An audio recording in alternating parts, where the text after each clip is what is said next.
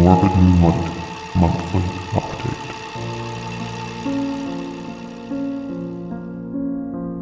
Hi, hello, how are you? And welcome to the second episode of the Month in Horror podcast. My name is Alex, and we're here to talk brand new horror films. If you can't be bothered sitting through the whole thing, and of course I understand that because there is an awful lot of it, there are descriptions down below if you just want to check out one particular review. If the whole process is too much for you, definitely go to the very end where I'll be doing a rundown, where I'll be rating everything from the worst film to the best film of the month. If you are willing to sit through the whole thing, then I can only say thank you very much, and let's get this show on the road. Now first off, there's a question that I want to ask you, and that question is, stop and have a look at all the movies that I'm going to be talking about this month, and tell me honestly, how many of those 20 films have you seen? And I'm betting that the answer is probably less than 5, because the thing is, this month, I have sat through some real shit. That's probably not the most inspiring way to start things off, but let me just tell you this. I really like the idea of doing the month in horror, because the idea of doing the month in horror means that I get a chance to see most things that come out. Every single movie that's released in the month, I will have a look at, and I will decide whether or not I want to watch it, or whether I'd rather give it a miss. And this month, I decided to lean into it hard. Now I understand that the more films you watch, the more chance you have of exposing yourself to absolute shit. But let me tell you that nobody will ever remember April 2021 in history as being a month when a lot of good horror films came out, because I'm here to tell you that it's not. There are a lot of pretty damn entertaining films, there's stuff I enjoyed quite a lot, but there's also a lot of things that are very, very subpar. I think bizarrely, and I'm not going to spoil anything, but I think there's more 2-star films this month than anything else. And conversely, on the other side of the scale, I think that the best film out of all these 20 is one that by objective standards is alright. I wonder if, just because the overall standard of the month is pretty low, that what happens is that when a film that's half okay comes along, I will then give it a higher rating than perhaps it would deserve under better circumstances. If my overall critical faculties are numbed by a lot of rubbish, that I will then say a film that's objectively okay, I will then say it's very good, for the simple reason that it's next to so much dross. It's a diamond in the rough. So I have to wonder whether or not there is an aspect to that, so please bear that in mind, that sometimes things that are okay I might be more favourable on, just for the simple reason that there's so much that's less than okay out this month. But please don't be put off by that right now. Please don't turn off. Keep listening, because there will be things worth mentioning talked about this month. And I do think it's quite interesting talking about films that aren't so good, because analysing why a film doesn't particularly work and looking at things at it that are okay but that could be better makes you realise how good it is when a really, really great film does come along. And there have been great films this year, and I'm sure there will be great films to come. But this does feel like a little bit of an also-ran this month. But at the very least, it's an idiosyncratic bunch. But I think what's been interesting is that I've had a chance to see some incredibly low-budget films, and interestingly, the very low-budget films are not the worst. And I'm always proud of low-budget films that do good for themselves, because it makes me feel like it's worthwhile casting the net wide and getting a chance to see all these odd little things that normally most people wouldn't. For the simple reason that they're just not well promoted, people don't know about them. And the aim with watching more things is, of course, the hope of finding hidden gems. And there are a few kind of hidden gems. There's obviously no hidden classics, but there are some movies this month that I would never normally have watched, that are very small, that I'd never heard of, that I just went into on a whim and found myself quite intrigued by. But there's also a lot of shit that really, really tested my patience. I think the most significant problem that I've had this month, and I think maybe one of the reasons why quite a lot of these films are getting lowish reviews, is to do with the chaos that the world's in right now. And the problem with that is that it means that I've not been able to get out to the cinema. It means that I've not had a chance to see the latest theatrical releases, for the simple reason that the cinemas are closed. And the annoying thing is, some movies get simultaneous theatrical and home releases, so some films will be out in the cinemas where there are cinemas still open in the world, while simultaneously giving you the option to rent them at home. Things like Godzilla vs. Kong, Mortal Kombat. The problem is that stuff like The Unholy and In the Earth, the new Ben Wheatley film, are out in the cinemas, but they do not have VOD releases, which means that even though those are films that come out in April, they're things that I've been unable to see, for the simple reason that the only chance that I have to see them is to watch bad quality bootlegs online. And I do have a bit of a problem with that, because I think it's very unfair to a lot of people. I think it will not give me me the best experience. I think it's unfair to the filmmakers, and I think it's more relevant to talk about those particular films when they do get a wider digital release. So if you have seen those films and you think that because they're the big releases of this month I'll be talking about those, sadly I won't, for the simple reason that there's been realistically no way that I can actually see those films, which is a shame. I, for one, thought that In the Earth looked really good. I am looking forward to seeing it when I do eventually get a chance to. I think Ben Wheatley's somebody that's done very interesting work in the past. I think it's always good to see work from somebody like that who's a very established voice in the genre. But sadly, this month, no big theatrical releases for me, which means that instead I've had to turn my attention to the weird and wonderful world of low-budget, independent horror films. And believe me, it is a very weird and wonderful world.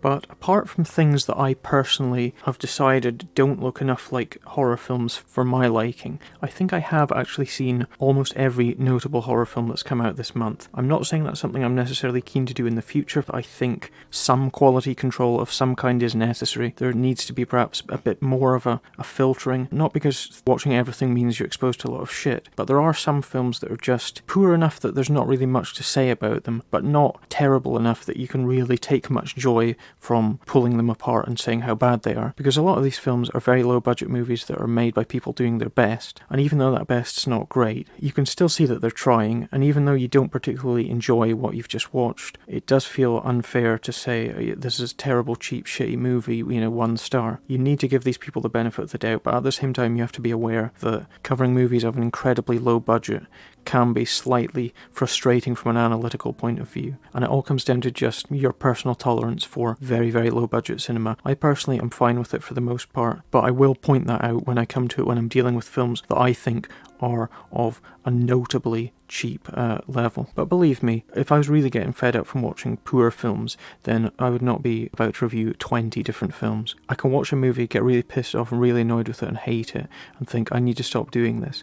But then if another movie comes along that I think looks great, I will jump at it. I am not ground down by the whole experience. I'm not frustrated by having to watch so many films, because I don't have to watch so many films. I do so because I want to. I think when you're sort of excavating through the depths of the genre, as opposed to just picking out the things that are getting really good reviews that everybody's talking about, that any joy that you get is greater than any disappointment than you get. I have absolutely no intention of slowing things down, although I do think 20 movies is probably a little bit much. I think probably realistically about 12 to 16 is where I should be aiming at, just for the simple reason that I'd probably rather talk about fewer films but get into them more in depth, as opposed to talking about everything and just saying it's not very good next and moving on. Although please let me know if you feel otherwise. Tell me if you'd prefer to have more reviews or if you think less but more focused is better. I mean, this month, even Canada has let me down, and that's disappointing. So I guess with that out of the way, we'd probably best get stuck into this, because I'm aware this is a long podcast, we do have a lot of films to get through, and I think that's enough preamble for now. Let's just get stuck into it.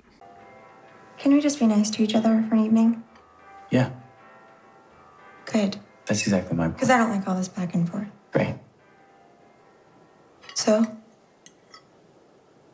Will you? Will I? Stop fighting. Oh my God. I'm not the one who's fighting. You're fighting. I'm saying we need to calm down. Luke. And when you say that I need to stop fighting like I'm the sole perpetrator, it's like you're dumping all this shit on me. Why are you so close-minded? I'm saying that you need to take responsibility, that we need to stay grounded. Don't go there. Why? At the end of the day, current events aside, abstract rhetoric aside, that's what I'm wanting to know. Why you did what you did last month.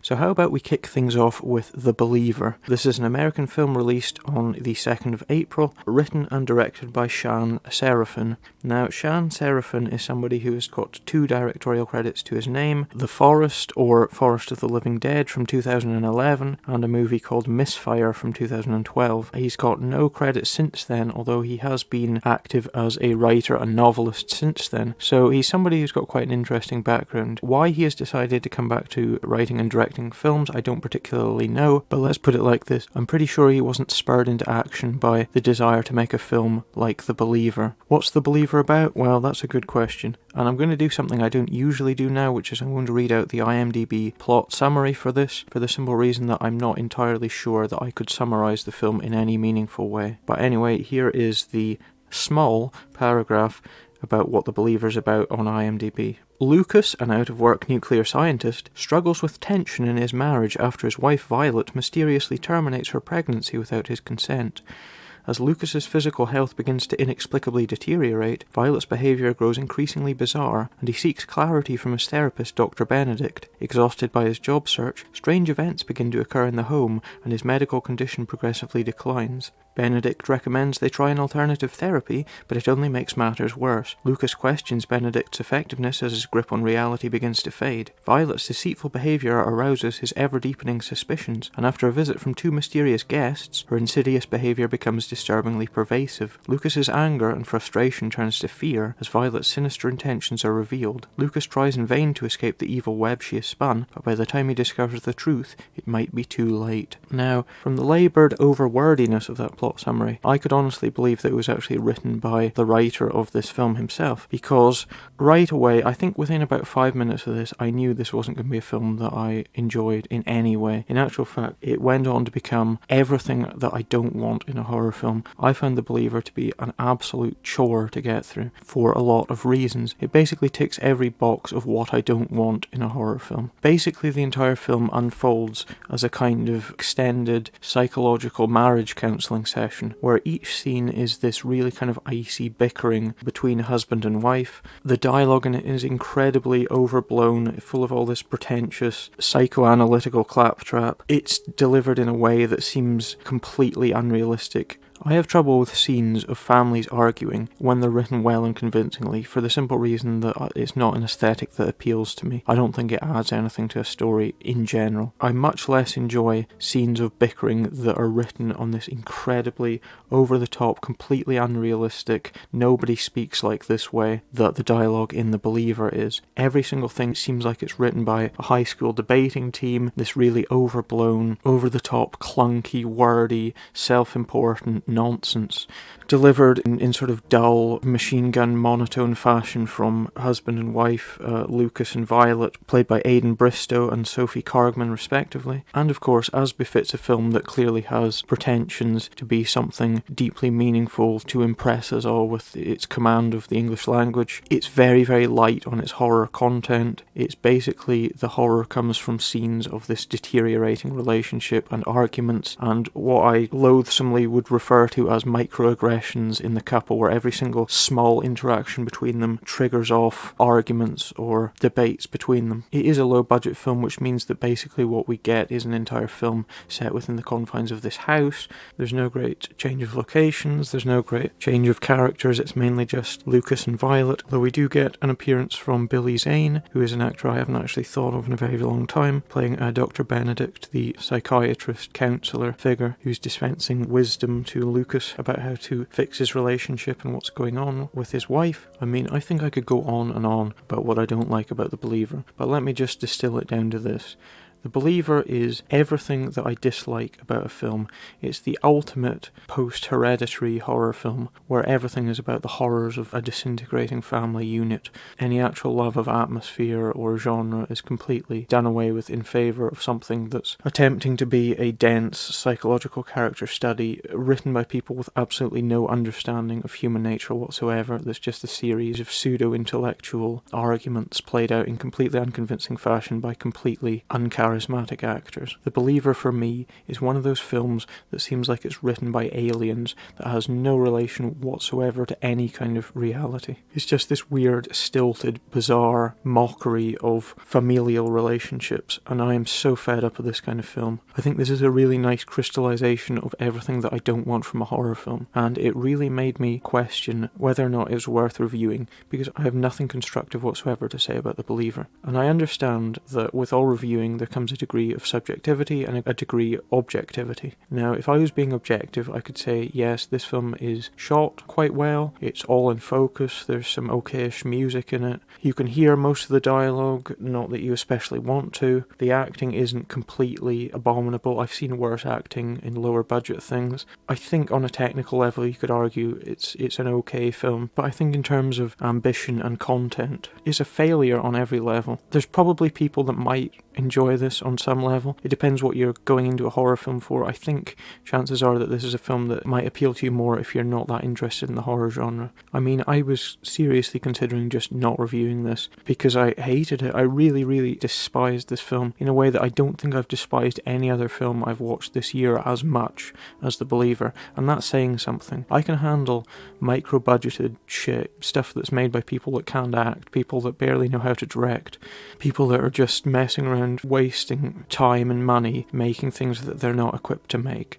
The Believer is on most levels professional, but it has no sense of love or passion or enthusiasm for anything that it's doing. It's really made me think that I'm going to have to seriously consider skipping films that I know that I'm not going to like. And that sounds close-minded, I know, but I can't stand the thought of watching another film like The Believer, because these pretentious, arrogant, empty films really, really get under my skin. I think that the current trend for these relationship-based dramas written by people that don't understand relationships on any level are an utterly tiresome chore to get through. It definitely makes me question the way that I rate films. I think that for the most part I try and be objective. I think the film that's not very good, that's kind of trying, or that's doing something okay, or that's doing well within the limits of its budget, I'm probably more forgiving with, rather than something that's okay technically, but that really, really irritates and annoys me. I think there's nothing worse than a feeling of disdain for the genre. I get the sense that Shan Seraphin, writer-director, believes himself better than what he's making. I think he thinks that he is doing things that nobody else has done before because he's cleverer than anything that's ever been done in the horror genre, and that's absolutely not the case. He doesn't have the wit or intelligence to make even a basic horror film. I find this execrable, I find it irritating, I find it annoying, and I think it's really made me think twice about choosing what films I should watch. I'd rather watch cheap crap than something that's really vacuously pretentious like this. I mean, I know this isn't much of a review, I've not really said much about it, I don't think the acting's great, I think it's very stilted. I think commenting on it on any level gives it more credit than it deserves. I think it's just a film you should ignore. It's got a crap title, nothing happens in it, there's no single memorable image in it whatsoever, other than just scenes of these characters quietly, icily bickering to one another in this horribly overwritten, pretentious dialogue. So I think it's going to come as no surprise to anybody that I'm going to give this my first ever 0 stars of the year. That might seem crazy given that I'm probably going to give films that are on an objective level worse than this higher ratings, but that's simply because understand that for me, I think even if you're into this kind of thing, I think even if you love films about the horrors of relationship microaggressions, if you really like films that deal with a lot of psychological kind of mental health jargon that's all about sort of mimicking decaying relationships with more overt horror imagery, then this isn't even a good example of that. I've seen films that do this much, much better. Even though it's something I hate, I think this is one of the very worst of the genre. Just understand that this is an entirely subjective rating of 0 stars for me. Subjectively, I could probably go a little bit higher, but at the end of the day, even though it does have some budget, know that it doesn't use any of that budget or any of that supposed talent to produce anything worthwhile. Which is why for me, in terms of sheer entertainment, in terms of how much I actually enjoyed the film, I'm going to have to say that The Believer is, at this point, the worst film that I've seen in 2021, and hopefully it will stay that way, because this was absolute torture for me to get through. I understand everybody's got their own personal likes and dislikes. I understand that a genre encompasses a lot of different subgenres, but for me, this is a really, really bad example of a really, really bad subgenre of films. The Believer sucks beyond belief. The same as usual, sir? The same, David. No flowers this year? No, not this year. Well, you know we can always arrange something for you if you... I felt it was getting a bit stale, a bit of a cliche. Of course.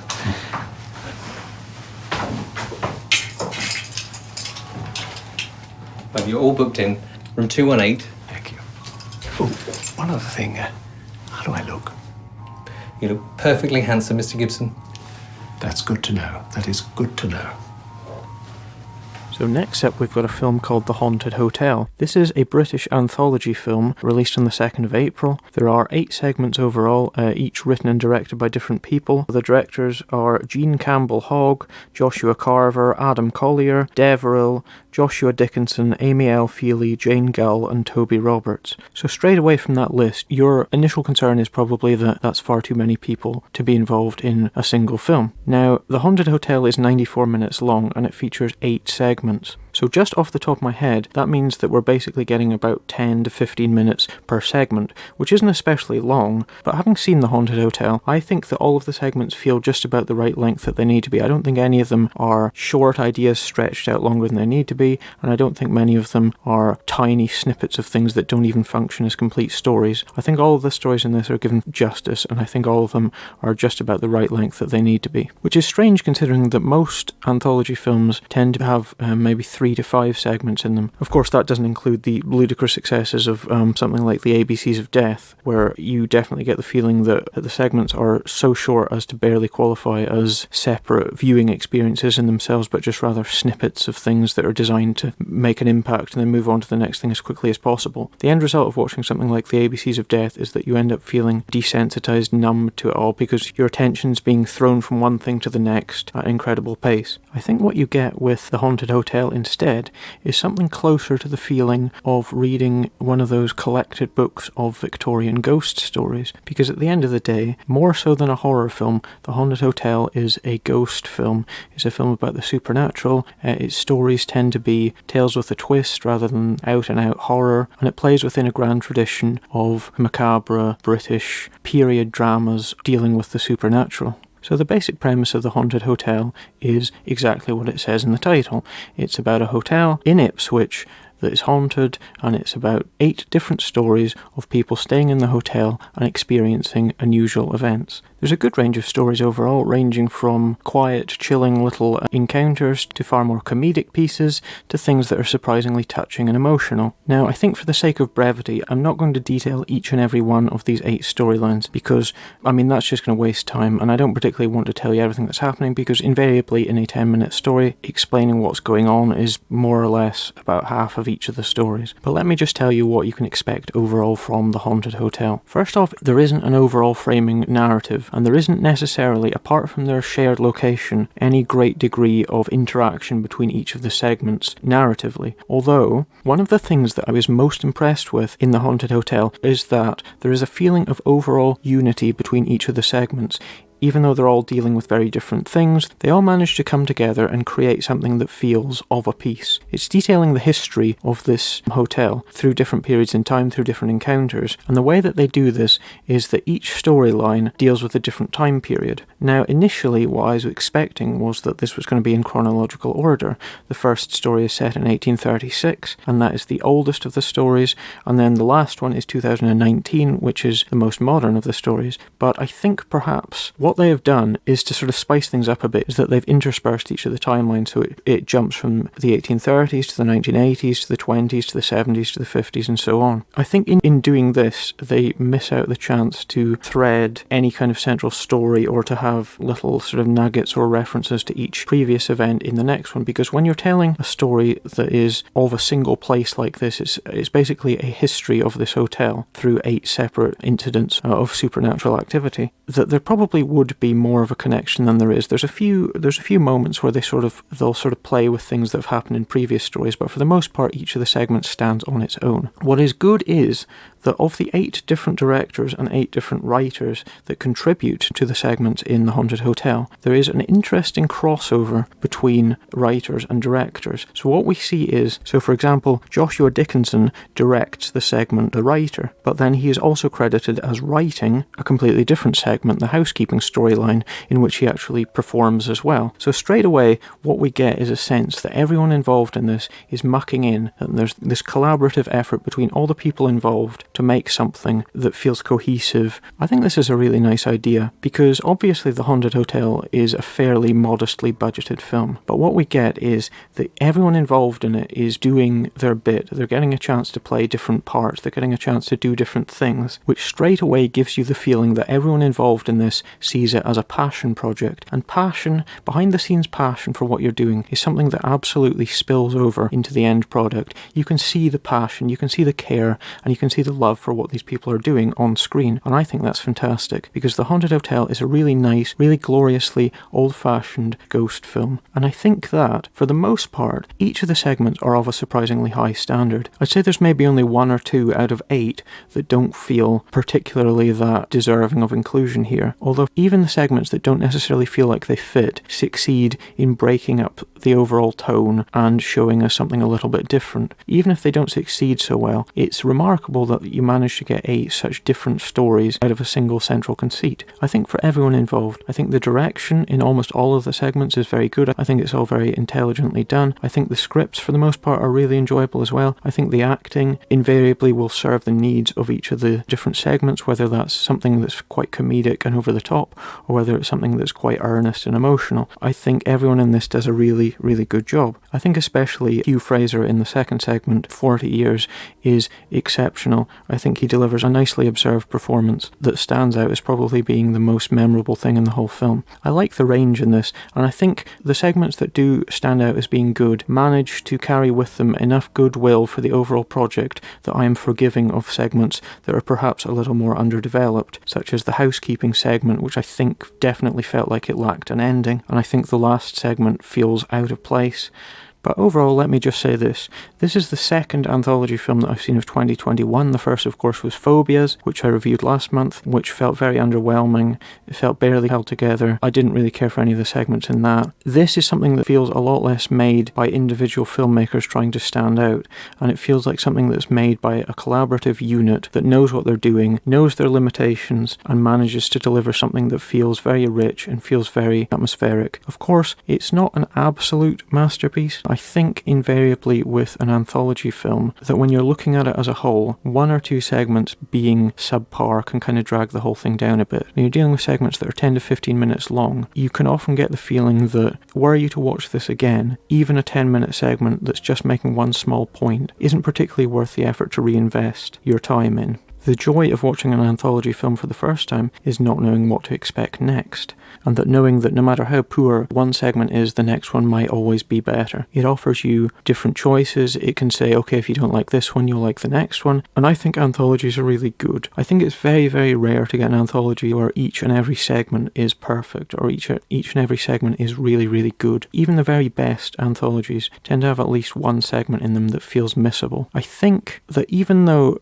none of these segments really stand out as amongst the very, very best, I think each of these feel like little episodic snatches of something, but none of them really stand out particularly, but they're all still very good. I think what I'm getting at is this. The Haunted Hotel is more of ghost story than horror film, and as a result each of the stories are little poetic episodic encounters, and each one makes its point and then moves on. I think there's a chance that if you're coming to this as a horror fan, you might be expecting something a lot more than this, but as somebody that enjoys ghost stories and somebody that likes the rich history of these kind of British period, kind of Victorian supernatural stories, I think that The Haunted Hotel does a very good job. I think there's a danger that viewers might find this a little bit slow, they might find it a little bit light on incident, because there's nothing particularly explicit happening in this. I think this actually plays out almost as a family film. I couldn't find a rating for this, but I think could pass as like a PG or something. It's not. It's pretty inoffensive, and it still manages to deliver nicely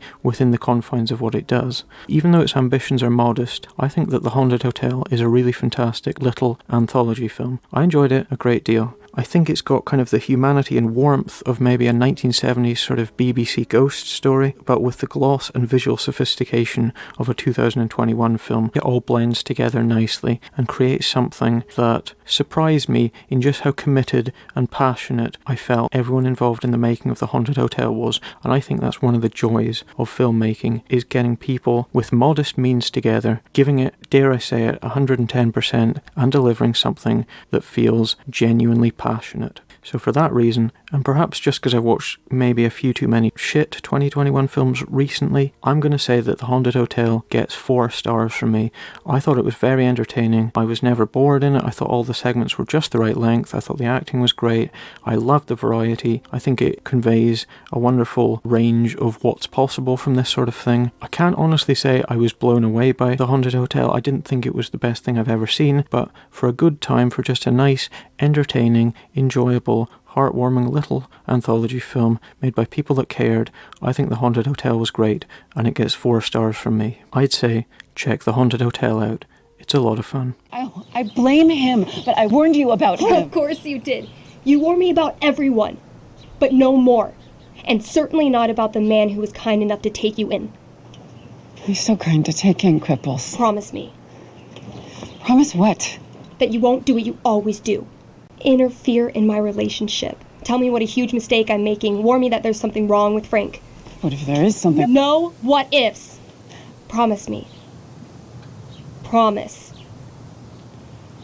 Fine, I promise. So next up we have a very low budget film that goes by the name of Mummy Dearest. This is an American film released on April the 5th, directed by somebody by the name of White Cross, and written by Jared Vineyard, which really does sound like one of those names from Toast of London. So straight away I need to ask the question, when was the last good mummy film that you've seen? Because I honestly can't think of the answer. And I'm somebody that really likes the original Mummy films, both the Universal and the Hammer runs. I think they're some of the best films of those particular studios' output. But for some reason, ever since I think Hammer stopped making Mummy films, I've really struggled to find a decent Mummy movie, which is weird, because if you stop and think about it, the Mummy, this kind of big, lumbering, undead figure, it was in many ways the precursor to Jason Voorhees, this huge, unstoppable, stalk and kill figure. Obviously, with a title like Mummy Dearest, and the poster art for this movie that features a rotting, decaying mummy with quite notable cleavage, weirdly, you instantly assume that it's going to be quite literally a mummy movie. And in actual fact, it's not that at all. So what we get instead is a story about a mother and a daughter. The mother is Scarlett, played by Jennifer Causa James, and the daughter is Autumn, played by Anna Sherman. Scarlett is injured during quite an unusual massage-based accident. She's confined to a wheelchair, and she has to move in with her daughter and her daughter's boyfriend Frank, played by Mike Valley. Now obviously Autumn isn't too happy with this for the main reason that her mother is quite overbearing, a little bit unstable, and Autumn is concerned that her mother is going to disapprove of her boyfriend Frank, who's a bit of a weirdo anyway. Basically what we get is this contained psychological character drama between these 3 characters. I suppose in a sense the title, Mummy Dearest, is meant to evoke Mommy Dearest, which was of course the Joan Crawford biography, which was then made into a film, which was one of Joan Crawford's adopted daughters' story of their mother abusing them and treating them terribly. So I suppose in that sense, in that evocation of sort of classic Hollywood divas and things, that it's meant to conjure up a kind of whatever happened to Baby Jane kind of thing. And in a sense, there's aspects of the stories that definitely feel like it's paying homage to a tradition of these very kind of rich psychological dramas, very kind of histrionic, kind of over-the-top character dramas. And it's at this point I need to say that there are aspects of the script that are quite legitimate. The script actually feels like it's trying some quite dark things at times. The central dynamic between the 3 characters plays out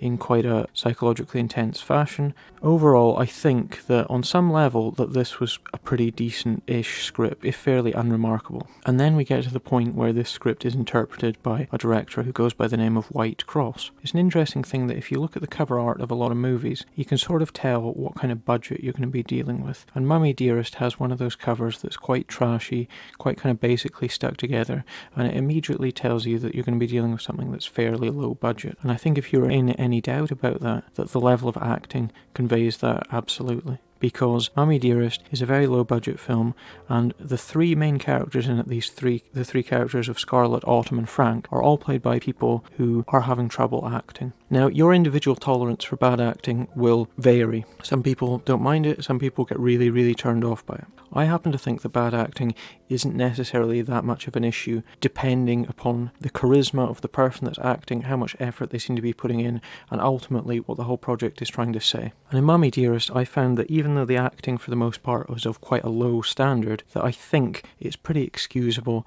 because I feel like the whole project has got a very off-kilter tone to it. There are other things in it that I have more problems with, such as the fact that the sound levels in it are very bad, and the fact that a lot of the dialogue is overdubbed quite badly and quite noticeably. There's also seems to be an awful lot of cuts in quite a lot of the scenes where we're seeing things very, very fast. In fact, in the opening scene, there's so many cuts in it, you get the idea that you're watching something that's meant to be kind of so bad it's good, that's kind of satirizing itself and saying, okay, we know this is ridiculous, so we're just going all out. And it's bam, bam, bam, crazy cuts, really over-the-top acting, badly dubbed dialogue, and straight away you get the feeling that, okay, this is a horror comedy. And I think the opening couple of scenes kind of do give credence to that. I think that for some odd reason it starts off more comedic than it ultimately becomes. And there we come to the main problem that I have with Mummy Dearest, and that is the fact that it isn't a horror comedy, and nor is it one of those films that knows it's bad, where everyone in it's taking it seriously but the director's winking at you saying, okay, I know this is shit, but here you go, enjoy this because it's bad. See, it's all shot with this very brightly coloured, visual, kind of fun, bold strokes, and I think that the director, Whitecross, has got a nice eye for an image. I think he sort of tells the story in a nice, open, kind of accessible way. And I actually like the scenes in it where things seem quite quirky and odd, and like we're not sure whether this is meant to be funny or not, because there's some things in it that are genuinely quite odd and just mad and nuts,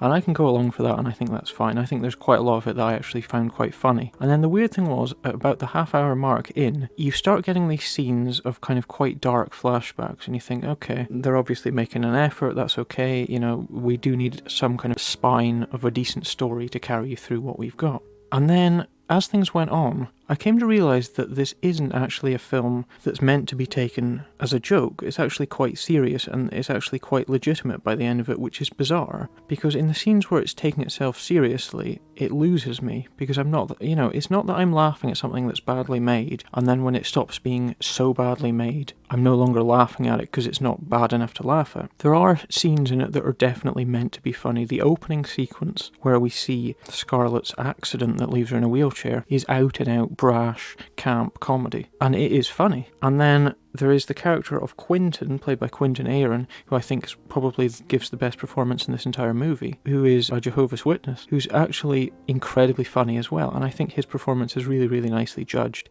and he's meant to be funny, and it is funny. And there are scenes of just really, really bizarre things happening that are funny because they're so insane, they're so over the top, and they're so ridiculous. But then it kind of descends into just a standard kind of psychodrama, and it loses its edge of being something that's genuinely quite unusual, and it instead tries to be something quite bog standard, because the plot is genuinely quite insane. It involves Scarlett, who is the mother who does these weird regressive therapy sessions with her daughter's boyfriend Frank, and we start uncovering the fact that he's got lots of bizarre dark secrets in his past, and he starts becoming more and more unstable, and we start to get the feeling that there's sort of friction between all these characters.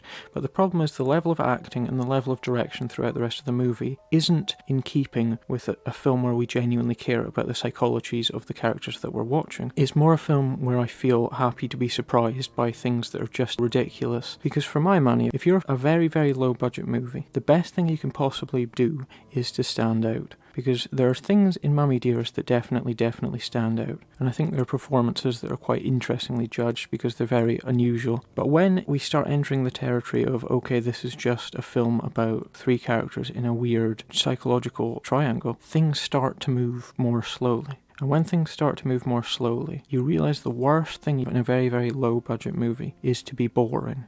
That's the one thing you do not want. Because Mummy Dearest is a movie that has memorable scenes. It's got scenes in it that are quite funny, that work individually. But then the connective tissue between each of those scenes that work is very long, slow scenes of going from point A to point B, that in a film with any reasonable budget or with a story with more depth to it, we would not need to see whatsoever. And the problem with that is, in a low budget film where you only have a certain amount of setups, you have limitations.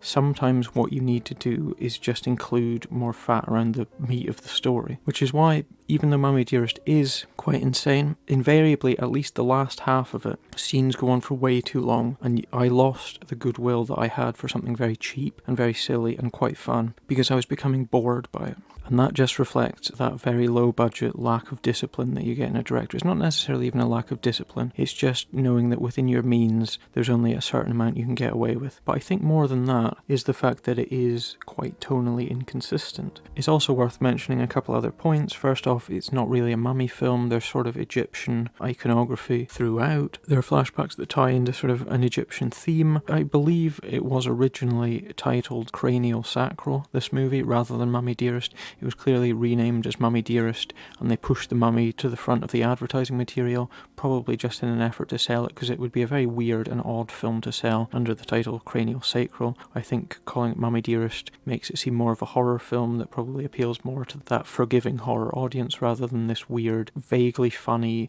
vaguely serious, weird, kind of tonal whiplash type movie that we eventually get. Looking at White Cross's directorial credits on IMDb, he has a film by the name of Cranial Sacral Coma listed in pre-production right now, which I can only assume is some kind of either prequel or sequel to this movie, which is quite a fascinating prospect. It suggests a lot of confidence, or at least a lot of passion that has gone into making it, if there's already a sequel seems to be in the works. Even though I wasn't incredibly blown away by this, I would actually quite like to see another movie from this creative team, because, you know, it's fun and it's odd and it's not just the same old shit again. A couple more points to do with credits in this movie. Tara Reid is in this film. Again, if you're watching this movie for Tara Reid, don't. She's in a few flashbacks. She's got almost no dialogue. She's very unimportant to the film. She's hardly a star in it. We've also got Lou Ferrigno credited. I won't necessarily spoil who Lou Ferrigno is in this film or where he comes in it, but again, suffice to say, I am somebody that loves Lou Ferrigno. He is not at all well served by this. I think it's a little bit sad to see him in these circumstances, if I'm being honest. Even though I think he does quite a good job, I think he is not helped by the fact that the sound in this movie sucks, because he comes across being barely legible in this, which I think is sad. But again, Tara Reid and Lou Ferrigno are the two big names that are plastered on the front of this poster. Neither of them are integral to the plot in any way or integral to the film. They've got almost no screen time between them. It's just a case of, let's get some big names, here's our two big names, let's sell the movie based on that. It's a technique as old as the hills. People have been doing it for ages, and, you know, Mummy Dearest's no different. The last credit that's worth mentioning is that there is, of all things, a credit in this for Autumn's voice, which means that the actress Autumn is in actual fact dubbed all the way through this movie, which is very unusual. I think it's unusual for a lead actress to be dubbed, although I can obviously see why she was cast even without her voice. I think it's even stranger that the voice actress actually gets a credit for this. That's quite unusual. So I think that's probably long enough about a movie that isn't great. It is kind of fun, but I probably couldn't go any higher than 2 stars for Mummy Dearest. It is odd. It does have moments of genuine quirky, quite odd, I think, genuine comedy that are just really, really bizarre. And I think bizarre, odd stuff is what we need to see more of. We need to see less dull, pedestrian, same old shit, and more stuff that's just made by people that are genuinely quite weird. And I think Mummy Dearest definitely fits into that category very nicely. 2 stars for me for Mummy Dearest. It's got some good stuff in it. It does drag. Don't expect a mummy. Don't expect Tara Reid. Don't expect Lou Ferrigno. But do expect something that's very strange. Our buddy here thinks we're gonna run into Mr. Sasquatch this weekend. You ever see anything? That beast you're looking for. It's out there.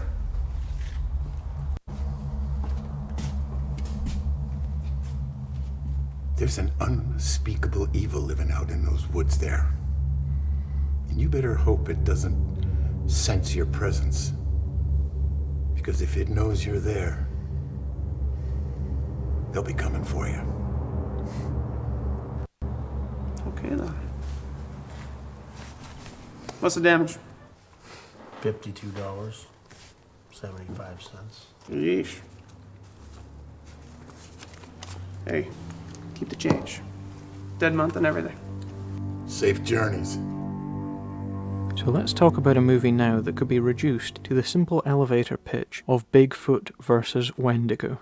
This is the film Dawn of the Beast, of course, released on the 6th of April. It is an American film, directed by Bruce Wemple and written by Anna Shields. Now, these are 2 people who together have developed a fair amount of genre credits between them. They've each carved a small little niche for themselves within the realm of the very low-budget B-movie. It's interesting looking at Bruce Wemple's credits to date, because this is not even his first Bigfoot film. He directed a movie by the name of Monstrous that came out last year, and I can only assume that the relative success of that particular film has led him to revisit the subject matter for Dawn of the Beast. Between his two Bigfoot movies, he wrote and directed this film, The Retreat, which actually shares almost entirely the same cast as Dawn of the Beast. I haven't actually seen The Retreat, but it seems to have got quite good reviews, so I think that for people that like Dawn of the Beast, they'll be pleased to hear that there's several other films that share a lot of the same DNA as it. Monstrous was, of course, also... Anna Shields is somebody who is actually, I'd say, reasonably prolific within the genre. I think she's probably best known for a movie came out about 10 years ago by the name of Little By Peep, which perhaps gives you an idea of the sort of person that Anna Shields is. She wrote, directed, and starred in Little By Peep, which sounds worryingly like a porno, but in actual fact is, from what I can gather, a kind of quirky, taboo-busting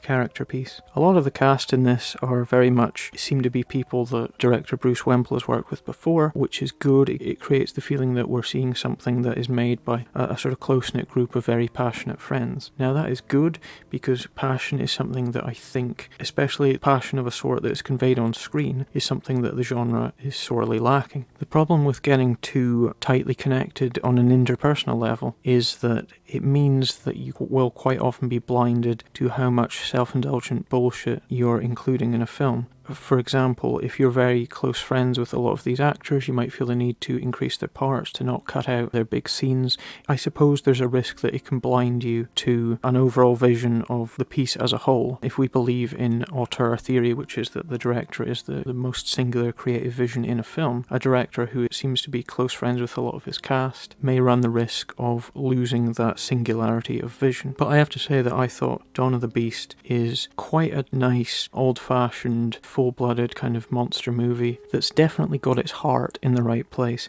and I think that's one of the things that carried me through Dawn of the Beast. Now, Dawn of the Beast is obviously a low-budget movie, but at the same time, I think that director Bruce Wemple has quite a nice eye for a horror image. He's quite good with atmosphere and with knowing how to compose shots in a way that maximise the potential of his images. I like the fact that he seems to have chosen to stick with this subject matter for another film, because it suggests that it's something that he's genuinely interested in. The Bigfoot movie is an interesting subgenre because, to my mind to date, there hasn't been a great Bigfoot movie. There isn't a single Bigfoot movie that you would hold up as the prime example of the best that the genre is capable of doing. Which is odd, because Bigfoot movies have been being made since, I think, at least the 1970s. I think things like The Legend of Boggy Creek are generally regarded as sort of the standouts, but at the same time The Legend of Boggy Creek, even though it's quite well known, it is by all objective standards far from a good movie,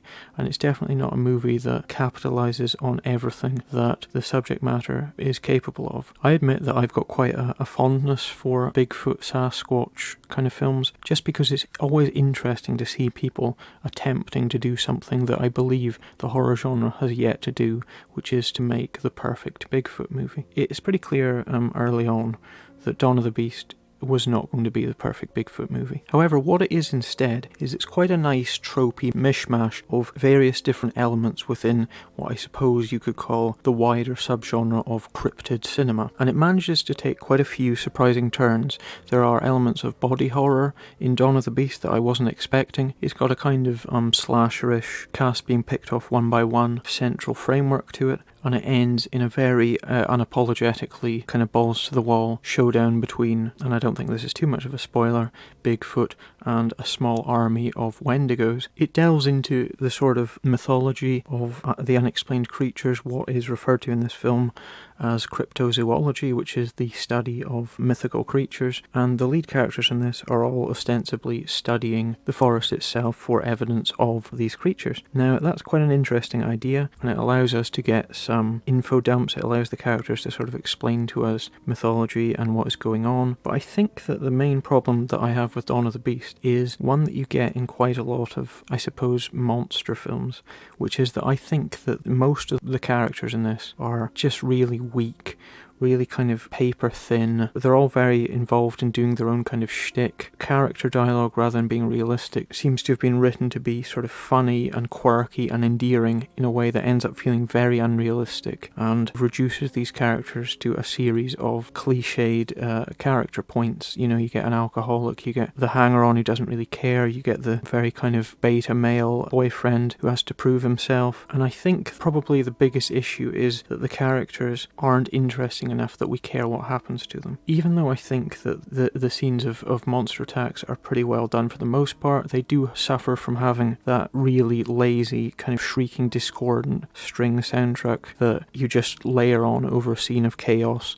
and it's meant to amplify the sense of fear and sort of shock, but in actual fact it just gives you a headache, especially when it's coupled with really bad, shaky cinematography, which I don't think Dawn of the Beast suffers from too well. For a movie that's probably very low budget, it's got quite a nice sheen to it, and I think that the monster work is good. I think, for example, the Wendigos, which are represented in this as, for the most part, sort of really sickly white shapes in the dark with these glowing eyes, are a really nice image that manages to suggest something quite genuinely scary, that when it's coupled with this kind of body horror twist to the mythology, creates quite a nice sort of capsule where the characters are isolated in the middle of the woods, surrounded by all these terrifying creatures. Especially in the opening scene, there's a kind of flashback prologue that's set 10 years before the main action. The opening sequence does feel quite Boggy Creekish. It's very unapologetic, it knows exactly what it's doing, and it's nice and dramatic, and it's nicely staged, and it feels like a just solid, unpretentious horror that knows what it's doing. I think the horror is well done,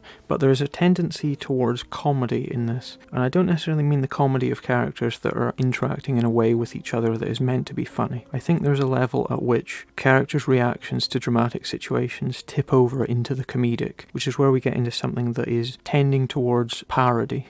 I think the lead character, Chris, I think he has a transformation arc over the course of the film that is not entirely dissimilar to the character arc of the lead character in The Hills Have Eyes, in that he is somebody who's quite weak, sort of softened by city living, who has to ultimately prove himself to be capable of fighting back.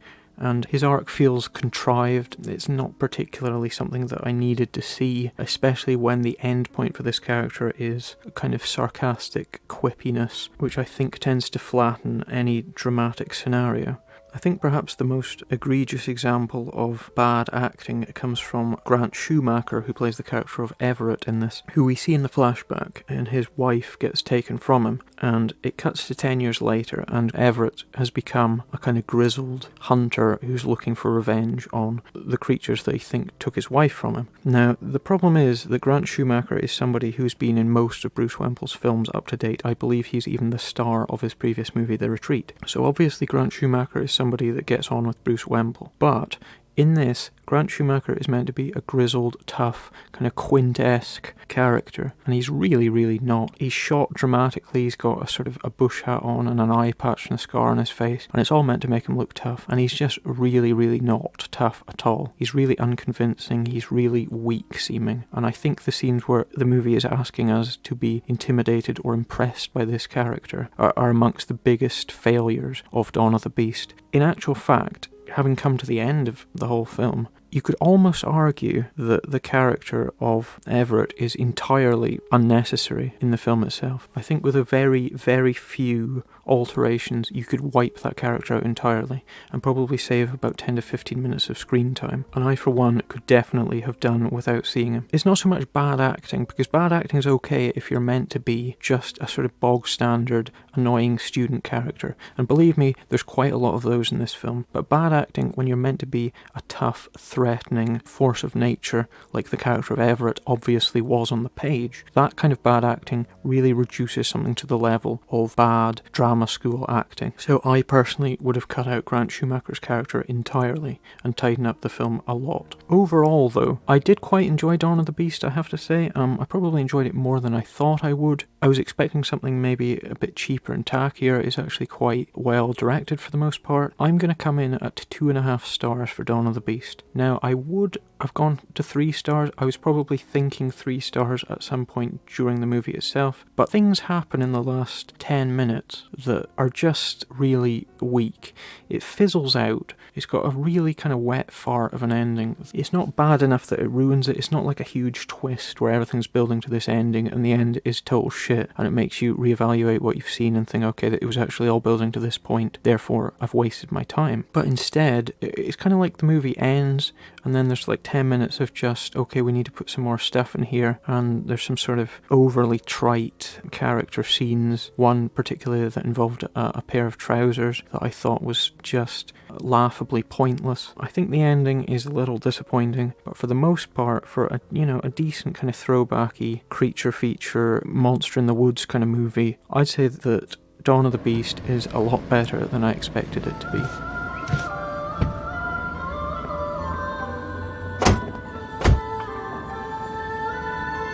Take me to the lights. What lights? Any lights, just lights. Are you afraid of dark? Lately, yes.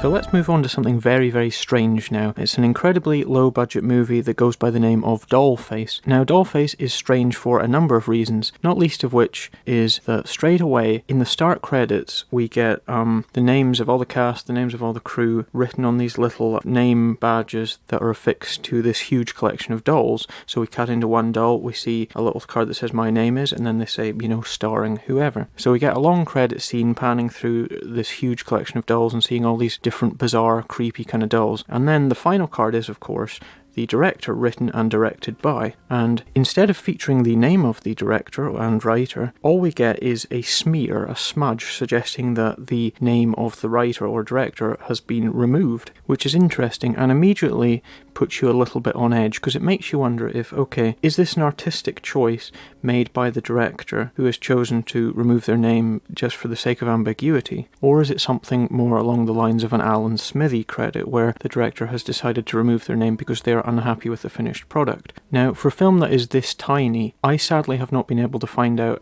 anything much about it. I don't know why the name of the director has been removed. I cannot find out who actually wrote and directed Dollface. But suffice it to say that, had I directed Dollface, I wouldn't be ashamed enough that I felt the need to remove my name from the credits of this particular movie. Although I have to say that there is a point towards the end of it where I was starting to get the feeling that what I was seeing might have been the result of some kind of interference. Although inevitably the reason that someone actually decides to take their name off a film is usually because producers have stepped in and said, we're not happy with what you've got, we want to do reshoots, we want to change it. They're really unhappy with the end product, and then they will maybe get somebody else in to finish off the film, or they'll force the director to make changes that they're so unhappy with that they say, okay, enough's enough, I don't want to have my name on this. Now, Dollface is a movie that looks like it cost probably about as much as quite an expensive coffee. So I can't honestly imagine that there is a huge number of fingers in this particular pie. It's not a case that I imagine that the director, whoever he or she may be, has been squandering a gigantic budget on this film. The thing that I like the most about Dollface is that it feels very personal and very odd and very strange. It feels like a very unmediated, very unfiltered piece of film, and I think that's interesting, and I think that's what you want from a film of this level. That just kind of goes to show you that budget isn't everything, that good ideas don't cost money. So the plot concerns a girl called Marmalade who's been left this huge kind of condo by her grandmother in her will, and the terms of the will state that Marmalade needs to look after her grandmother's gigantic collection of dolls, and it truly is a gigantic collection of dolls. I think that gathering together such a huge collection probably would have been expensive. It probably would have accounted for a great deal of the budget of this particular movie. The thing is, as Marmalade is looking after these dolls, something very odd starts to happen, which is that the dolls begin to commit suicide. They're found, hanging, they're found with knives stuck in them, and Marmalade starts to worry.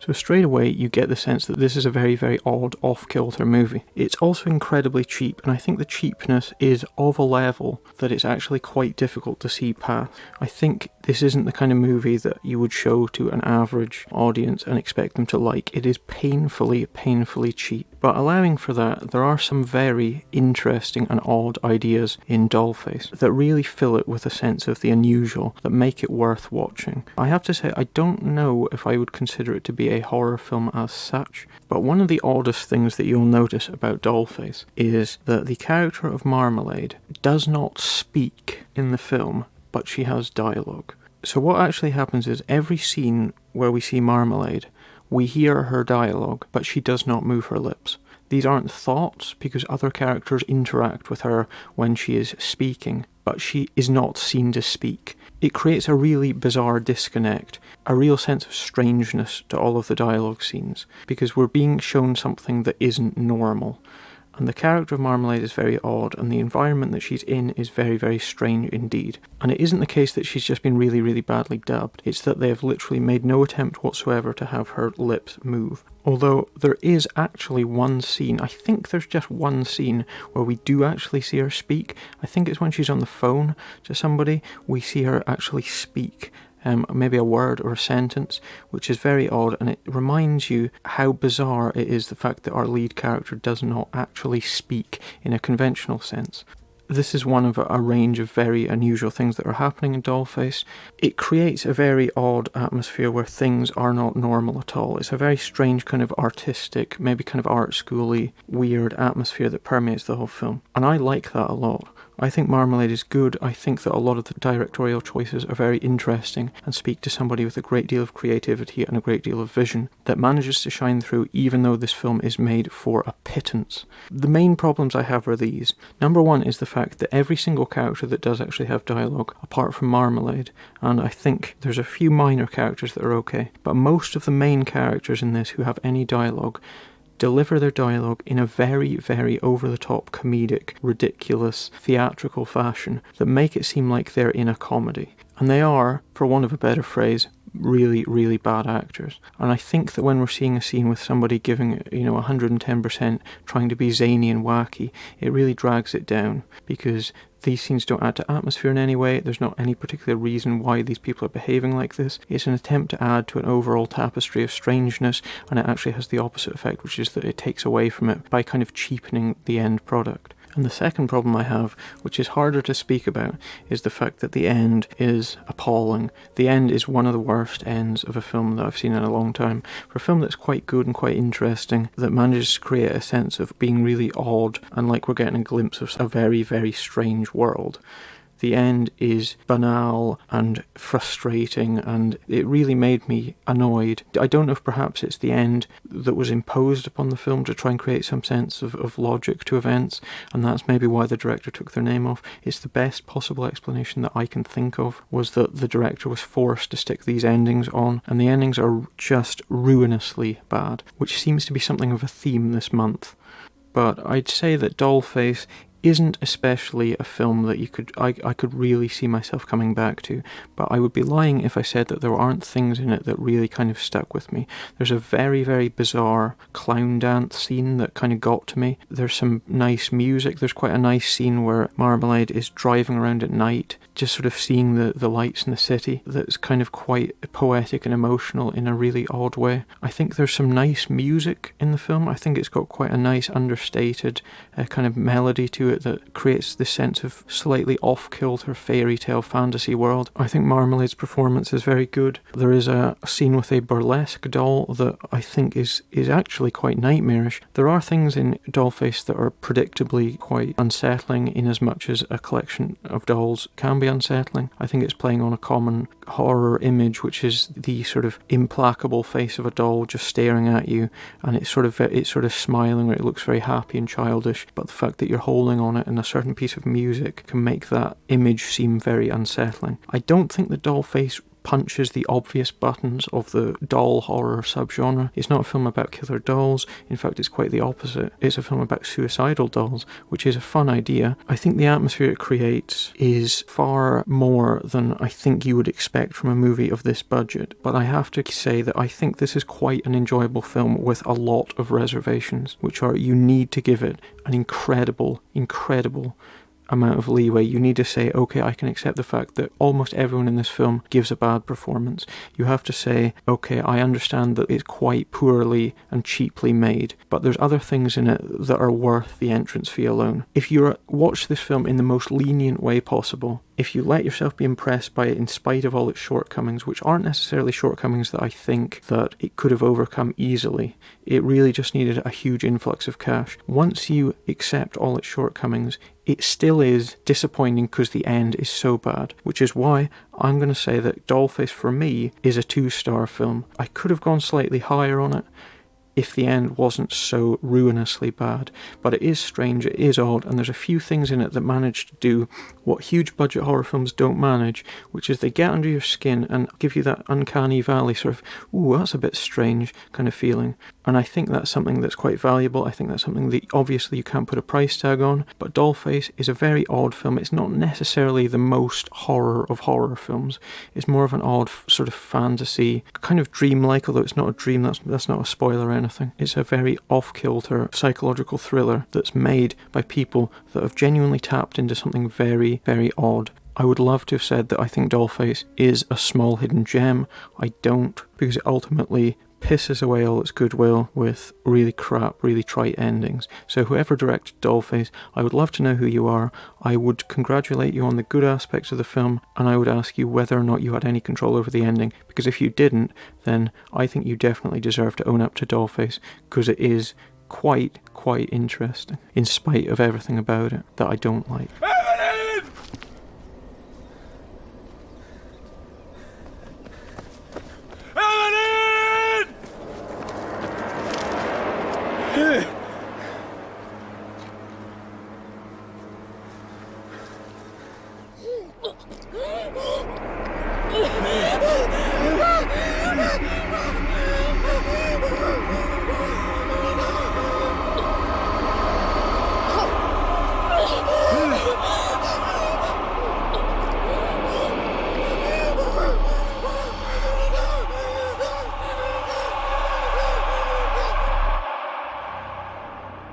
So now we come to a film called Embryo, which I have to rather embarrassingly admit in hindsight was one of the films that I was actually looking forward to the most this month. It is a Chilean TV movie, of all things, written by Barry Keating and directed by Patricio Valadares. It's set in this place that goes by the name of Snow Devil Mountain, which is this kind of hot spot of supposed alien abductions, UFO sightings, where a couple, Kevin and Evelyn, go out camping. In the middle of the night they hear strange sounds. Evelyn goes out, lights in the sky, something happens to Evelyn. The next morning Kevin wakes up, he goes looking for his girlfriend who he can't find, and then he eventually comes across her lying naked in the middle of the woods covered in weird blue alien gunk. She's obviously been traumatized by this. He's trying to find out what's happened to her, and it turns out that what has happened is that she has been impregnated by something alien and something terrible, the end result of which is that she has now developed a craving for human flesh and blood. I'm fascinated by the fact that this is supposedly a TV movie, because if it is, then it means that in Chile at least, they have a far greater tolerance for example, nudity than most American TV broadcasts would allow. There's a surprising amount of nudity, and of course there's violence in this, but the thing that I always think of with regard to TV movies is that the thing that a TV movie has to do more so than a movie is that it needs to sell itself. It needs to have certain dramatic beats in it to encourage people to keep watching.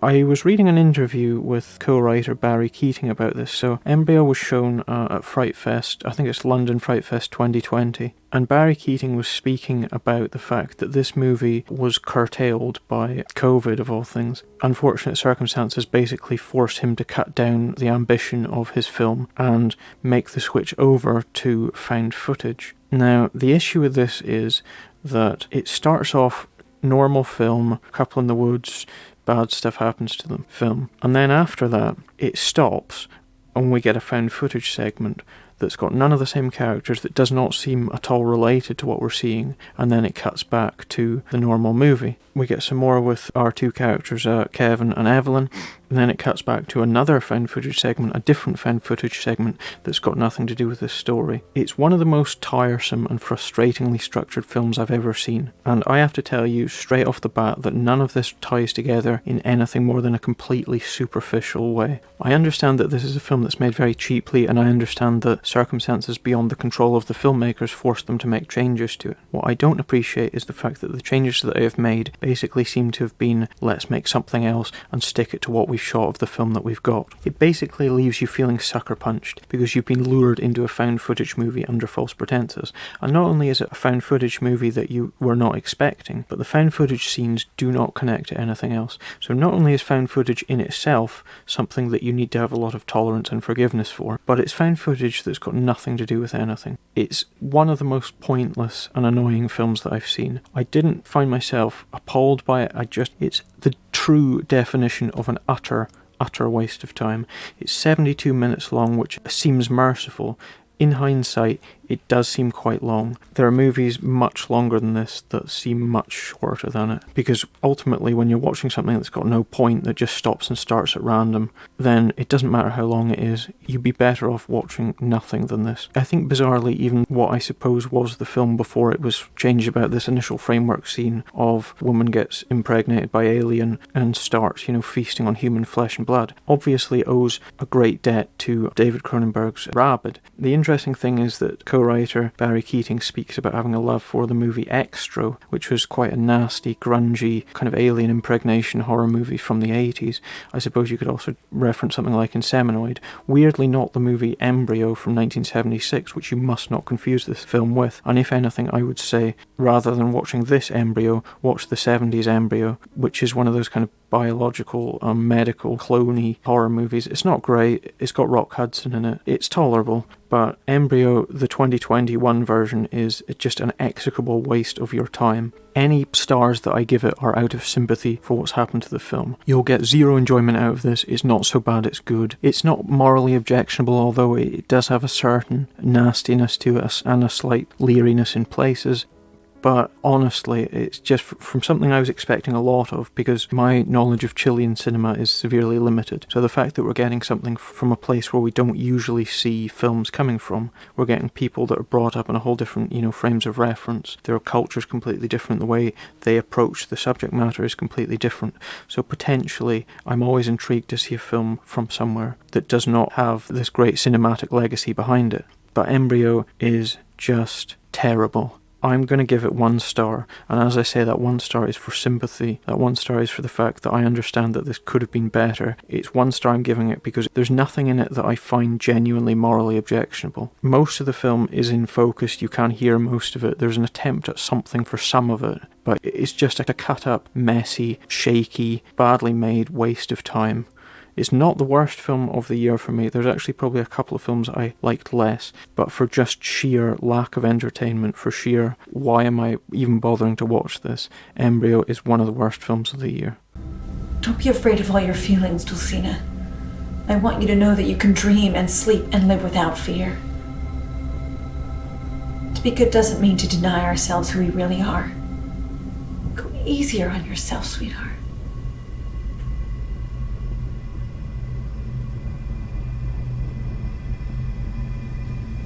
Life isn't a dream. No, it isn't. But you can create your life with your dreams. Let's talk very briefly about a film that I'm going to go out on a limb and say chances are you've probably not seen. This is a movie that goes by the name of Howl. It is written and directed and stars Michelle Martin. And what it is it's basically a kind of psychological horror, somebody with mental health issues in an isolated cabin in the woods, playing out a version of Red Riding Hood, complete with dangerous wolves at the door, a potentially romantic dalliance with a woodcutter, but coated with a kind of what is real, what isn't sheen. Now, I'm always intrigued when I see a film that has got such a claim to a genuine kind of autorial vision, and for a film like Howl, what we get is a movie that is written, directed and stars Michelle Martin. And not only does it star Michelle Martin, but she's one of about 5 actors in the entire movie. And not only is she one of about 5 actors in the entire movie, she is the most notable. I think she's in every single scene of this movie. So that means that what we're getting is an awful lot of Michelle Martin. So who is Michelle Martin, you might say? Well, I'll tell you who she is. Michelle Martin is somebody who chances are you will not have seen in anything else before. She has won awards in the past for a movie that goes by the name of Assisting Venus that came out over 10 years ago. Now, in that film, Michelle Martin won awards for both acting and for co-writing Assisting Venus. And the director of that particular film was somebody who goes by the name Charles Huddleston. And now Charles Huddleston is the producer of Howl. The interesting thing about Assisting Venus is it's clearly a movie that's very, very low budget. It's not a horror film, of course. From what I can see, a kind of film about a sort of a sexual relationship and sort of male-female power. It actually sounds, I'll be honest, not too bad. It's got one single 10-star review on IMDb right now, which, for those of you who know, if you want to look at the person that's reviewed it, it's somebody that has never ever done anything else on IMDb. Second of all, Assisting Venus is a film that I have tried to find legally or illegally online and can find absolutely nothing about it whatsoever.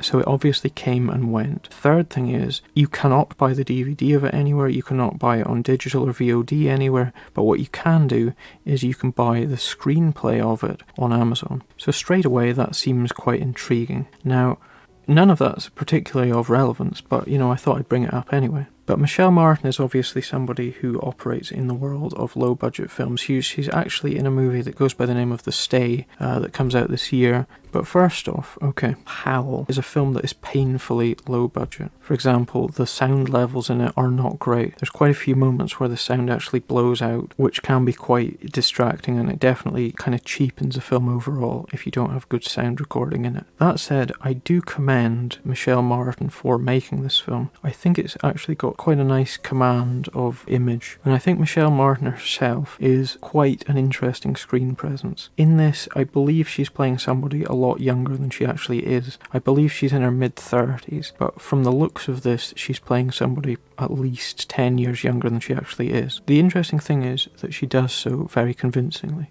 She's got a real look of an ingenue about her. She seems very young and fragile, sort of wide-eyed, innocent kind of character. Red Riding Hood, essentially. There's some nice directorial flourishes in this. There's some really nice kind of bold, sweeping brass that you get on the soundtrack, which is something you don't tend to hear so much. I think for what they've done with their budget, I think the soundtrack is good. But a lot of it does come down to saying things like, for its budget, it's quite good. Because what Howl is essentially is it's not a film that's entirely narrative-based. What it is a movie that plays out largely as, I think, what you would call a tone poem. But it's also got moments in it that feel dangerously close to being an erotic thriller, essentially. I think it's in part that the acting is not fantastic, but there's some sex scenes in it that do have quite a kind of sleazy cheapness to them. There's 3 things in it that I think really bring it down. Number 1 is the bad sound.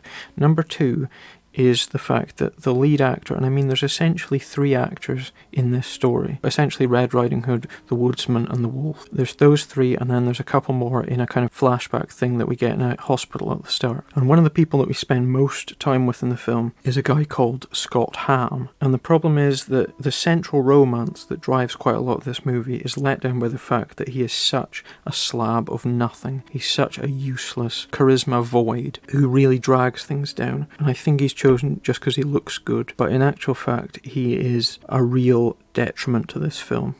The third aspect that really lets it down is the fact that we get, I think there's only 1 or 2 werewolf scenes in this, or wolfman scenes in it, and the effects on them are really cheap and really bad. But I can overlook that, because what this is, as I've said before, is essentially just a series of images suggesting the lead character's psychological state. The good thing about a very psychological movie like this is that it works well on a low budget, because the loose narrative approach frees a first-time director from the necessity to have tight interlocking pieces that flow together, and it allows a looseness of form that encourages spontaneity and stylistic exploration that prioritises images and feelings. And the interesting thing is, it's about 80 minutes long, And weirdly, I've seen movies about this long that have really dragged, but Howl, for me, really flew past. I don't think it's anything particularly outstanding. There are moments of real earnestness to the acting in Howl that kind of do tip over slightly into being a little bit funny. It sounds mean to say that, especially for a movie like this, on this level. I am obviously way more forgiving of a film with a very low budget that's doing its best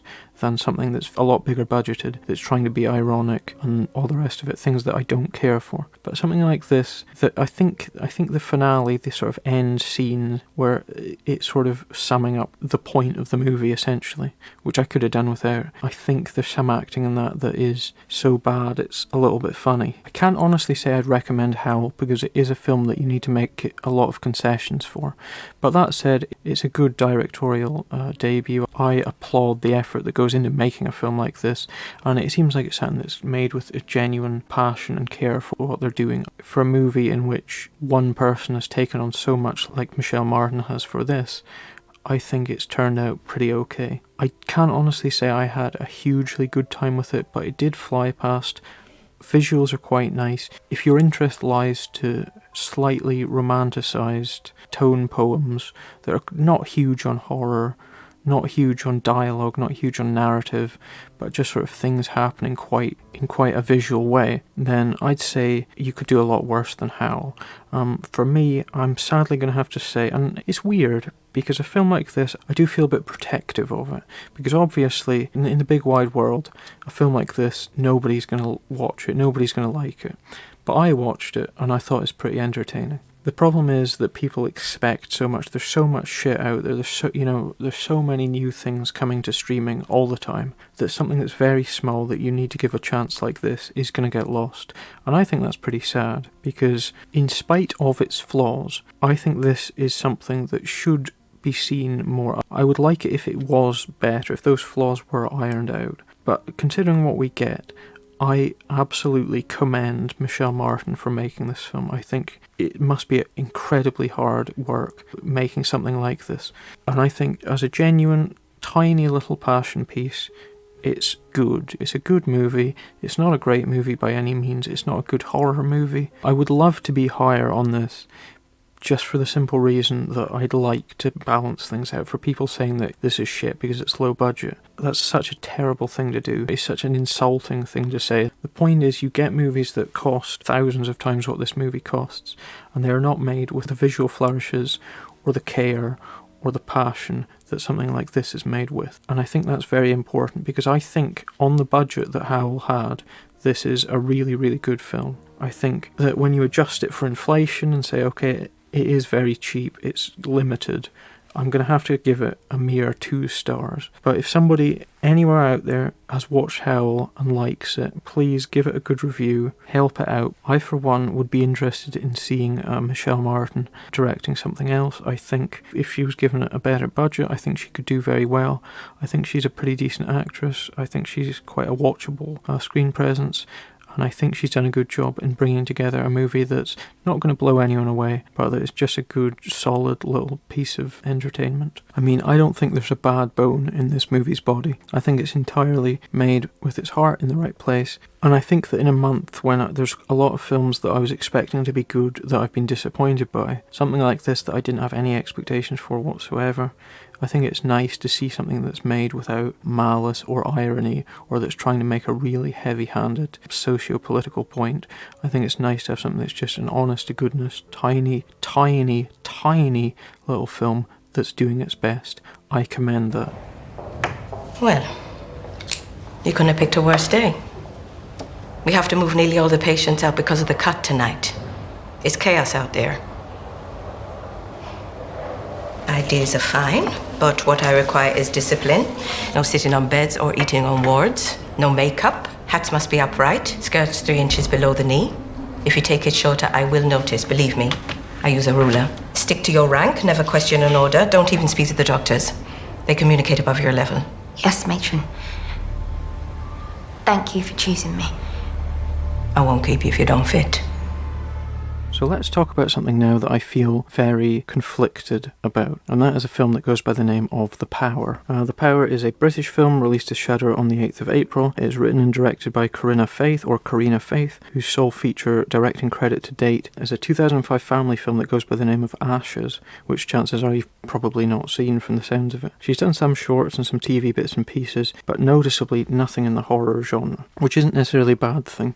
It's interesting because in a lot of ways The Power is a very distinguished and stylish virginal foray into horror. It's set in London in the year 1974. The Power sees a young nurse by the name of Val, played by Rose Williams, a semi-familiar name in British TV. She's starting work at a particularly imposing and kind of labyrinthine hospital in the city during the second wave of miners' strikes that plunged Britain into darkness at regular intervals. Against this backdrop, Val must deal with bullying, bureaucratic colleagues, her own personal insecurities, and ultimately something much darker lurking within the halls of the East London Infirmary. The Power plays out gradually, allowing you to take in the kind of rich details of Val's life as she starts her new job. As played by Rose Williams, she is a likeable, righteous but timid character, right away established as someone that has taken to nursing through a desire to do good, a commendably moralistic stance for your lead character, and it makes it easy to sympathise with Val when things inevitably turn nasty. It's difficult to talk too much about The Power without reducing it to its identifiable genre tropes, as in what sort of film is The Power, and I think the fact that we don't necessarily know what kind of film it is from the off works in its favour. At least for the first third or so, The Power plays its cards quite close to its chest. It allows us to soak in the atmosphere of the location itself as we're presented with our cast of characters. We've got a strict matron, a likeable doctor, scurrilous co-workers and the like. Against the backdrop of long, atmospherically lit shots of the hospital locale itself, the opening act of the movie does a good job in giving us a sense of space and character, upon which events will play out. To do this justice, though, there's two things I need to tell you about The Power, both of which I've seen mentioned in other reviews which make me think that they don't count as spoilers per se. If you were to categorise The Power, then you would categorise it as a possession movie. After the initially vague nature of a threat kind of lurking in the dark manifests itself, it does so in the form of a troubled spirit that enters Val's body. The usual possession stuff ensues. More importantly, more damningly for me though, The Power is a film about the evils of the patriarchy, another movie in which each and every male character is either a patronising misogynist scumbag or a rapist or both. So The Power is another in a long line of films that deal with the horrors of sexual abuse and systemic misogyny. The possession and this kind of scary tropey stuff is nothing compared to the very human horrors that are conjured up here. There is a strong sense of atmosphere and place in at least the first half of The Power, which hints at the fact that Carina Faith is a talented director, but the fact that her script is basically just conjuring up these two-dimensional boogeymen shows that she could do with more time spent on rewrites. Once The Power flips the switch from period character drama to the devil inside, it quickly descends into generic darkly lit fluff where the scares come from loud noises and predictable imagery rather than from anything more intrinsic to the characters themselves, although there are a few emotional moments squeezed into the chaos that feel frustratingly adrift in a sea of trite possession cliches. We quickly lose the sense of the hospital being its own distinct narrative space, and it instead becomes just a dark place where creepy stuff happens. There's just not the same passion put into the horror aspect as there is into delivering the film's message. I think worse than that, though, is the fact that it displays no understanding of the truths of its historical setting beyond its Star Wars-style opening text. This says, trade unions and the government are at war, the economy is in crisis, blackouts have been ordered to conserve power, plunging the nation into darkness every night, and it might as well start with a long time ago in a galaxy far, far away. But there's no attempt beyond a few tokenistic lines to deal with the realities of the strikes or the great social upheaval that birthed them in the first place. In the end, the strikes are nothing more than a cool backdrop to justify the movie's extended periods of darkness. The same results could be achieved by just having the hospital experience a random power cut, which tells you that this particular period setting is terrifyingly arbitrary, not a choice born of any real desire to deal with the social issues of history, but just a random aesthetic choice. A pin stuck into the past to let its writer tell a story about how bad the past was for women. Not for humanity or for the working classes, but just for women. And that's one of the most worrying things about The Power, the fact that it's genuinely disturbingly reductionist in its grasp on history, and in actual fact ends up almost as a work of revisionism in its refusal to touch on the social issues that its setting would suggest to be mandatory. Because that's the dangerous thing about dealing with history. I mean, history is great. A good historical movie should encourage your audience to find out more about the period that the movie's set in, because no movie, no matter how lovingly researched, can really do justice to the entirety of the lived experience of an entire generation of people. But there's none of that love of history in The Power, which is worrying. I mean, that's the thing about movies and history. Lots of people watch movies, a great deal many more than ever study history. This might seem like I'm overreacting, but this is an issue close to my heart. Because movies are so much more powerful a cultural force, it's the duty of a historical film, especially one that chooses to be political like The Power, to handle its issues with respect and understanding. And honestly, I don't think I'd have had such a problem with this if the political aspects of The Power weren't so fucking lazy and ill-conceived. I can overlook the fact that The Power is more interested in making us jump, thrusting things at us out of the dark rather than asking us to dread. I can overlook the fact that it's pretty unsubtle and unoriginal. I can overlook the fact that it's heavy-handedly political in a hollow, modish way. What I can't overlook is the fact that it all comes down to a movie that pushes real politics under the rug, then erects a shoddy soapbox atop it, on which to preach to us using cheap carnival tricks dressed up with polished cinematography and admittedly better than average performances. I will say that I'm going to give The Power 2.5 stars. I'm being generous here because The Power really annoyed me, even though I admit that it is very stylishly directed and that it does have a good cast. I can't say it's a bad film per se, but just a terribly immature and wrong-headed one. As a work of art, the mechanics of it are functional on the surface, simplistic under the hood, and all headed towards somewhere that I ultimately didn't want to go. So I ultimately can't take The Power just as a piece of simple, entertaining horror genre fluff because it's far, far too irresponsible in what it chooses to do with its history.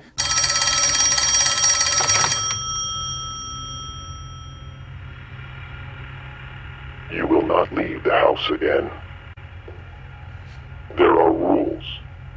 You must obey us. Disobedience has consequences. Us? Who is this? Mr. Barrett, Mrs. Barrett, you must obey.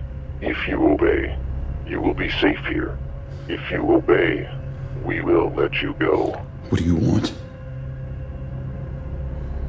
We know everything you did. What does that mean? I don't know. You must obey. You must obey. You must obey. You must obey. You must. So now we have a new entry into the really shit titles Hall of Fame, and that is a movie that goes by the name of Held. Now, I don't know when this started, but this year alone we've had movies called Held, Stay, and Shook. Now, I think those are three of the worst, least evocative titles you could possibly conjure up. They're hard to talk about, they're almost impossible to remember, and they really, really don't say anything at all. It used to be you'd get films with titles like Atonement, Perdition, and you used to get films that would have these really big, clunky, kind of over-the-top one-word names, and now you've just got films that have got the least evocative, shitty little titles in the world. I think Held is a truly abominable title, and thinking about it, it's not even particularly that relevant. It doesn't even particularly serve the film that well. But anyway, Held is an American movie released on April the 9th. It is directed by Travis Clough and Chris Loffing, who directed The Gallows and The Gallows Act 2, which were these found footage movies. I gather The Gallows 1 was okay, and I think everyone hated The Gallows Act 2. I haven't seen either, I have to say, because my tolerance for found footage films is quite low. They didn't particularly appeal to me in any way. But it is written by and stars Jill Aubrey, and this is Jill Aubrey's first attempt at writing or starring in a feature film, although she has got quite a lot of shorts to her name. Weirdly, whilst I was watching Held, I couldn't help but think that Jill Aubrey kind of reminds me a bit of a younger Carrie Fisher. But also, as well as thinking that she looks a lot like the late great Carrie Fisher, I couldn't help but think that knowing that you're watching a film that is written by the star, it allows you to mentally go, okay, everything that's happening in this film is happening because you, the person playing the lead character, wants it to happen. Everything that's being said is what you want to say. It's like watching a movie sat next to the creative team, where you can kind of think, okay, this is the person that has created this movie that I'm seeing. And it's quite an unusual experience. It's not one I can say that I notice too often. Sometimes in something very, very insanely low budget, like A Nest of Vampires, for example, where the writer-director of that acted in it, and I have to say, acted quite terribly in it. But in the case of something like this, that it looks pretty decent and it's, pretty professionally directed, expected, and even the writing in it seems pretty okay, at least initially. It's unusual thinking that I was seeing the creative auteur of Held whilst I was watching it. So what is Held about?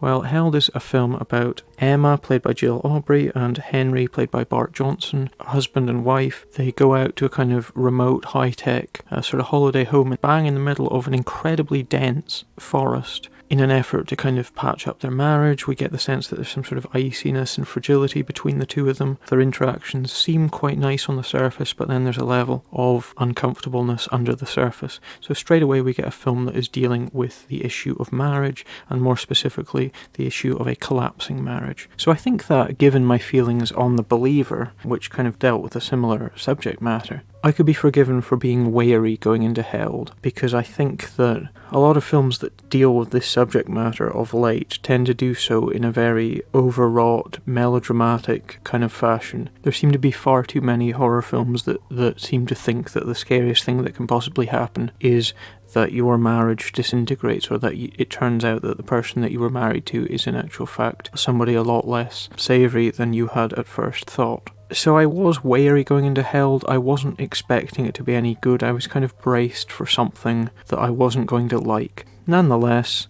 I gave it a shot anyway. And I think that something quite annoying happened in Held.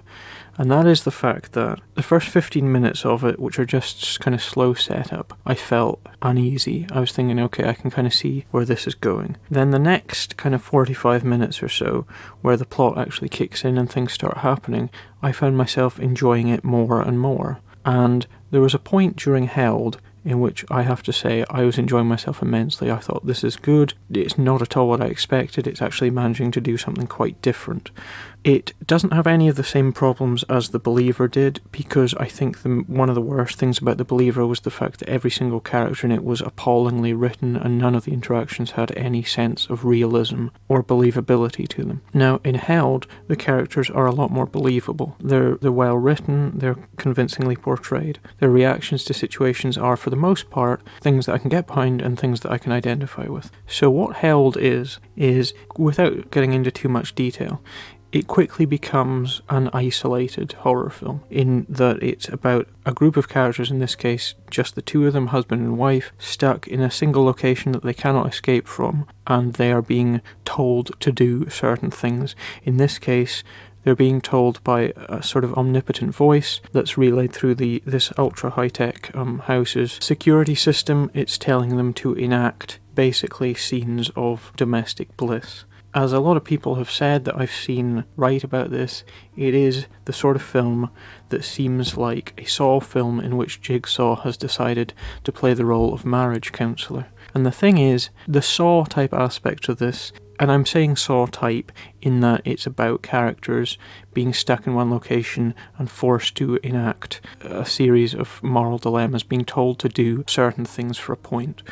I think those scenes work quite well in the fact that they're about something happening to you that you've no control over, that you're forced to do. Those scenes make you think, and I think they're convincing, and they're well directed for the most part, and they are genuinely quite thought-provoking. But the thing you have to ask yourself whilst you're watching Held is the one question that nobody asks in this film, and it is become the cliched line of all movies that try and do what Saw does, which is about people being forced to do things against their will, often very gruesome, grisly things involving some form of torture, which in this case isn't necessarily the case. But nobody in this film ever says, why are you doing this to me? And the reason nobody asks the question, why are you doing this to me, is because if you do stop and think about why any of this is happening, if you do stop and ask yourself, what possible reason does any of this have to happen? Who is benefiting from these characters doing what they're being made to do?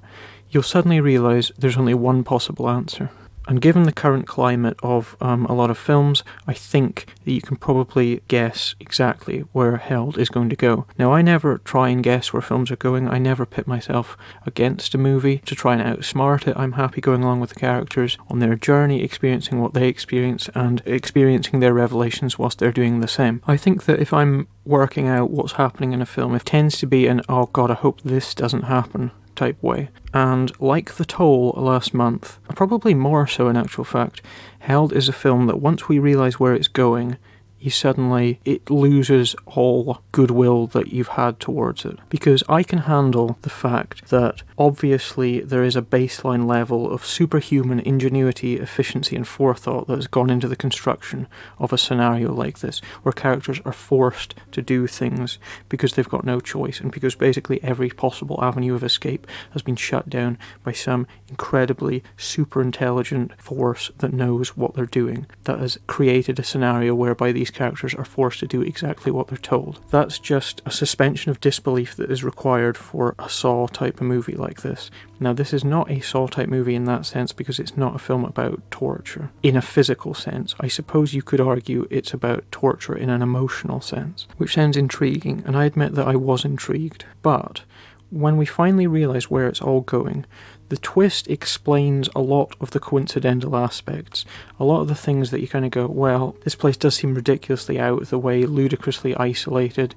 You know, would you have a security system that can absolutely lock the whole place down completely so that there's no possible avenue of escape?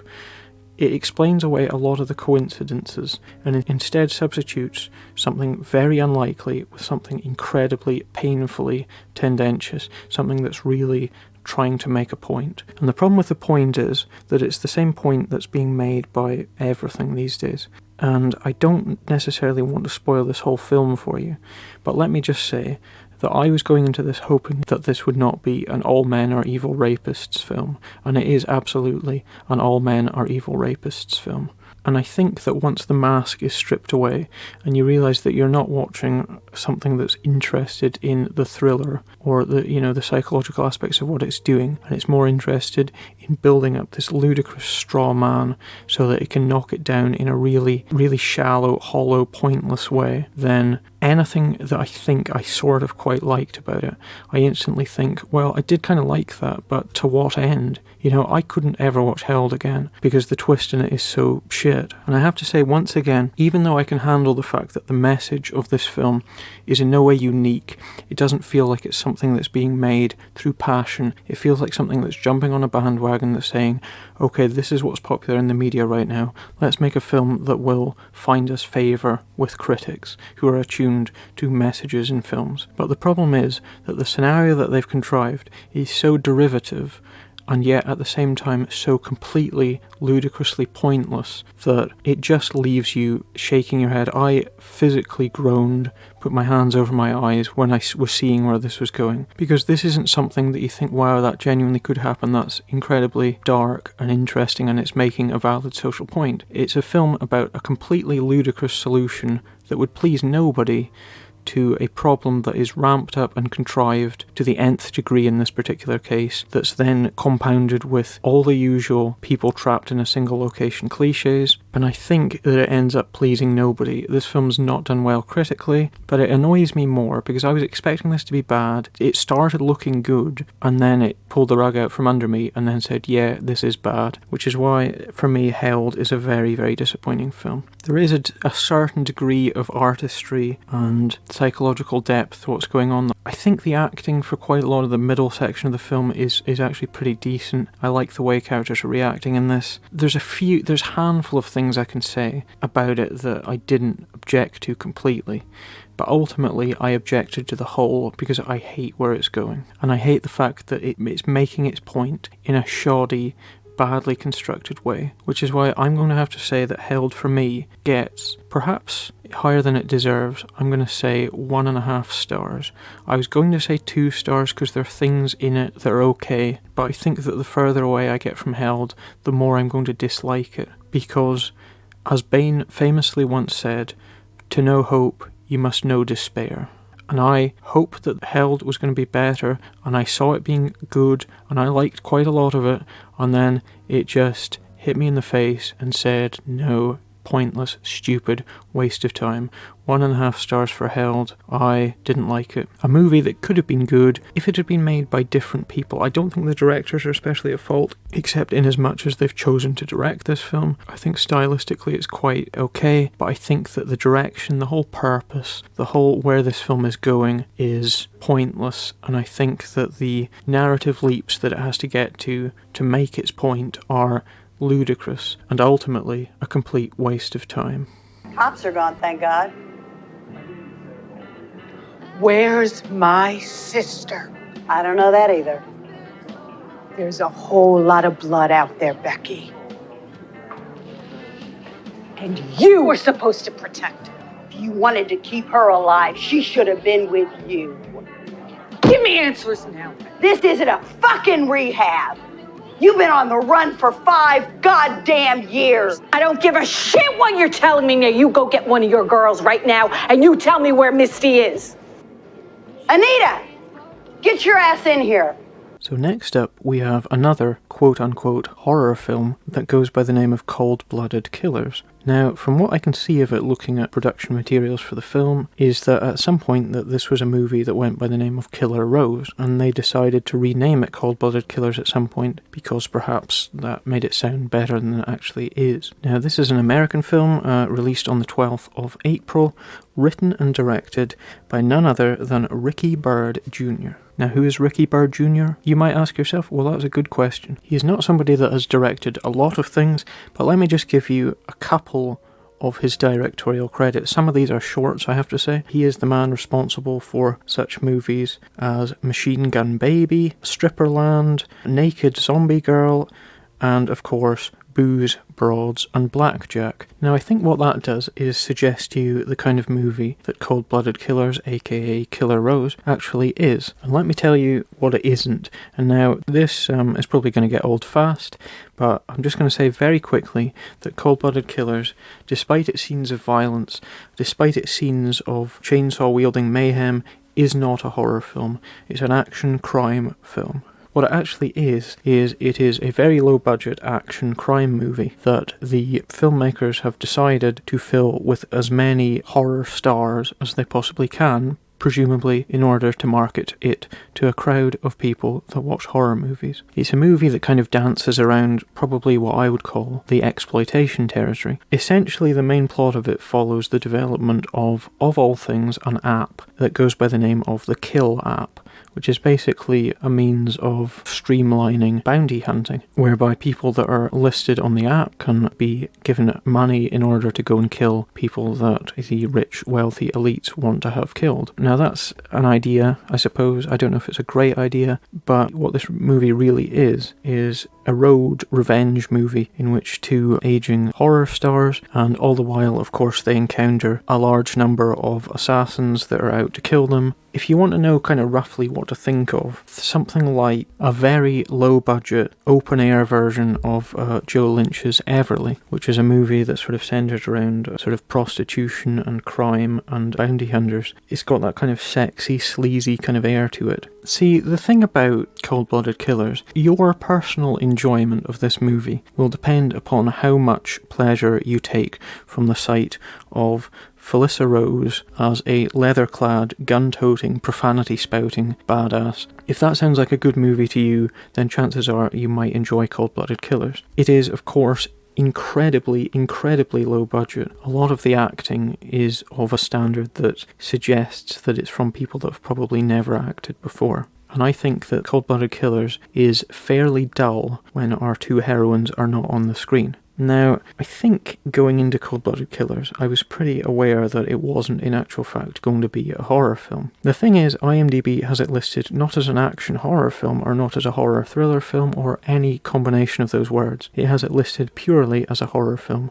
which it's not. So you're probably wondering, why did I watch Cold-Blooded Killers? And the answer is quite simple. It is because it features, alongside Felissa Rose as her companion on her road trip through hell to get to her sister, none other than the Texas Chainsaw Massacre 2's own Carolyn Williams. Now, Carolyn Williams is one of the few actresses who I will watch in anything, and I have watched her in anything. I've watched probably about 80% of the horror and or genre stuff that she's done, and I think Carolyn Williams is somebody that can always bring a sense of fun and joy to pretty much everything that she does. I think she happens to be one of the most charismatic and watchable actresses in horror at the moment, and especially coming off the back of 10 Minutes to Midnight, which came out in January.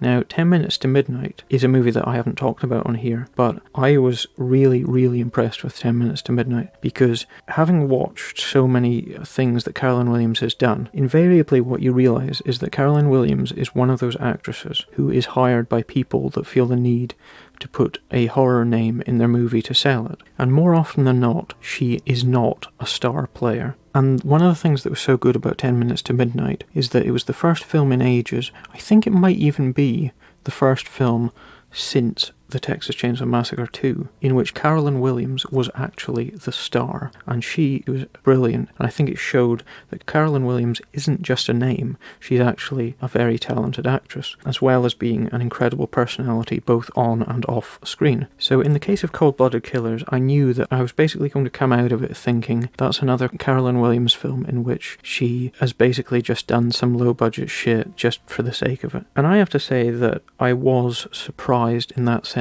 because that's not entirely what this movie is. I think for Carolyn Williams, I can see why she took this part, because she seems to be having a blast in it. I think pairing her up with Felissa Rose creates a nice dynamic between two very, very different actresses. Felissa Rose, of course, for those of you who don't know, was best known for being in Sleepaway Camp. She's got loads of credits to her name. She's been in loads and loads of stuff. If you're interested in seeing more of Felissa Rose, then you just need to go on IMDb right now and see how many projects she is in the middle of working on at the moment, how many things she has got in various stages of production. She must be one of the busiest actresses in the genre right now. I think they're two very, very unconventional action heroines, and pairing them together creates a really nice dynamic that kind of carries you through a lot of the kind of saggier, cheaper, tackier elements of the movie. As an action movie, it's not great, the action's pretty dull, because the thing is that it's difficult to do action on a budget, because you need a degree of choreography, you need staging, you need a lot of work goes into an action scene, whereas horror is something that you can get away with having a lot lower budget for. So invariably what you get is a series of quite implausible encounters and various kind of deserty roadside stop-offs. There are elements of Cold-Blooded Killers that attempt to have some kind of a sort of vibrancy and style to it. For example, each time we get introduced to a new character, we get a freeze frame and then a title explaining who this character is. It's kind of fun. It tells us we're in something that's meant to be quite sort of pulpy, comic booky, but at the same time there's quite an interesting mistake in one of them, because we get introduced to a character near the end of the movie who goes by the name of Anita. Now the voiceover says, okay, here's Anita, but the title card that we get for her says Marilyn, and she isn't referred to as Marilyn throughout the film, she's referred to as Anita. So why we have a title that says Marilyn, I don't know. It can only be that the titles were done before the voiceover, or it was just a genuine, honest-to-goodness mistake. It's just a really, really odd oversight. In a lot of ways, this is a movie that you can have fun with because it's pretty trashy, but it is, fun. There's some insanely bad things that happen in it. For example, there's a scene where two women are engaged in probably the lowest energy cat fight that I've ever seen. It's a fight that breaks out for absolutely no reason. It cuts from the two of them sort of running to each other. The next shot we see they're sort of wrestling on the ground. One of them's on top, one of them's underneath. And a car approaches these two women whilst they're fighting. And the woman underneath screams. We cut to a shot of the car moving across them. And then it pulls away to reveal that the woman on top has been run over, but the woman underneath is fine. Now, what is meant to have happened here, I don't know. The physics of it are just unbelievably stupid, but it's fun because it's stupid. There's a scene where a character is kind of being tortured and he gets his hand cut off. Now, he gets his hand cut off. I think there isn't even a sound effect. We just cut to someone flashing a blade. Next thing we know, the hand's off. Now, obviously, we can see straight away that his hand's still in his sleeve and they've just fitted a fake thing on the end. Okay, that's fair enough. That's a low budget thing, whatever. But instead of screaming his lungs out, the dude goes, "Ah, my hand!" in the quietest whisper ever, as though he's afraid of hurting his voice, and sort of clutching his stomach and going, "Ah, no, my hand!" And just as though it's like a rehearsal or something. He doesn't even know that just having your hand cut off is about as annoying as, less annoying than stubbing your toe. There's moments of silliness in that are quite fun. Action is an inherently stupid genre, It's the genre that expects us to believe human beings are capable of ludicrous feats of endurance, and to be honest, there's nothing any more or less ridiculous about Felissa Rose going around shooting people than a middle-aged Arnie or an older Bruce Willis or anything. But there's something sort of camp and knowing about the fact that we've got two women that are very clearly not action movie archetypes. I feel that there's a sense of fun in this, and the only problem I have is that it's side by side with something that's quite kind of leery and laddish and kind of sleazy. There's also scenes that go on way too long. Dave Sheridan is in this, who of course you might know as Officer Doofy from Scary Movie. He is also somebody who is a very, very busy actor. He is this really over-the-top character and I think gets way too much time to just kind of go off and do his own shtick. There's a pair of comedy policemen in it who rival the pair from Halloween 5 for just being out and out stupid and annoying and meant to be funny but really not. There's a lot of really kind of quite bad gore in it as well. The sort of gore effects in it are of a very, very primitive level. There's a very kind of trashy fight in a women's toilet that seems quite kind of throwbacky in just how out and out kind of ridiculous and exploitative it is. I mean, at the end of the day, I'd be lying if I said I didn't have fun whilst I was watching this. But at the same time, the issue here is, do I praise something that is painfully low budget and limited, that obviously doesn't have the means to do everything that it's trying to do, for being more enjoyable than it could have been? Or do I remain completely objective and say, okay, this is bad on a lot of levels, which it is? I think, as with anything that's very kind of low budget, and to some extent you could argue it's auteur-driven, in that Ricky Bird wrote, directed and produced it, there's quite a lot of kind of flab in it, which I think is something that low budget movies tend to suffer from. As I said before, I think when Carolyn Williams and Felissa Rose aren't on screen, I'm bored, and I think a lot of the acting is quite shoddy, quite stonky, and I think the end goes on way, way longer than it needs to. There's a sort of fun, kind of big fight scene at the end, in which Carolyn Williams, of course, wields a chainsaw, which is, you know, about as knowing and self-referential as I think Cold-Blooded Killers gets. I think there's no part of this movie that thinks that it's bad. I don't think it's one of those movies that's knowingly saying, okay, this is shit and ridiculous, you know, have fun with it because it's stupid. I think it's genuinely trying to be quite a kind of stylized, sexy, kind of violent, desert-based crime thriller, and I think that's good. I think parody and, you know, spoofiness are really things that drag very low-budget films down. I think that if somebody's trying, even if what they're trying to do is make something like this that's very leery and lowest common denominator, fair play to you, you gave it a go. I had some fun with it. I think that some of the, you know, more notable members of the cast are pretty fun in it. Interestingly enough, you'll find out in the opening credits that the casting for this movie, whether this is true or not, or exactly what this suggests, I don't know, but the credit at the start is casting by Felissa Rose, and I think that that's quite an intriguing byproduct of something very low budget like this.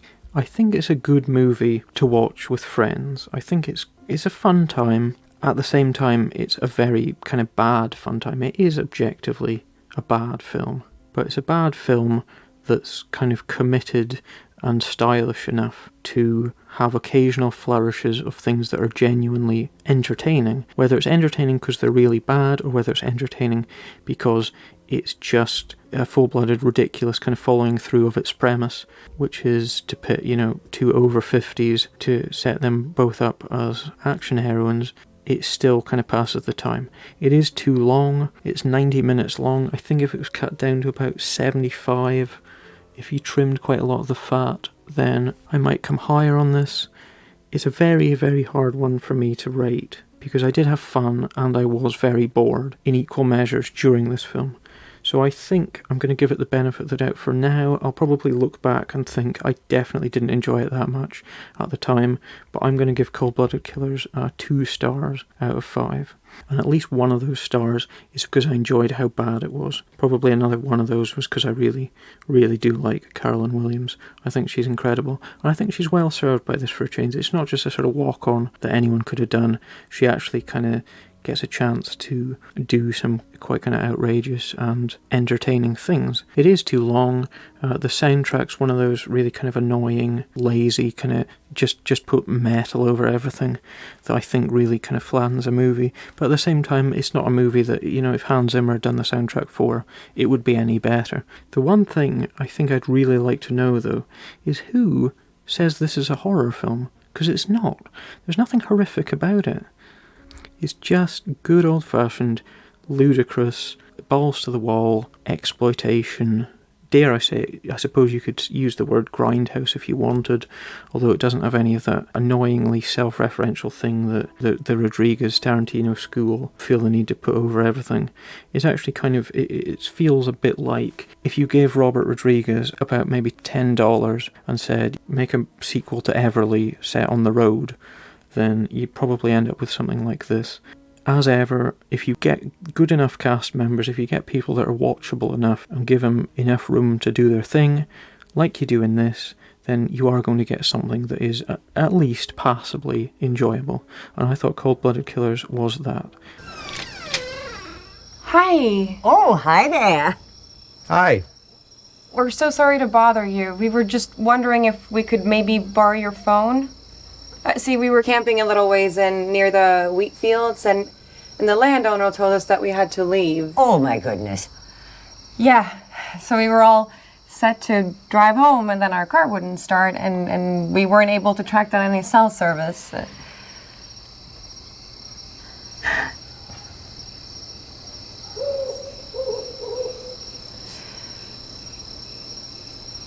So we were wondering if maybe we could use your phone to call AAA for a jump? Oh, please, please. Where are my manners? Oh, thank you so much. So next up we have a movie that goes by the name of Honeydew. Technically this was released, I believe, in theatres last month, but its online digital VOD release came this month in April, which is why I'm going to be talking about this month, and why I spoke about The Banishing last month, which was released on Shudder this month but got its official, it was available to rent online before that last month. But anyway, Honeydew is one of those films that obviously very early on we know we're in familiar territory. So what it is we get a couple, a struggling actor, Sam, played by Sawyer Spielberg, and his girlfriend Riley, who is, I think she's a sort of research scientist of some description, played by Malin Barr. Now, these two are out in the middle of nowhere, car breaks down, they seek solace from an unusual woman living in a remote farmhouse with her very, very strange son. So obviously with a film like this, city folks get caught out in the middle of the backwoods. We are invoking the great spectre of the Texas Chainsaw Massacre. This isn't the only film this month that invokes that particular elephant in the room, because whenever you're making a film that's dealing with this subject matter, you straight away have to stop and think, what do I want to do with this film that has not yet been done with the Texas Chainsaw Massacre already? What has the Texas Chainsaw Massacre not already done better than I want to do? The Texas Chainsaw Massacre is a film that does not leave much to the imagination, and it ticks all the essential bases of the don't go out into the wilds kind of storyline, where we get people from a sort of cosseted city life that are venturing out into the middle of nowhere, and they suddenly find dangerous cannibals, hillbillies, inbreds, all the rest of it. It plays with the people as meat thing, it plays with a straight out and out slasher framework, and it manages to create a sense of dread and fear and a genuine kind of shrieking insanity that really kind of grinds you down. It's a really grueling experience, the original Texas Chainsaw Massacre. And what we have to do here is say, okay, what does Honeydew do that's unique? And the answer is, surprisingly, a couple of things. So this comes from Devereux Milburn, writer-director. This is his feature debut, which is interesting. It's definitely got a fair amount of style that no doubt has been developed over the course of several short films that Milburn has to his credit. And what it essentially plays with are two key elements. One of which is, of course, the familiar people as food motif, and the other is that it does so in a way that has a surprising attention to strangeness. It kind of really bastes itself in the unusual and the unsettling, but not in that kind of really intense Chainsaw Massacre way, where everything is really disturbing and intense and it's grueling and it's battering us over the head with it and we just want to get out of there. It's a very slow, strange oddness. The thing is, Honeydew moves very slowly. It is a slow film, and for me it's a film of two parts. The first part is the first kind of hour or so, in which it's essentially all set up, and there's no real kind of bite or punchline. And it's not necessarily narrative driven, it's more about creating a strange, off-kilter kind of atmosphere, which I think is quite interesting. But the problem is that if you're watching something that feels very slow, that's not giving you much for your money, you immediately start to think, is this actually going to go anywhere? And the good news is that Honeydew does go somewhere. I think one of the things that's going to put people off is that I think the central couple in this are not particularly likeable. They're very modern. They talk a lot about Sam is on a diet. He's, cut meat, salt, sugar, all the rest of it out of his diet. So there's a whole aspect in which they're playing with the idea of feeding, and us as humans, the sense that a lot of supposed, civilized lifestyle that involves dieting and things is, in a lot of ways, feels kind of unnatural. So there's a certain, I suppose you could argue, a vegetarian subtext to Honeydew, which is not uncommon for this kind of film. The unusual thing about it, though, is that the vegetarians in this, the people that establish themselves to be more civilized in the sense that they don't eat meat, I suppose that the people like that take a certain moral high ground over meat eaters. The thing is, unlike Chainsaw Massacre, which has had a lot of vegetarian readings imposed upon it, I think Honeydew is actually a film that's more critical of that viewpoint, that suggests that this is a point in which humanity is kind of straying away from its essential roots, and that it doesn't see that as an elevation or a moving away from our more primitive needs, but in actual fact sees it as a sort of a bastardization and a perversion of something that's natural to us as a species, which is the desire to eat meat. Now for me, Chainsaw Massacre is of course a film that asks us to sort of delve into the idea of cannibalism and people being used as meat. It's got the slaughterhouse motifs in it, it's got all the rest of it. But for me, there's a film that came out a few years ago that goes by the name of The Farm. And for me, that film is the ultimate people as meat film. And now, it's not a good film by any means, it's actually a very hard watch. Because what it is it's the ultimate movie that asks us to imagine ourselves as essentially meat stock. A lot of it follows human beings being kept in cages and sort of playing out a whole elaborate scenario in which we essentially swap places with animals that are kept for meat. And it's really grueling and it's really tough and it's really hard. The thing about The Farm is it doesn't actually have much in the way of plot at all. It's almost entirely texture and a feel, and it's a really gritty, grubby, horrible, nasty feel. But the thing about that is it's okay because it doesn't necessarily, there are a few moments that step over the boundaries of good taste. I think if you've seen that film, you'll probably know what scene in particular I'm talking about. But that's a movie that felt like it wasn't necessarily sensationalizing the whole thing. It was literally just juxtaposing, okay, this is what we do to animals, this is how we treat animals, and asking us to say, are you okay with this? And that's fine up to a point, but the point was in The Farm that by doing that, you just come away from it feeling really depressed and dirty. It wasn't thrilling, it wasn't horrific in the sense that it played up anything, there wasn't much style to it, and for me it actually managed to succeed in outstripping the Texas Chainsaw Massacre in terms of its essential vegetarian subtext. In a lot of ways I find The Farm to be the ultimate vegetarian movie, but the reason that I mention this is because The Farm is another movie that, like this, straight away sets its characters up as vegetarians. And the thing with that is, it feels like, initially at least, that this is covering a lot of the same ground that The Farm did. And the thing about The Farm is, because it comes from a more modern age, it's not hailed as one of the classics like the Chainsaw Massacre. Chances are that it's been less seen. It's quite a low-budget film. It's not generally well regarded. But it definitely feels like The Farm did a lot of what this movie is doing, at least in terms of its commentary. But the thing is, Honeydew does manage to have things in it that make it unique, that make it saleable, and make it more than just a Chainsaw clone.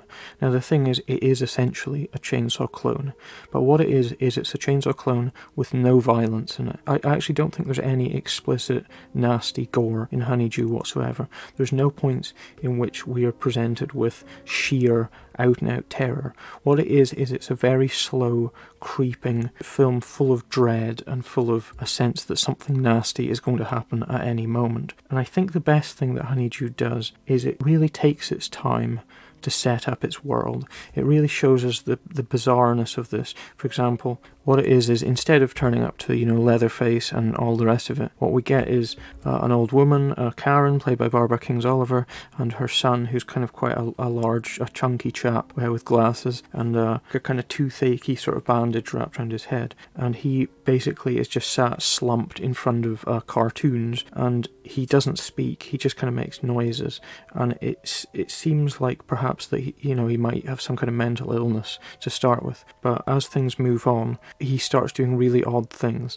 Now, straight away, from a sane point of view, what we'd say is that the stuff that's going on in this house, whilst not out and out, intimidating or scary, is really unsettling and odd, and you get such a kind of bad vibe from it that I think the reality is that you wouldn't say, yeah, we'll spend the night here, why not, it seems fine. What you'd actually say is, I've had enough of this is way too weird for me, I think we're going to go. But of course, this being a horror film, we can accept that these characters see the level of strangeness and bizarreness in this as not insurmountable. Of course, they don't have the benefits of direction, lighting, music that we get that manage to amp up the fact that this is a really fucked up scenario. Which brings me on to another point about Honeydew, which is that the music in it is really interesting and really odd. I think like most great horror scores, the score in Honeydew is genuinely transformative. What do I mean by that? What I mean is that for me, if you take a soundtrack for something like Hellraiser, one of my favourite horror soundtracks of all time, what that soundtrack does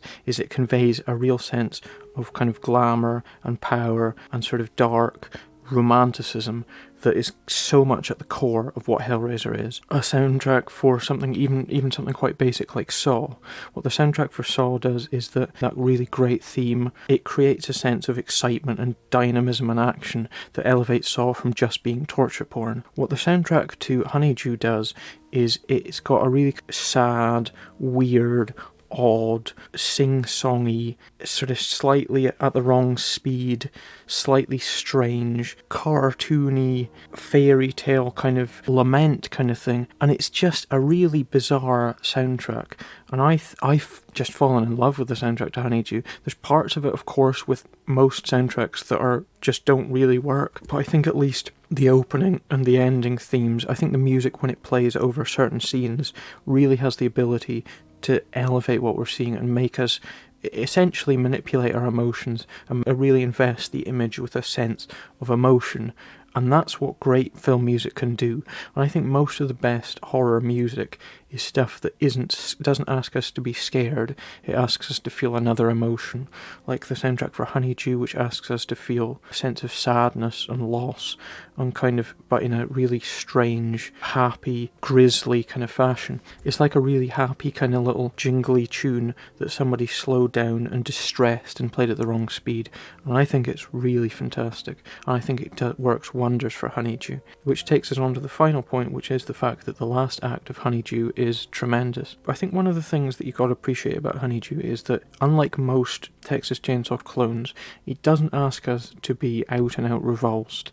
It doesn't hit us over the head with gruesome backwoods cliches. What it does instead is it presents us with these characters that they're realistically not that likeable. They're identifiably human enough that we can still feel for them. They're not out and out assholes. They're just very contemporary, modern people that live by all the credos of eating a certain way, behaving in a certain way, all the rest of it, things that we all know. But it takes these characters and it pushes them on a really slow, dark, inevitable journey towards an end fate that is genuinely pretty disturbing. It's not infused with drama, it's more infused with a sense of a kind of doom-laden, slow, gradual sinking into a mire of something that is very dark. And Honeydew is a film that's got some genuinely quite interesting twists to it when it all comes out. It is quite a shocking place that it goes to. It is dark, it is grisly, it is unpleasant. I'm not saying it's anything that we haven't seen before. But what I'm saying is, I don't think I've seen a film that plays with this subject matter before that's really been played for so much for the emotion of what we're seeing. And I can't really get into it too much because I don't want to spoil anything about it. But suffice it to say that it's not a film that plays out in the traditional horror, bad situation, run, escape, get captured, get tortured, run away, get captured again, rinse, repeat until the end. It's a film that's very slow, it's very deliberate, it's very odd. It really, a lot of it is surface, I admit. A lot of at least the first 2/3 of it is surface details of us observing really bizarre, odd things happening. But I think that the journey is worth it in the end, because Honeydew does go to a place that is very striking, and I think it does so in a way that isn't quite what I've seen before, even though a lot of its subject matter has been covered before. But even though I can't say that I truly loved Honeydew, there are things in it that are really quite unique and quite fascinating and quite memorable, and they're played with gusto. I think the music on the soundtrack is amazing. I think a lot of the images that are captured are really nice. Are they necessarily all stuck together in the most cohesive, most intelligent, most involving narrative? They're not really. Are the characters likeable? Not at all. But it is an interesting, disturbing slide into something very dark and very unsettling. So for me, I'm going to have to say that Honeydew gets 3.5 stars. I enjoyed it quite a lot. It's actually one of the films that I enjoyed most this month. You know, I didn't think you were going to come. I know you're not into this whole outdoorsy stuff we do. Yeah, I mean, I miss it. So the whole server analyst thing is going pretty well? Will says you got promoted? Yeah, it's going really good. I mean, you know, it's pretty easy. See, you turned out all right after all. Yeah, I mean, I guess water's sort of our thing, huh? Huh? I'm sorry, what do you mean? You remember the first time we met, right? Oh yeah, your head was in the toilet. Now, weirdly, we're going to move on to another film that covers at least superficially similar territory, and that is a movie that goes by the name of The Boonies, released on the 13th of April, written and directed by Lance Parkin. Now, I had to look into this because Lance Parkin is a name that I'm familiar with because I am a Doctor Who geek, and Lance Parkin is somebody that I know as a writer of particularly Eighth Doctor novels. He's done kind of Big Finish, he's done a lot of expanded Doctor Who stuff, but weirdly, this is not the same Lance Parkin. Which means that Lance Parkin, the director of The Boonies, is not even the most famous Lance Parkin in the world. But this is Lance Parkin, the director's feature debut. He's done a couple of shorts before, and he does appear, albeit quite briefly, in The Boonies itself. Now, what's The Boonies about? Well, it's a familiar story. A group of friends go out to celebrate a bachelor party for some reason in the middle of the woods to sort of get high, all the rest of it. Out in the woods, they meet strange figures in the middle of the night. They get the sense that something odd, something disturbing is going on around them. They spend a night drinking and partying. The next morning they wake up, masked figures terrorise them, and then bad stuff starts to happen. So this is another closeted city folk go out into the middle of nowhere and get terrorised by a backwoods clan of cannibals who go by the name of the Boonies. The Boonies in this is the name of the family. But interestingly, from going from Honeydew, which is a film that does something new with it, that's very odd and very restrained, we go to the Boonies, which is the other end of the spectrum. Of course, the Boonies is very, very low budget, but what it comes down to is the fact that for this movie, director Lance Parkin has brought together a group of insanely unlikable people. I mean, I didn't like the characters in Honeydew. There's been quite a lot of films this month I have not liked the characters in. I think this might be the most unlikable group of characters assembled, possibly even this year. I just really hated these people. It's almost like somebody trying to copy kind of like an Eli Roth dialogue, and if you're copying Eli Roth for your film, something terrible has happened, because whatever else you want to say about Eli Roth, I just cannot stand his characters or his dialogue, and this is like a really cheap bargain basement version of those characters. There's not a huge amount I can say about the Boonies apart from what it decides to do with its horror, because naturally in a film like this you get a load of stuff which is just characters mucking about to start with. In the case of the Boonies, at least I'd say probably the first 2/3 of it are a waste of time. You could fast forward through them and you would miss absolutely nothing. And the weird thing about it is I think that the movie itself knows that. It's 97 minutes long, which is insanely too long. But the odd thing about the Boonies is that it's a film, again, like I said with Honeydew, it's a film of two parts. The first part, which is all set up, which is painful, which will have you wanting to punch your head in. Weirdly, I don't think all of them are terrible actors. I just think the dialogue and the characters are just useless. There are tiny attempts at perhaps horror moments scattered into the first sort of hour of this movie.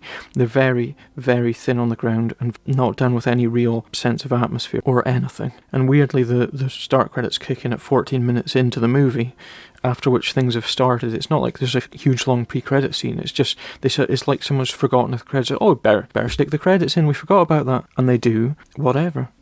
Pointless. But what I have to say is this. I believe that The Boonies was a film that was conceived by thinking up the scenario for the last half hour of it. Because bizarrely, like I said, you could skip the first hour of this movie and just watch the rest of it. At the start of the third act, which for the purposes of argument I'm going to say is the last half hour, the whole movie resets.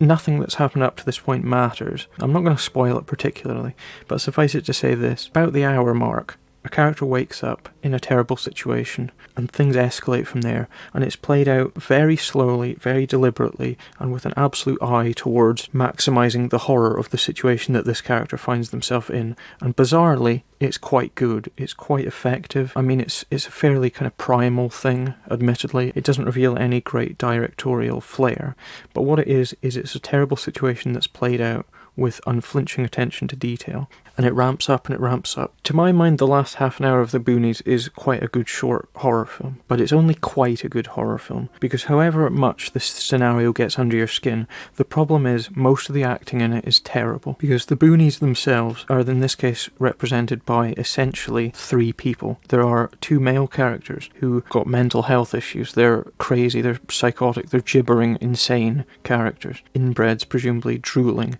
And what they are is they're just bad actors with dirt on their face and messy hair. I'm not convinced that they're genuinely disturbing characters, and that's a shame, because I think if they were acted a lot better, if I think they were more convincing, if they'd been cast better, then what you'd have got is something that is genuinely quite nightmarish and quite involving. That said, there is a kind of matriarch of the group, Mama, played by Christine Mancini, who is without doubt the best actor in the whole film. I think she genuinely is quite commanding, and I think she really sells this whole huge long build-up to this horrible thing that's going to happen to one of the characters. It's slightly surprising. I think my knowledge of really cheap, low-budget, backwoods slasher films, especially of the modern era, isn't such that I could tell you whether or not this has actually been done before, but I've never seen it done before in this particular way. I don't think it's anything incredibly inventive, but I think Christine Mancini's performance definitely elevates things to a level where I actually buy into the setup. But my main problem is that I was always convinced that The Boonies was never going to be a film that had the courage of its convictions to deliver on what it was promising, to deliver on its threat. Now, I'm not saying I necessarily wanted to see everything in all its gory details, but the problem is it was clear that it was never a film that had the courage of its convictions, that it could genuinely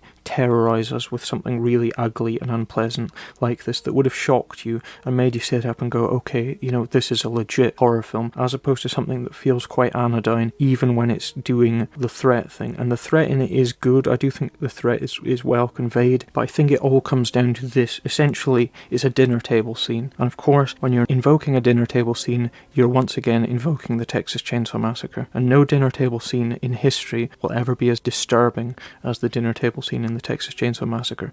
That's a given. But the one in The Boonies makes a good fist of it. But outside this one scene, there's really nothing else to recommend The Boonies. It really is terrible. It's cheap, it's tacky, the characters are loathsome, the horror in it is half-assed even when it involves blood splatter, which there is some of. It's not a gory film by any means, but there's just throw in a couple of gore moments for the sake of it. It's one of those movies that feels the need to put a loud kind of clang on the soundtrack every now and then, I presume to wake you up. But by the time you do get to the kind of the grand finale, I think your patience is definitely exhausted with the film, even though I do think that the dinner table scene as a horror set piece is well done, even though all those things that I've mentioned earlier are very much apparent, that the actors aren't good enough to convey a sense of menace, with the exception of Christine Mancini. But I think in the end that this is just going to pass by. I think most people will not have the patience to sit through the crap to get to the, I'm not even saying the good stuff, but patience to sit through the crap to get to the stuff that's quite well done on its own terms. I've seen movies that are a lot cheaper than this, so I'm not saying that the cheapness in it really really denigrates it. I've seen really, really cheap films that I've enjoyed a lot more than this, is what I'm saying. It just comes down to the fact that the characters are awful, we're wasting way too much time on them,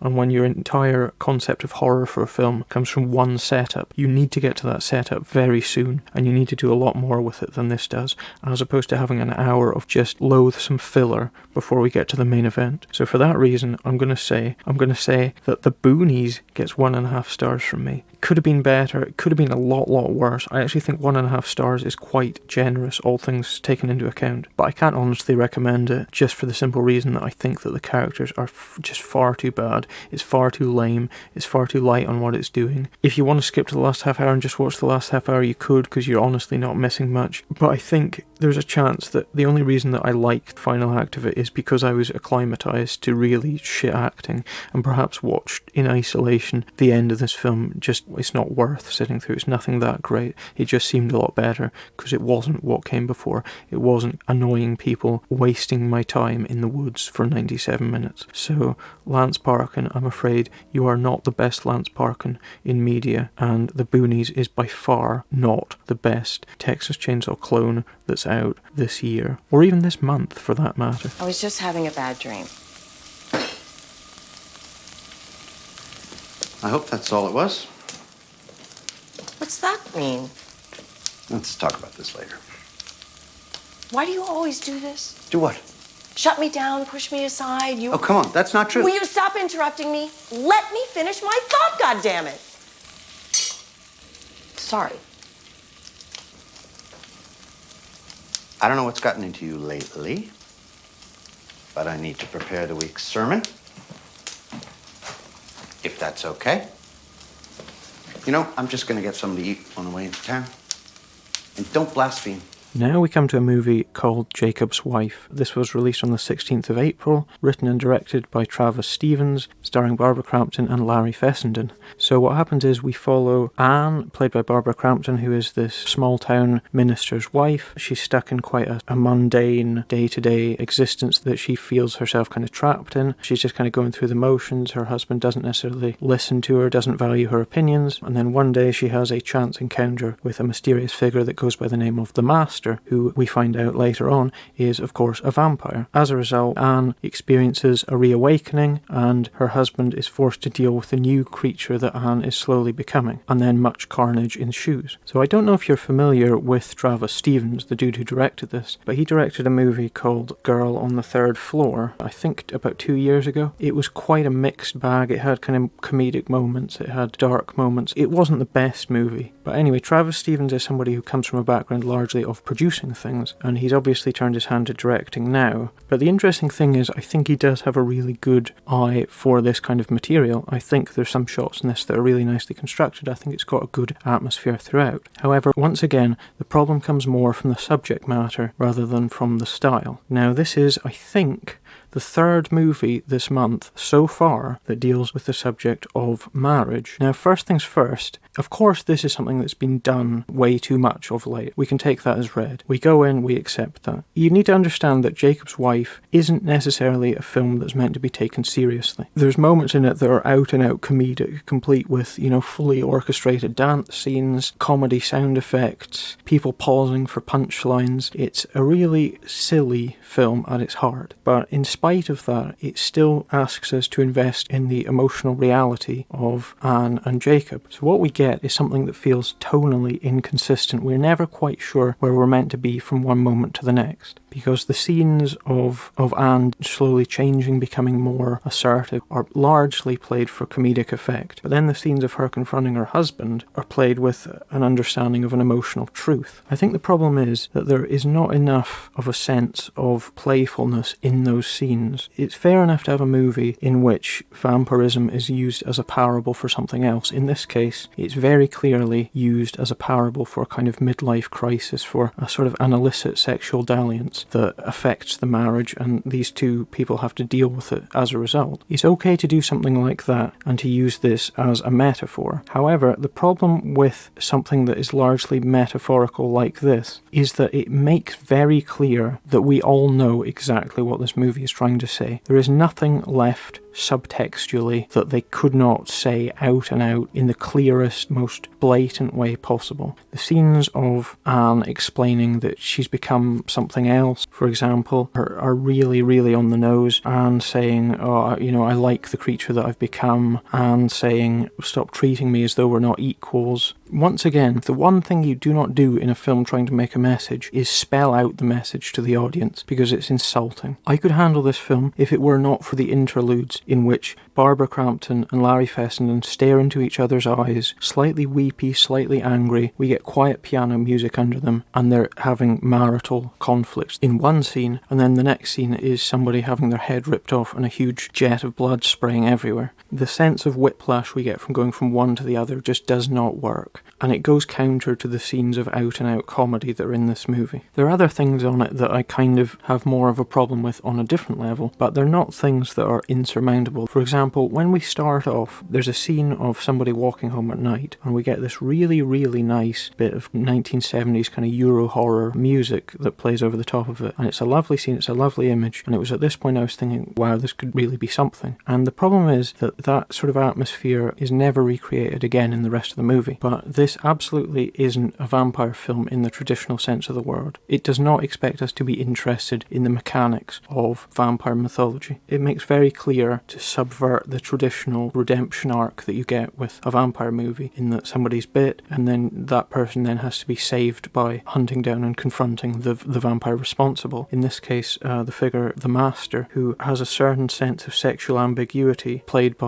Bonnie Aarons, who of course you will know as the nun from the Conjuring movies and of course the nun itself. I think Bonnie Aarons is interesting. I think she's a strong presence, although she is not expected to do much in this movie. There is a slight danger that Bonnie Aarons is somebody that is being cast just because she looks quite odd. She does have a very striking look to her, but she is capable of more than just standing there and looking odd. Something that I found out about Bonnie Aarons that is quite intriguing is that I have always assumed Bonnie Aarons to be very tall, because she's usually called upon to play quite an imposing figure, but in actual fact she's only 5'7", which is slightly above average height for a woman. But I don't think she's best served by this, but I think that character in a better film, played the way it is with this kind of Nosferatu, kind of Salem's Lot kind of look to her, would be more interesting. But because this is a film that is kind of postmodern and ironic, it doesn't expect us to be interested in the texture and the iconography of the vampire film. So in a sense, Bonnie Aarons' character is largely thrown away in favour of slightly flabby, quirky scenes of domestic disharmony. Other things to mention are something I hinted at earlier, which is the gore in this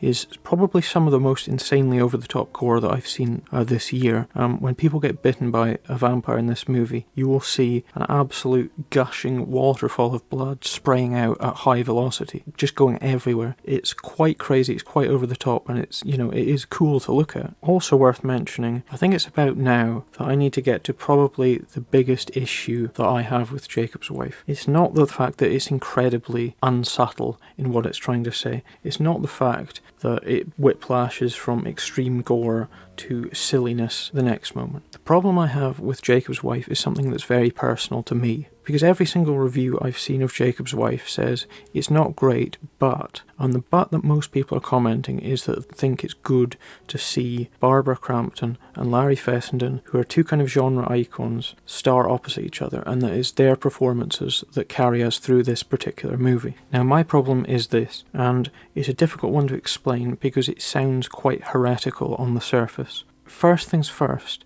I have never found Barbara Crampton a likeable actress. I think she's a pretty good actress. I think she's done some really outstanding genre work over the years. I have never seen a film with Barbara Crampton in it which I thought she managed to elevate it in any way. Again, it's not down to the fact that I don't think she's a good actress, because I do. I think Barbara Crampton is a genre legend. I think she's somebody that's got great track record, doing loads of things. Of course, you know, Reanimator, From Beyond. She's had a kind of late career renaissance with things like You're Next. But for me, there's always been something slightly icy and estate agenty about Barbara Crampton. And I can't invest in the central emotions of Jakob's Wife because I don't like her. I don't like her character in this, and I don't have enough goodwill to her as an actress that I can coast along on that alone. The thing is, there are actors who will bring their own personality and charisma to the table, and you'll go, it's not a great film, but I love watching this person, so I give it a pass. The obvious example for me, which I've just mentioned, is of course Carolyn Williams. I think Carolyn Williams has enough charisma and likability that I will watch her in anything. Whereas Barbara Crampton, who is probably objectively a better actress, I think always has a slight sense that she's disinterested in what she's doing. For example, earlier this year we saw her in a movie called Sacrifice, in which I thought she was terrible. She was doing a really weird accent. I don't know what she was thinking of in Sacrifice, but it did absolutely nothing for her, and I didn't think, okay, this isn't a great film, but Barbara Crampton's in it, so it's okay. Jacob's Wife, there's a lot more for her to do than in Sacrifice. It's a lot more of a character. She's expected to do a lot more. She is not called upon to be likeable as such, but we are expected to invest in the emotions of what she's going through. On one level, if we do accept that this character is meant to be likeable, or at the very least somebody that we can empathise with, then it fails, because I don't think that Barbara Crampton plays the part in that way. On the other hand, if we're not meant to like her, if it is meant to be something where we're viewing it from the outside and we're expected to see this character as somebody that is flawed and with depth, that is in no way meant to be likeable, then I think the whole thing kind of falls apart. It becomes an exercise in simply working out interpersonal family dynamics from this very kind of distant sort of marriage counsellor outside view, and I don't think that works. Obviously, I understand that there's loads of people who think Barbara Crampton is fantastic, who think that she is a genuine genre icon, and I agree, I think she is a genre icon. I think she is a legend, I think she's done amazing work, and I have to say that I absolutely understand that some of my disliking for Jacob's Wife comes from the fact that I don't really like Barbara Crampton. I don't think she's somebody that brings anything to the part other than what's there, and it's not an issue I have with her as a person, it's an issue I have with her on screen. You know, I think she seems really cool. I think she seems like somebody that really knows what she's doing. I think she's quite an amazing ambassador for the genre, and I love the fact that she's stuck with it all these years and she's still continuing to do these projects of varying budgets. I just am not won over by her casting in this. And now the flip side of this is Larry Fessenden. Now Larry Fessenden is somebody who arguably has more genre credits to his name. He is an actor and a director. He's done loads of stuff over the years, and he's definitely got a reputation for himself amongst the horror fandom that at least equals that of Barbara Crampton. He has almost twice as many acting credits as Barbara Crampton. But the strange thing is, okay, and again, this sounds heretical, but I know Larry Fessenden. I know him by name. I'm kind of familiar with some stuff he's done, enough to go, oh, Larry Fessenden. But the bizarre thing is that I've looked into Larry Fessenden. I've scanned through his 115 acting credits on IMDb. I've looked through his 26 directorial credits on IMDb.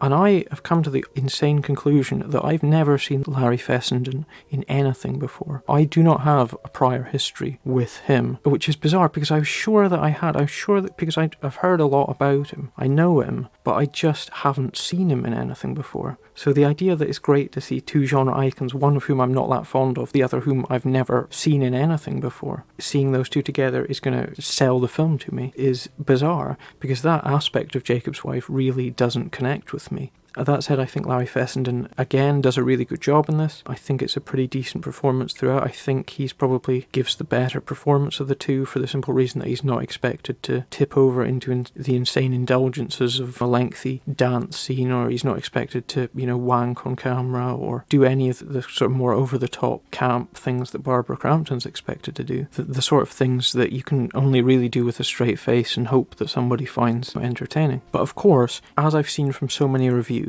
if these are two actors that you really want to see together, then seeing them together in this, admittedly a sort of playing chalk and cheese, hot and cold, going against each other, there is probably a certain sense of fun in this. You probably will enjoy seeing them together. For me, I think that probably the biggest praise that I can give them both is that they're both good in what they do. They're both well chosen and they both give good enough performances. I think that it does play very simplistic in some aspects. I think in the more traditional narrative points, the sudden transformation to quite literally a Scarlet Woman at one point. There's a scene in a supermarket that's very over the top. There's a restaurant scene that's very over the top. There's a lot of very over the top stuff in it, coupled with the schmaltzy emotional stuff that is played without wit or irony, that kind of flattens out a lot of the stuff that would have been more interesting had it been on a subtextual level. I think the end is very drawn out and very self-indulgent. People saying things like, you need to throw off the shackles of domestic dependency. And there are things in it that I think by the end point,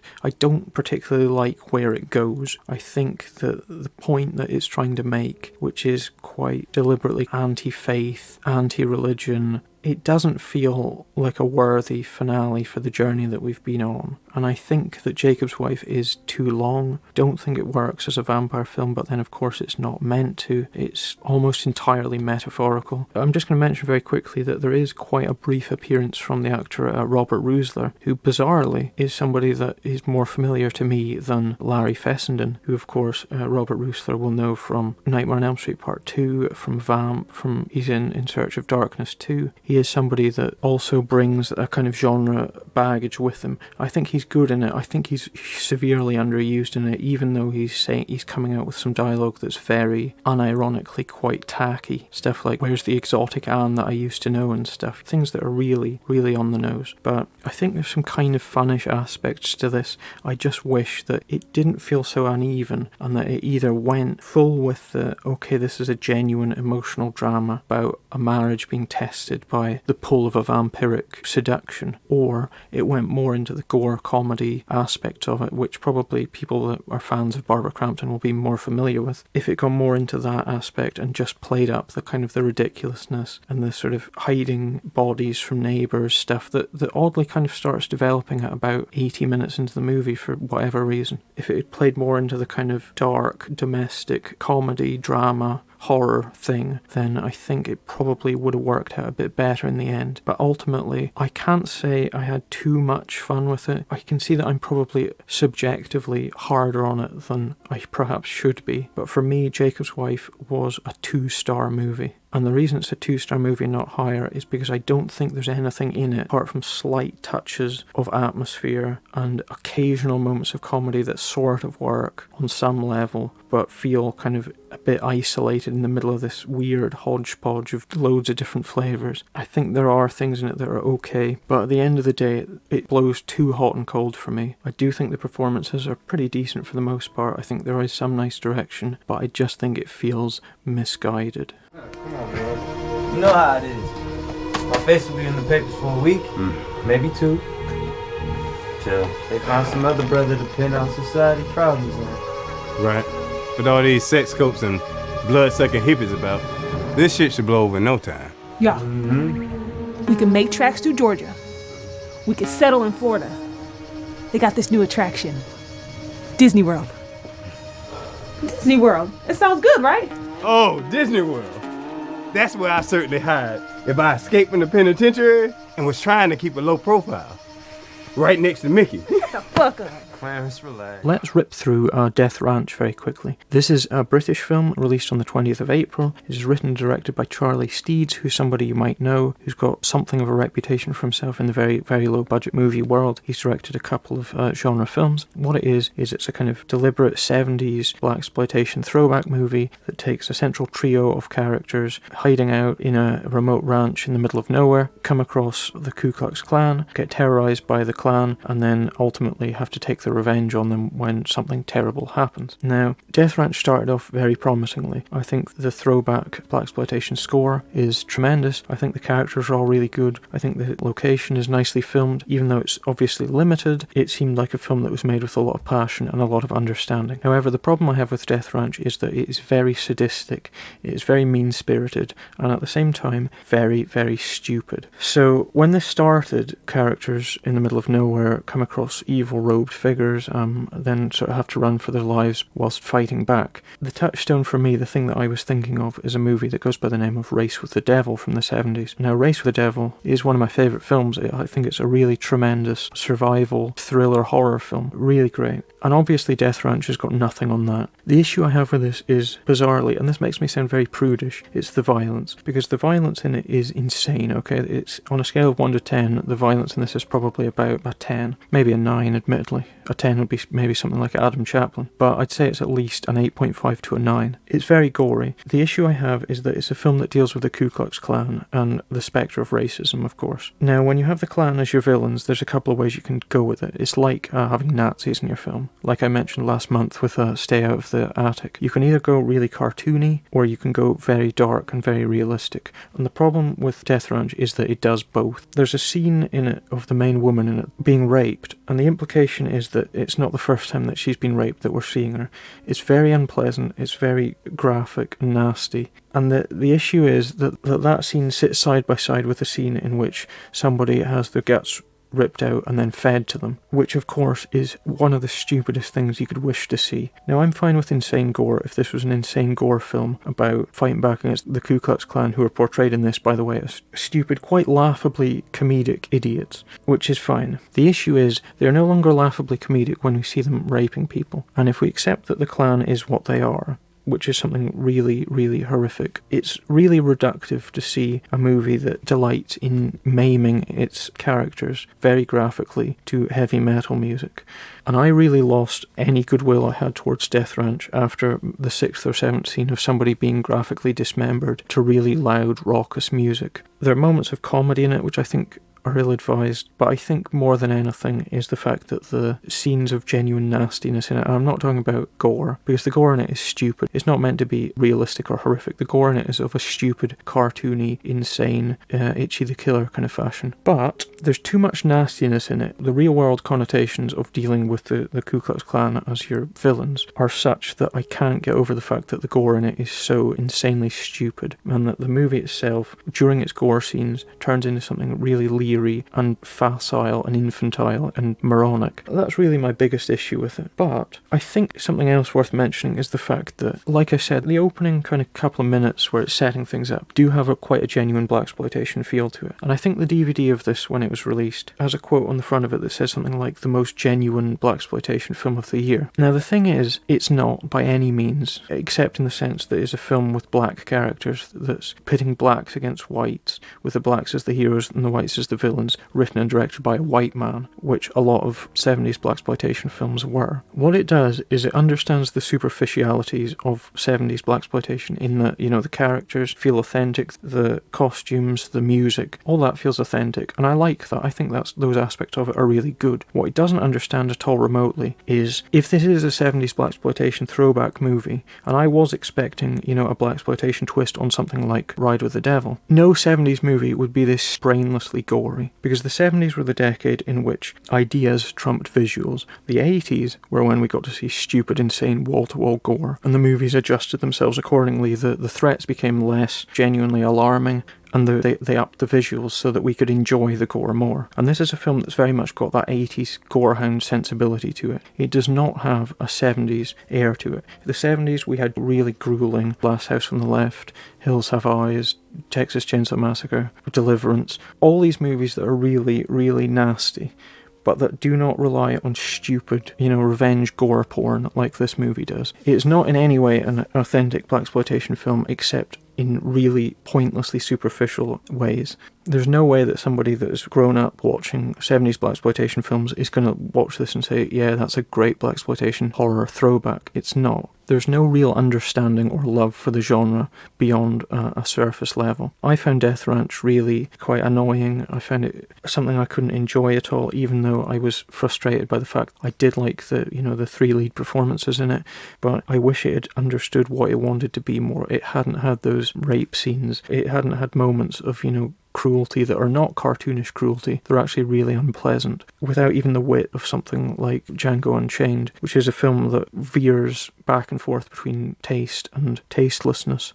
The only thing I can say is that I get the feeling that this is trying to be something like a Tarantino film in that it's a regurgitation of elements of cinema from bygone ages. The issue is that for films like this, I feel that the touchstone for these people are people like Tarantino, that they'll watch a Tarantino film and say, I can make something like that that's taking these genres, these elements from the past, and doing something modern with it. The problem is, Tarantino is somebody that whatever else you want to say about him genuinely understands what he's trying to do, even though that doesn't necessarily always translate into something that feels authentic on screen. Every Tarantino film feels like a Tarantino film. None of his movies feel like genuine evocations of eras gone past, even though he tends to snitch things literally like scenes, ideas, names, music, actors from genre classics. The issue I have with this is it feels like something that is made by somebody that has read the cliff notes of blaxploitation and then just gone and made a cheap, gory, low-budget horror movie on it. I don't feel there's any genuine love. I don't feel there's any genuine passion for this. I think it's just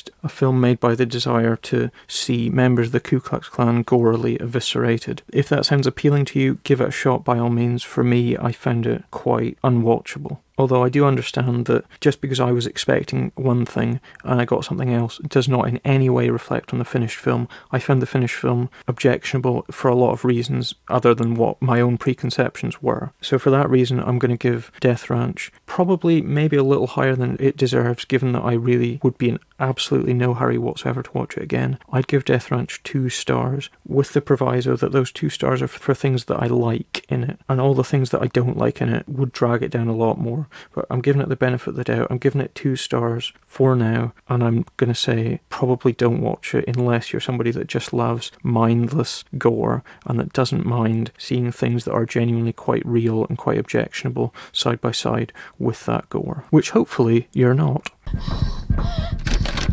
Get out of my fucking house! Open the door! I have your phone!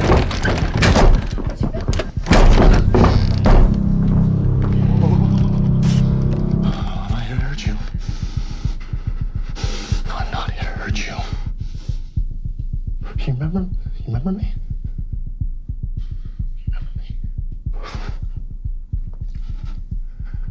I want to slowly just back out in this bathroom. And we're going to go downstairs. And we're going to sit down and we're going to talk about this. Now, I know right now that my word right now doesn't mean fully shit. I get that. I just need you. Just come with me, okay? Please.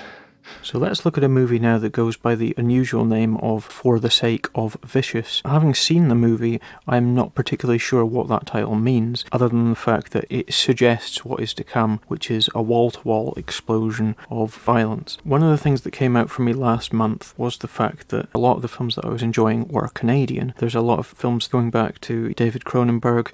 There's a lot of Canadian films that I've got a great deal of love for. I've always found Canadian films to just have that interesting edge, just be that little something more that's really quite compelling. I think stylistically a Canadian film brings something with it that an American film doesn't necessarily have, that American films represent something far more diverse. It's not necessarily so easy to look at the DNA of an American film and deconstruct it to constituent elements that you can easily identify as this is something that's intrinsically American, whereas Canadian films, by dint of the fact that there are less of them, the history of at least genre cinema in Canada doesn't have quite the roots that American horror or European horror has. But I really like Canadian films, and For the Sake of Vicious is a Canadian film, and I'm going to leave it there. It is written and directed by Gabriel Carrere and Rhys Evaneshan, released on the 20th of April, and basically what happens is we follow a nurse, Romina, who comes home at the end of a long shift to find that somebody is in her house.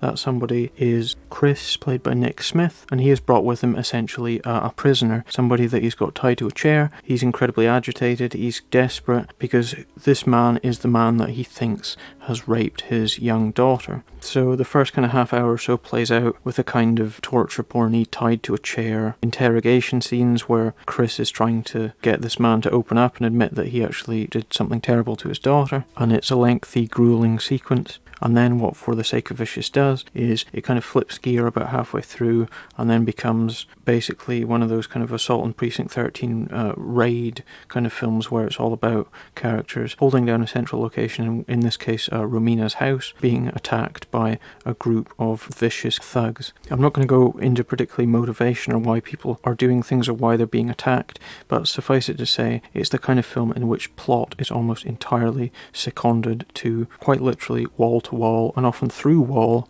action. So this sounds pretty fun, right? It sounds pretty enjoyable.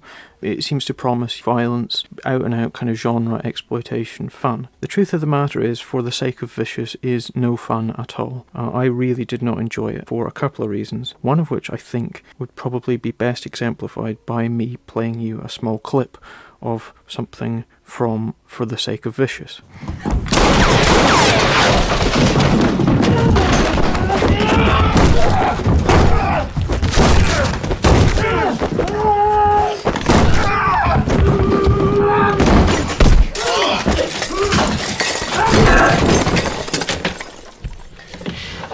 Alright, bitch. Fucking come and get it. Get the fuck off me!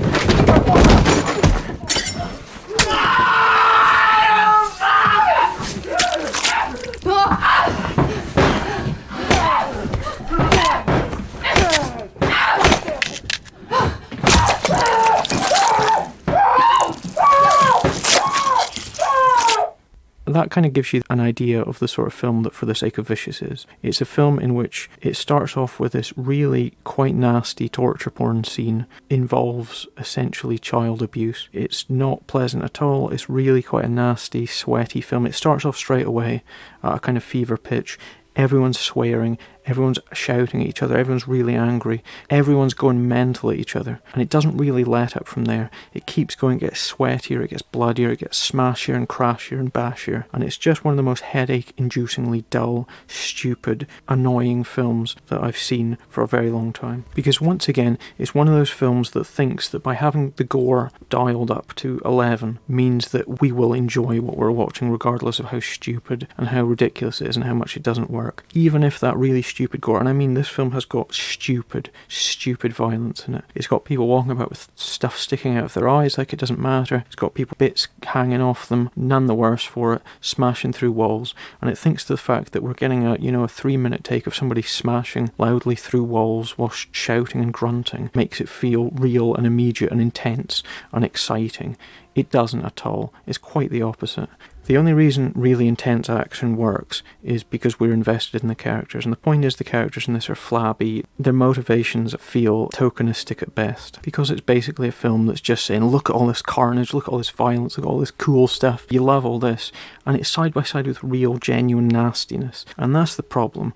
I'm fine with stupid gore. I'm not the biggest fan of it, but if we're talking, the classics, obviously Evil Dead, Peter Jackson's Bad Taste, Brain Dead, whatever.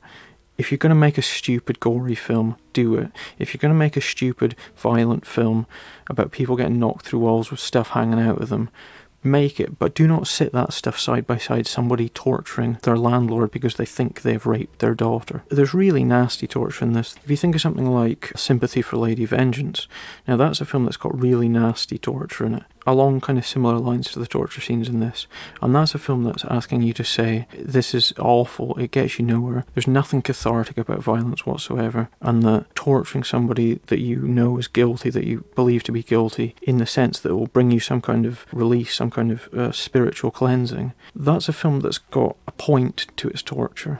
If you're going to do something like that, have it for a reason. Do not have really wince-inducing torture scenes in a stupid film like this, especially when it's at least the first, probably more than the first half, is all just that kind of tied to a chair, tortured thing. That was old years ago. Not many people liked it then, but resurrecting it for something this shallow and pointless, and without any sense of genuine motivation. There's no motivation in this film. There's no justification for any story elements. The entire story feels pointless, and it is, like you heard in that clip, a film that's literally, your enjoyment will come from the fact that whether or not you enjoy lengthy scenes of people fighting, smashing through stuff, grunting, bleeding occasionally, moments of stupid gore, just endless, stupid thrash metal on the soundtrack, just execrable non-entertainment of the worst kind. Interestingly, I think this is the third film this month in which I will say this is one of the worst films I've watched this year. This has not been a good month for me, suffice it to say. On its own terms, For the Sake of Vicious is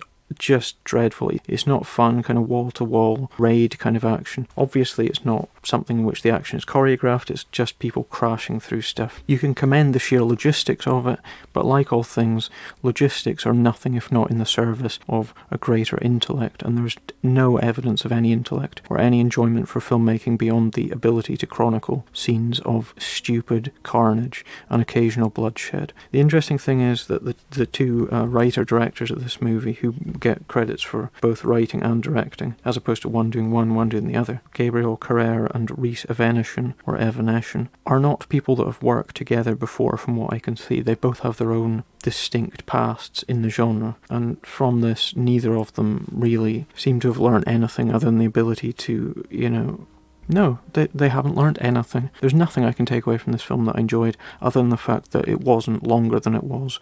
Although, by the time it did end, I had a headache. I was fed up of watching shaky garbage being thrust at the camera in front of me and expecting me to revel at the sight of people with blood shooting out of them in stupid places. It's an embarrassment to Canadian genre cinema, and it's not a movie that I feel any the better for having seen.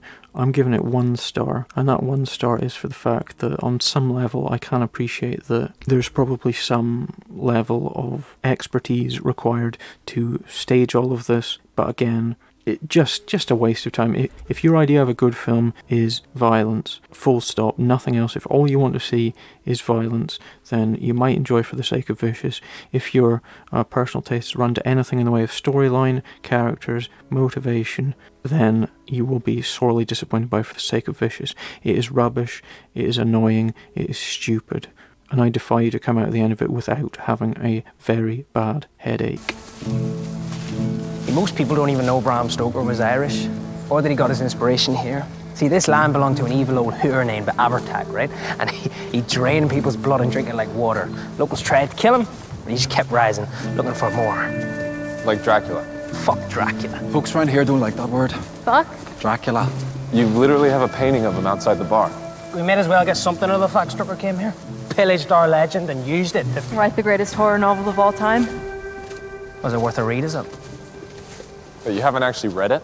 Let's go next to The Boys from County Hell. Now, The Boys from County Hell, if you live in the UK and you favour watching films legally, is something that you might have a bit of a problem with. Because I've been looking forward to The Boys from County Hell for some time. Not because I think it looks great or anything, but just because it's on the list and it seemed quite entertaining to me. But anyway, so Shudder releases a film, basically, I think it's a film a week. For me, that's every Thursday, Shudder puts out a new movie. For the most part, I'm genuinely interested in these because they tend to have a bigger budget and be more ambitious than some of the lower budget movies you get. It's a staple kind of program that will guarantee you at least something that you can engage with that other people are talking about, as opposed to something like Dollface or Howl that is made for a pittance that most people haven't actually seen. The weird thing was, this is scheduled for a 22nd of April release, but it did not turn up on UK Shudder. I don't know exactly why, I don't know what's happened with it, but it's apparently been knocked back to June for its UK release, but thanks to the wonders of the internet and thanks to the wonders of the VPN, I have been able to see The Boys from County Hell. But anyway, The Boys from County Hell is written and directed by Chris Ball, and what it is it is a movie set in Ireland. It follows a group of laddie Irish road workers working on a very unpopular bypass on a small kind of local Irish village. In the midst of it, they dig up a skull. The skull turns out to be something quite nasty, and then as a result, people around them start turning into vampires. I don't think that's too much of a spoiler, but that's essentially what we've got here, is a vampire movie. But the odd thing is a vampire movie that plays out the vampirism more along the lines of a zombie film. So the structure and the framework of it, think zombie rather than vampire, because vampire films tend to be a lot more about style and seduction and sex, whereas zombie films are more about survival and human nature and good people being made to do terrible things. Now, the thing about Boys from County Hell is it's an Irish movie, and the thing about Irish movies is I think there's only so much kind of jaunty Irish folk music and people saying fucking hell in Irish accents that I can tolerate before I start to get a little bit fed up. I mean, I appreciate that the characters here do seem realistic enough that I think there is genuine sense of authenticity to these characters. Do I like them? You know, I like them enough. I just find that there's a little bit too much time spent on drinking and swearing and having a good time and having fights and all the rest of it. But I think what it does is it sets up its kind of little microcosm in which the events of the movie are going to play out, and then it drops in the horror elements quite nicely. It's actually surprisingly quite an emotional film. I think it shoots its locations very nicely. But Boys from County Hell is okay. It pivots between laddie, bawdy, drunken humour and slightly more serious emotional scenes in which good people are turned into very bad things. And I think it's got a real tangible sense of something monstrous to it, which I think is good. It treats all its characters realistically and with respect, and it doesn't ask us to endure really crappy soap opera more than is absolutely necessary for the plot to work for us on an emotional level. It is a comedy horror as well, even though quite a lot of the horror elements are quite nasty. I think it's not a horror comedy in the sense that it's overly spoofy. I don't think it's something that's laughing at its central threat. I just think there's a lot of character comedy. It takes as a kind of central mythological touchstone Bram Stoker and Dracula. There's a pub in it called the Stoker, and characters are seen going on this tour of Bram Stoker's kind of lands, because apparently Bram Stoker was in Ireland when he wrote Dracula, which is something I didn't know. There's quite an interesting twist on the central kind of vampire dynamic, which I think is interesting in it, which I definitely give it points for. It plays out very much as one of those kind of rural British small town character dramas, but one that then turns kind of bloody and nasty. It's not an absolute gore fest. It's not completely stupid. It does have some silly moments in it which I find a little bit wearing, but I don't know. I mean, there's not a huge amount you can say about Boys from County Hell. It's not something you really need a PhD to analyse. It's just a kind of sit back, watch it, enjoy it film. I didn't find myself too taxed by it. Mentally, I admit, the performances are nice enough on a certain stereotypical nationalistic level, in the sense that they're all very cliched Irish stereotypes. But I think the ending in it, I think there's some nice music towards the end of it, interestingly, in which it really kind of punches up the drama and really asks us to get invested in the lives of these characters, which I don't think is too difficult because they are sympathetically played for the most part. And I think that the world that it takes place in feels real enough that when the weird stuff starts to happen, we go along with it and we buy it all. I'd give Boys from County Hell probably 3 stars. It is entertaining. It's nothing too memorable. I don't think there's anything in it that's really going to stick with me, but I think it knows what it wants to be and it delivers that nicely to us. It's a little bit self-indulgent in places. It's a little bit too raucously laddish for me in other places, but I had a good time watching it. And compared to Jakob's Wife, which is the other kind of vampire film, which is a lot more of a traditional vampire film, even though it puts a lot of effort into subverting its vampire storytelling tropes, and even though Boys from County Hell is essentially a zombie film, not a vampire film, I'd say that Boys from County Hell is by far the better film of the two. I'd say it's the best vampire film of the month for me. And if you can handle really strong Irish accents, if you can handle very strong Irish stereotypes, then you'll probably have a good time with Boys from County Hell. I brought you out here to show you something. And what's that?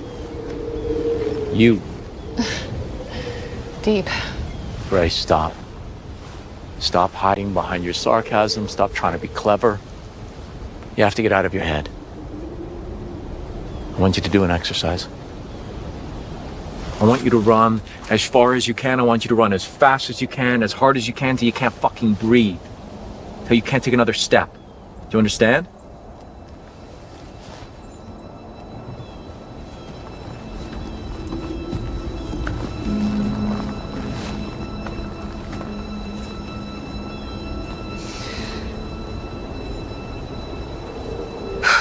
Okay. What the fuck?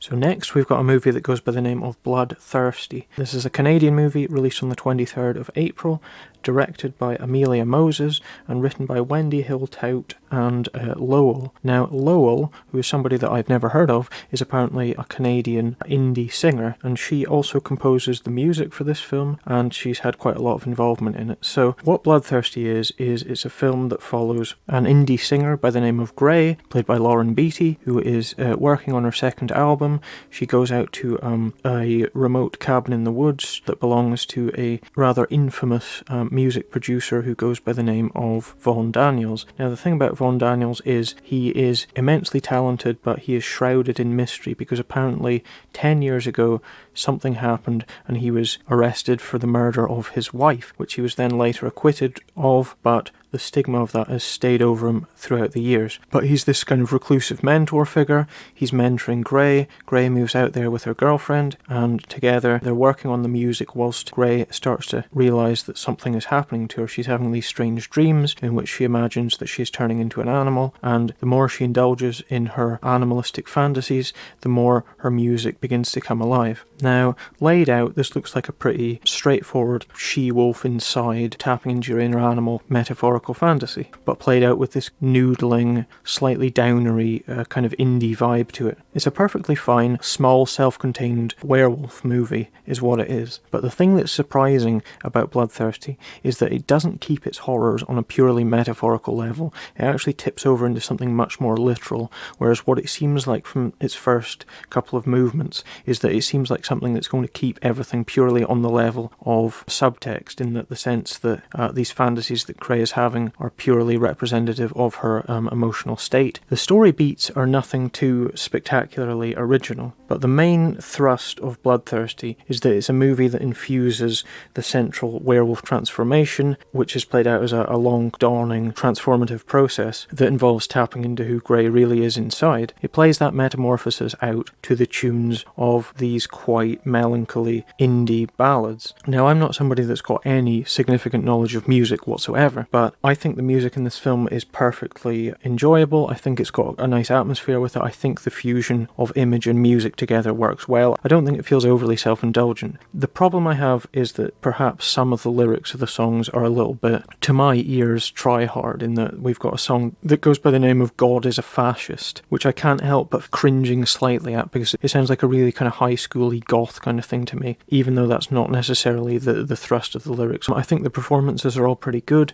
For the most part, it plays out as a kind of domestic three-hander between Gray, played by Lauren Beatty, who I think is really good, Vaughan Daniels, played by Greg Brick, who is somebody who's done an incredible amount of things. I think he's got about 100 acting credits to his name. I think he gives a good performance in this. And Catherine King-So as Charlie, who is Gray's girlfriend in this. I think the central dynamic between those three is what keeps us going throughout Bloodthirsty. Although, for me, the problem is more, I could actually have lived with Bloodthirsty being a lot less of an actual werewolf movie than it is, which is unusual. But I think there's a certain lyricism to what's going on. It's pretty basic, I have to say, but I think that I could have lived with Bloodthirsty if it had kind of held back on the claws and teeth and blood a bit more than it does. And I'm not saying it's an incredibly out-and-out hairy beast of a movie, because it's not, but it is very much a character piece, which is good, which is what keeps us coming back to these low-budget genre movies, is the fact that a film that's aware of its limitations financially can overcompensate by making it all about character drama. And I think the character drama in Bloodthirsty, for the most part, is pretty well played out, but I think when it veers into the territory of just being a kind of twilighty werewolf movie at the very end,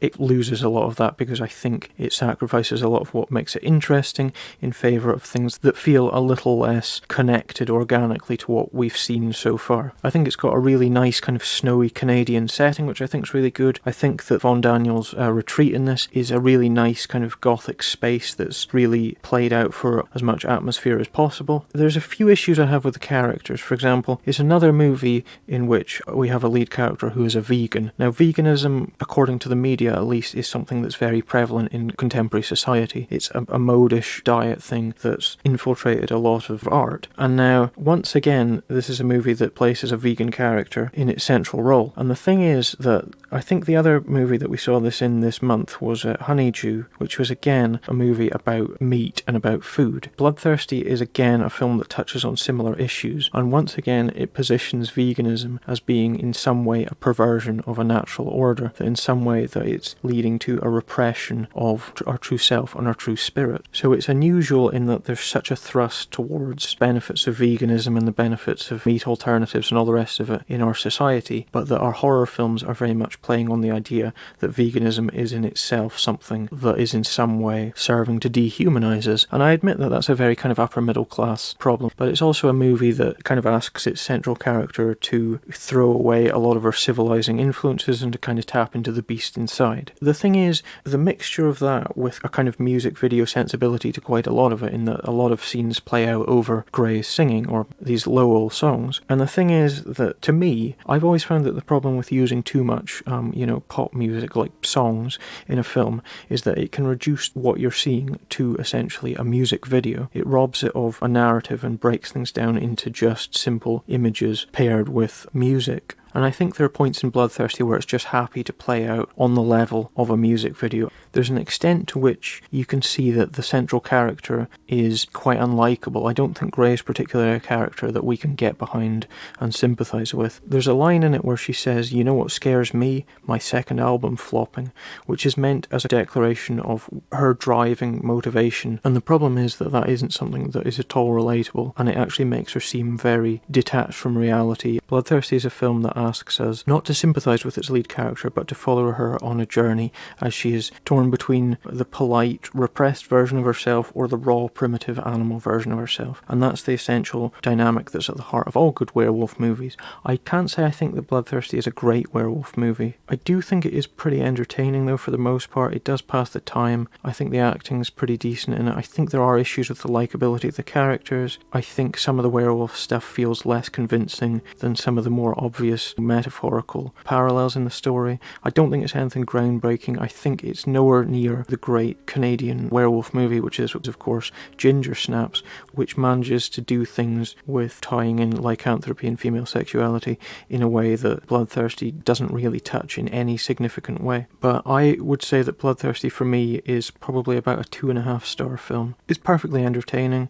it's nicely directed, it's got a nice style. I think if your tolerance for kind of indie ballads is quite low, then you'll probably be a little bit annoyed by it. There's a certain kind of indie music video sensibility to a lot of things which reduces the impact of certain elements of the story, whilst other elements are a little bit obvious, some of them are a little bit unconvincing. But I think that Bloodthirsty is, in a month of pretty poor films, quite an entertaining way to spend your time.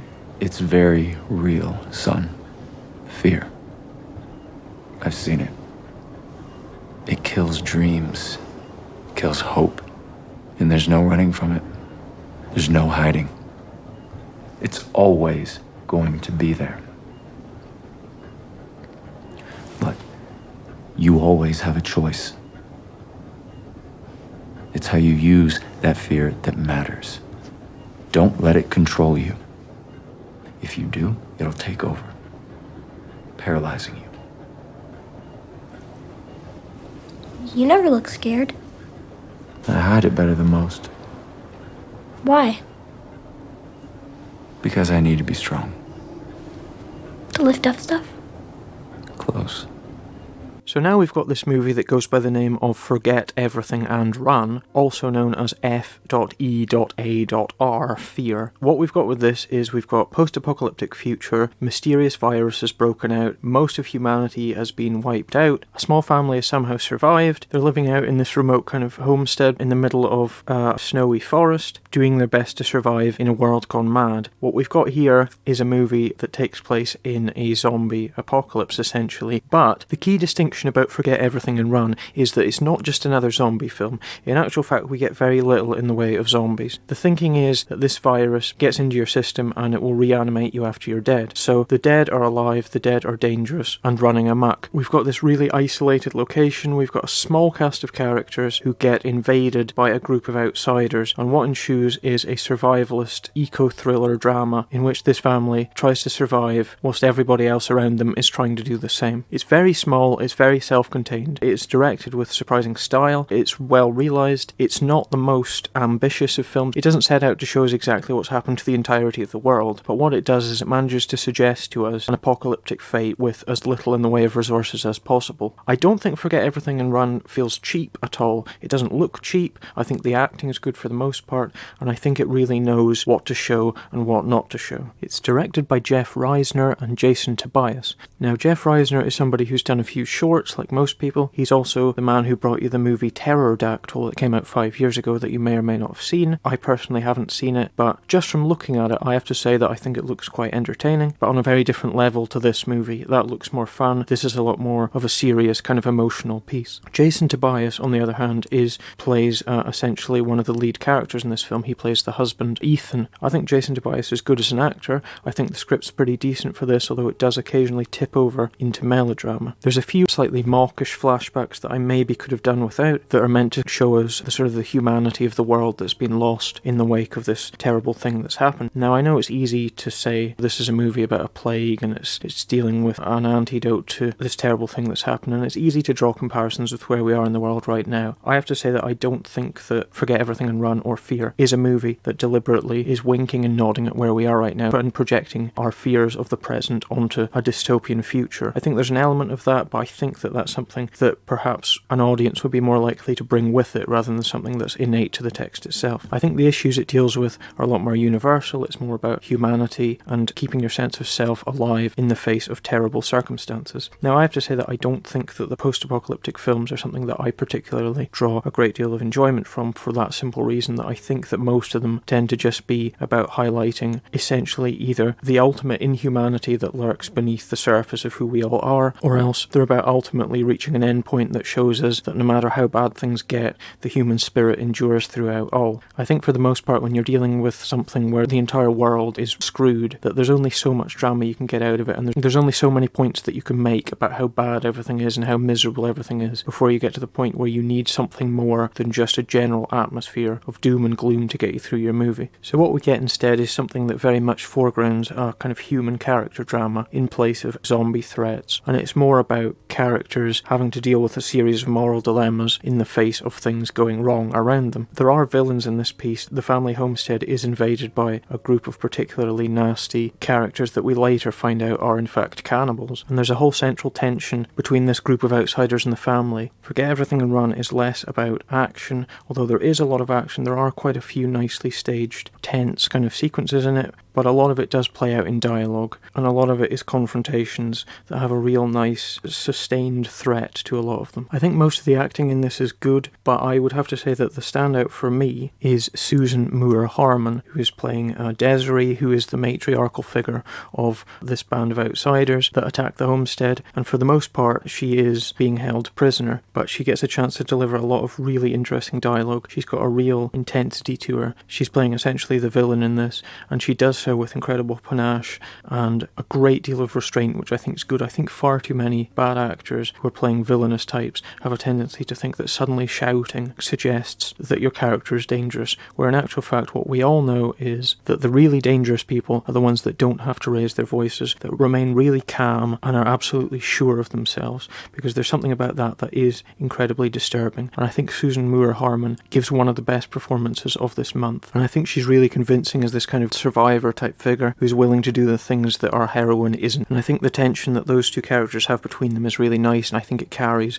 a lot of the movie. There are a few interludes that do feel kind of slightly patchy or episodic. I don't think it necessarily transitions that well from set piece to set piece, but I think what it does is it sets up its world nicely, it knows what it's going to do, got a few little revelations that it manages to play out dramatically, and I think it is slightly rough around the edges in terms of its script, but I think for people that love this kind of thing, which I personally don't, but I think that people that are really interested in the kind of post-apocalyptic humanity in terrible circumstances will get quite a kick out of Forget Everything and Run, because it is very low budget but very entertaining little movie. It's a future where everyone's a bit bedraggled, a bit dirty, a bit kind of greasy. Think, something like A Quiet Place or The Last of Us, where it's more about slightly teary-eyed emotion against a backdrop of apocalyptic devastation. It's not an action movie by any means, although there are action set pieces in it, and I do actually think that the action's quite nicely handled. It's not a zombie movie by any means, even though that is very much in the background. It's shunted off in the background and it's looming as a threat, but it doesn't necessarily play into this particular slice of the story. And I think that's good, because what it does is it manages to hint at the fact that the events that we're seeing are playing out on a much broader canvas, which is one that we're basically unable to see due to the budgetary limitations of this movie. And I think that's perfectly acceptable. I think that's what a good low budget movie has to do, is to be aware of those limitations. I could have done maybe with one less flashback, although that's about whether or not you want to be emotionally invested in these characters, or whether you're happy to see them define their humanity through their actions, which I would have preferred, but at the same time, I can buy into it. It is 101 minutes long, it's perhaps slightly too long. Maybe one or two of those interludes could have been cut out. There's some slight sagginess between plot points that could have been tightened up a little bit, but I definitely think that Forget Everything and Run is an entertaining movie. I'm going to come in at 3 stars. I was going to go slightly higher, but I don't think there's anything in it that really kicks it up. There is some nice dialogue and there's some nice narrative ideas that are hinted at in it, but ultimately it's a pretty straightforward tale of survival. It's done pretty well. I think Susan Moore-Harmon in it is fantastic. She gives a really, really great performance. I think she's worth the price of entrance alone. If I do have a complaint, it is that it doesn't feel particularly distinguished. I think in the great scheme of post-apocalyptic classics, even ones that are very realistic and human, think The Road or something like that, and obviously it's not as bleak and depressing as The Road, because nothing in the world is as bleak and depressing as The Road. But if you think along those more realistic lines, as opposed to just the insanity of, Mad Max or whatever, along those lines, I don't think that Forget Everything and Run, it doesn't have enough in it that makes it stand out. But what it is it's a very good genre movie. It's doing exactly what it wants to, and I think that needs to be commended. I think Forget Everything and Run is a good movie. 3 stars for me. Give it a shot. You think you're pretty smart, don't you, college boy? You think you're gonna actually talk your way out of this one, right? Well, listen to me. The only reason I haven't personally busted your kneecaps is out of respect for your old man, God rest his soul, but still he doesn't give 2 shits about your old man, or you, or me, or anybody, and if he doesn't get his fucking money, he's gonna take one of his smokes, and he's gonna put it out in your fucking eyeball. Where are you going to get what you came here for? So let's very quickly do The Oak Room now. This is a Canadian film released on the 26th of April. It is directed by Cody Callahan and written by Peter Genoway. It concerns a drifter who returns to his local bar during a snowstorm. He's offering to settle a debt that he has with the barman by telling him a story. As events move on throughout the course of the night, several stories are told that sort of unfold a rich tapestry of the history of the figures within the town and an interlocking series of stories, betrayals and double crosses. Now, the reason that I'm talking about The Oak Room is because I've seen it mentioned on an awful lot of horror lists. The thing that kind of makes or breaks a film deciding whether or not it is worthy of inclusion for this particular podcast is, does IMDb consider it to be a horror film? And The Oak Room is listed as horror, mystery and thriller on IMDb. And for all that, I can tell you now, having seen The Oak Room, it is not a horror film. Now, the only reason that I bring this up is because this podcast is called The Month in Horror. I'm not one to gatekeep horror. I know that the horror genre encompasses a lot of different subgenres, but The Oak Room is just an out-and-out crime film. There's nothing especially horrific in it, any more so than any scene of violence in any film counts as being horror. I'm not going to talk about The Oak Room too long because this podcast is long enough already. There are a lot of other horror films along the road that I could be talking about. The thing is, when it comes to choosing what to watch and what not to watch, I of course go by the IMDb scale. I kept watching The Oak Room. I mean, I could have stopped it not being horror, but I stuck with it, and what I got instead was a very talky crime film with some good performances in it. It's quite claustrophobic. It tends to be set inside in very small, darkly lit bars. It is, as I later found out, adapted from an award-winning stage play, which I think makes sense given the fact that its locations are very limited and that the entirety of the film basically centres around a series of stories being told from one person to another. I think there are some really strong performances. I think Nicholas Campbell's very good in it. Peter Outerbridge, of course, who is Canadian royalty of a sort. He's been in a lot of Canadian films over the years. R.J. Mitt, or Mitty, or Mitta, I think is very good. There's, of course, Ari Millen, who gets a co-production credit on this, who you may know from the series Orphan Black. I think that it all comes down to your patience with very, very long, essentially shaggy dog stories. This whole movie is one long shaggy dog story, but with a series of smaller kind of Russian doll-like shaggy dog stories within it. I think it all comes down to, do you buy into the performances? Does the people telling the stories, are you interested in what they're saying. And I think the problem is that it is very, very talky. It's not especially visually interesting. I think that the performances are all delivered on a level that's trying to be ultra naturalistic, but perhaps with an eye towards something more award baity. I definitely think Ari Millen, for example, seems to be pitching his performance at a level where he thinks that the awards people might be watching this. The problem is that even when I accept the fact that it's not a horror film, and of course that's, not something that I had a huge problem with, there's just not really much to it. For the most part, it's just a series of people telling stories to each other in bars. There's not much more to it than that, and I don't think it's particularly that engaging or memorable. It's fine enough to pass the time, but I just think that it probably would have been best left on stage, because the film adaptation of it brings very little to the table other than what I'd imagine was in the play in the first place. I'd say that even though The Oak Room isn't at all the sort of film that I'd usually watch, I probably would give it about a 2.5 to 3 stars, probably 2.5, because I did find it to be a little bit dull. I think it could move a lot faster. I think it's very languorous. I think it's very deliberately paced in that it revels in setup and not a great deal of punchline. So The Oak Room for me is a big shaggy dog story, and I did not particularly enjoy spending too much time in The Oak Room. It's not a horror film, it's an okayish crime thriller, but don't expect anything much more than a series of very passionately delivered monologues. I'm sure it's just the same old folklore as every other place. I mean, there are always practical explanations, but not at Kilahuna. Dozens of unexplained disappearances have occurred at that resort, and the locals swear by the existence of the half-faced girl. Yeah, well, my aunt also thinks that you'll catch a cold if you leave the house with your hair wet. That's because you will catch a cold if you leave the house with your hair wet. That's not what I meant. It's a superstition. Right, Lex? There's only one way to find out. We have to find The half-faced girl! I only got half a face! He goes, ew, that's the grossest thing ever. I'm still down to go. So let's do a film called The Resort now. This is an American film released on the 30th of April. It stars Michelle Randolph, Brock O'Hearn and Bianca Haas.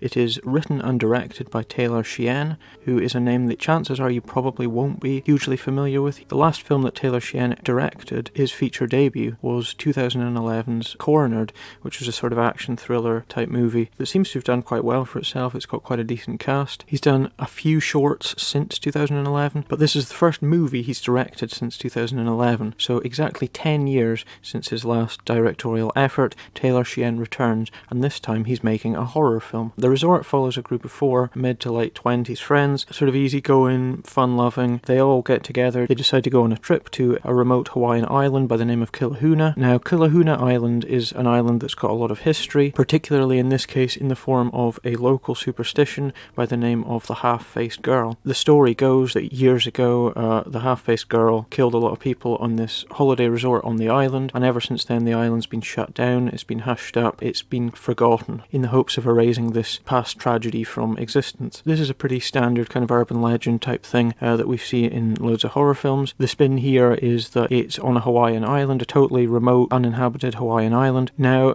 in a case like this where we've got a very dangerous situation and a very dangerous past and we're in a horror film, we basically know what's going to happen. But the thing that we need to find out is what is the motivating factor for these characters to actually go confront this urban legend, go and thrust themselves into danger. In this case, it's the fact that one of their number, Lex, played by Bianca Haas, is a writer of paranormal mystery type things. She's got a great deal of interest in the supernatural and the unexplained. She is an author, supposedly, which I find a little bit hard to believe given her sort of youth and I suppose general kind of vacuousness. But in this case, she gets together with her friends and they persuade her to go out to Kilahuna Island, just to have an explore, to have a good time, because it's a remote Hawaiian island. Imagine having this sort of beautiful paradise type island all to yourself, along with the added threat of, will something creepy happen? So this group of friends all get together, they go out on a big sexy holiday out to this island, they hitch up with a very cheap, very deranged local helicopter pilot who takes them out there and then tells them that the money that they're willing to pay him for their cheap flight out there does not include a flight home, which explains why all these characters are then trapped in this one location. It's all pretty standard horror stuff that we're used to by now. So first things first, there are 4 friends in this group,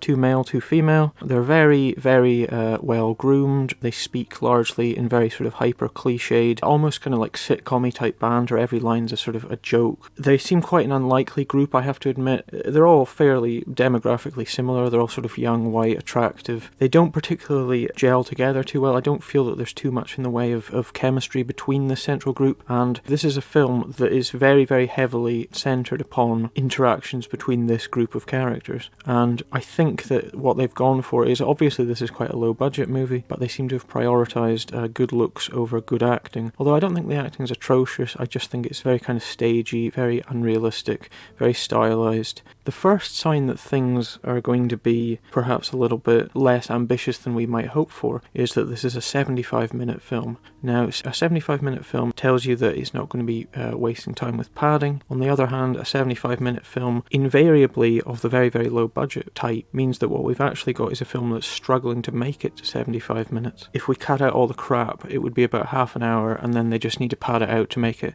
just of the length of a saleable film. Obviously, there have been good short films, and a bad short film is more tolerable than a long bad film, but as the minutes tick by in the resort, we begin to get the feeling that we're not going to get much for our money in this case. It's half an hour before they even get to the resort, and it's at least 45 to 50 minutes before anything remotely creepy happens. There's a lot of kind of false frights along the way to get us started, but definitely as time goes by, I found myself wondering if anything was actually going to happen. Now the thing is, the setup of these characters, the way they interact on this very sort of surface level, very kind of sexually charged, kind of fun, disposable kind of way, these are classic slasher film protagonists. But the thing is, the resort isn't a slasher film. Now, I hear people use the argument quite a lot of the time. If you criticise a newer film and say, you know, the character's unlikable, the acting's spotty, not too much happens in it, defenders of more recent cinema over the 80s or older stuff will make the argument of, if this was a 70s or an 80s film, would we be as forgiving of something of the kind of character interaction, this kind of group of characters that seem very archetypical of a slasher film? And in this case, I could totally see all of the first 45 minutes of this movie in a slasher film. However, the difference between an 80s slasher film and a 2021 straight-to-streaming horror film like The Resort is that slasher films had to sell themselves to an audience. And invariably the way they did that was with violence and with sex and with things that the audience wanted to see. Slasher films, whatever your opinion of them is, and chances are that you probably like them if you're someone that's very much into the horror genre as a whole, were 100% a commercial concern. And that meant that you had to make sure that people actually wanted to watch your film, and to make sure that people wanted to watch your film, you needed to have stuff happening in it. Whereas the problem that you get with stuff that's made for streaming like this is that because the audience is more transient, because the audience doesn't need to be hooked in straight away, dramatic pacing gives way to we'll get there when we get there. That's okay if you're telling a long form story about characters and drama and you don't want to have to interrupt it to say, okay, this is a horror film, here's a kill early on to keep the audience hooked, don't go to sleep now, here's half an hour of character stuff,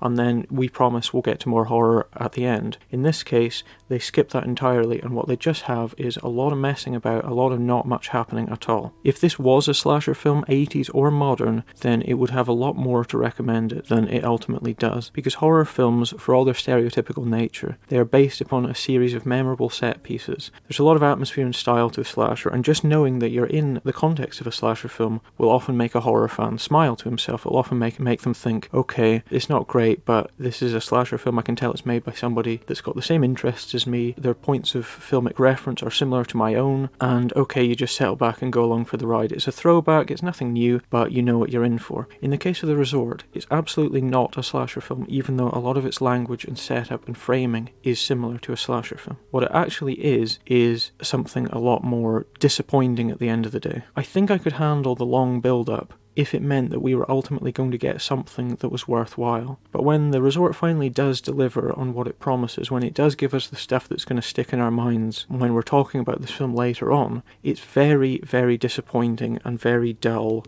and just stuff that we've seen many, many times before. Now, the half-faced girl, who is the sort of villainous figure in this, the sort of supernatural presence, is a good name. The past that they've conceived for is pretty interesting, but what we actually get is something that's very much just a dark figure running around doing weird shit. I mean, if I had to sum up what happens in this film, I'd have to say a bunch of people go to an island, then they get stuck there, the lights go out, and then they're running around and scary shit happens to them in the dark. The end is totally forgettable. It's all kind of darkly lit characters running around with torches, shaky camera, shrieking, nothing happening, and then a loud noise. It's very, very formulaic and very dull. Now, another problem of a film like this is that it's told in a flashback.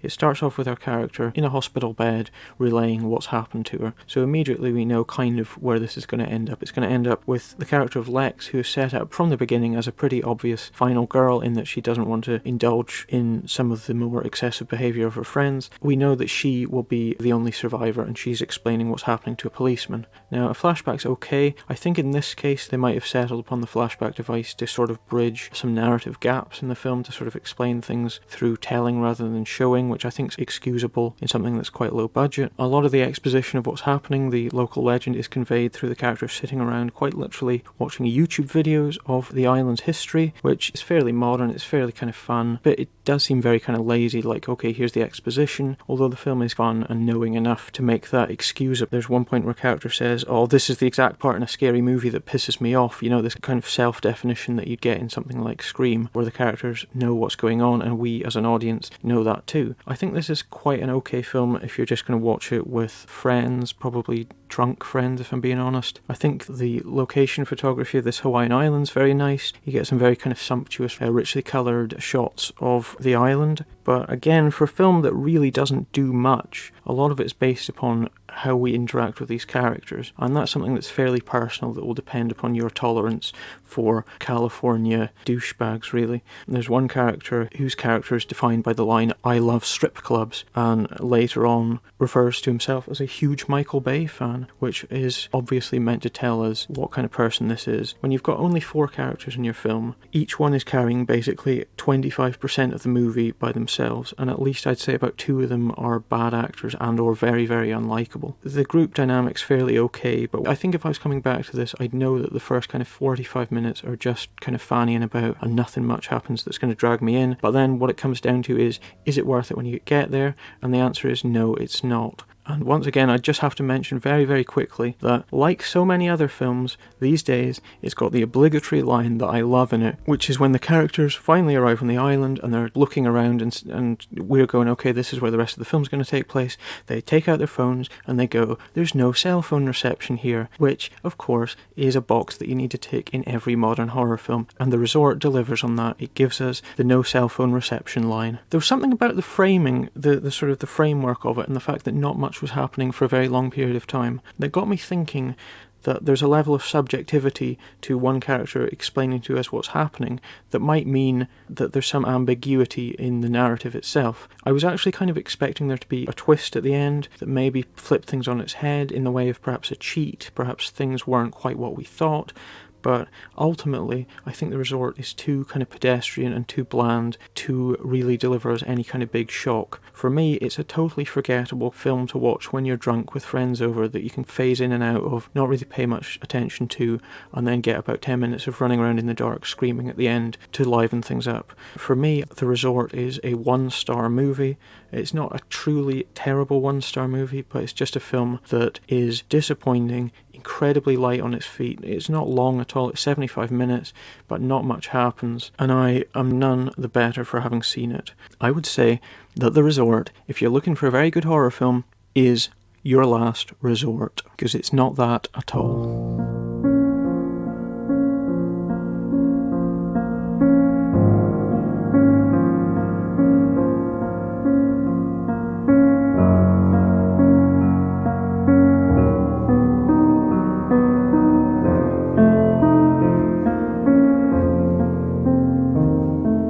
Alrighty then, that just about wraps things up for this month. All that we've got left to do now is the rundown. Time to rank the 20 movies that we've reviewed this month from the very worst to the very best. It's definitely been an odd month. There haven't been any huge standouts. There have been a lot of fairly disappointing movies, but there's a lot of interesting things along the way, so it's not necessarily that cut and dried. For example, there's a lot of 2-star movies, there's a lot of 2.5-star movies, and what it all comes down to is which did I enjoy more. If you want to just get a quick idea of basically where we are right now, as I've mentioned before, what I do is every time I see a new film for the year, I put it on the master list, which is every single film that I've seen in the year so far, from best to worst. That's a list that currently sits at 54 titles, and from this month, only the 2 best films from this month have made it into the top 10, and neither of those 2 films are in the top 5. But where there are only 2 entries into my current top 10 of the year in April, there are sadly 5 entrants into my bottom 10. The 5 worst films of this month are amongst 10 of the worst films of the year. That sort of gives you an idea of the balance between poor stuff to decent stuff. I do think April's been a fairly disappointing month thus far, but without further ado, let's get to the main event, which is the monthly ranking and rundown, worst to best.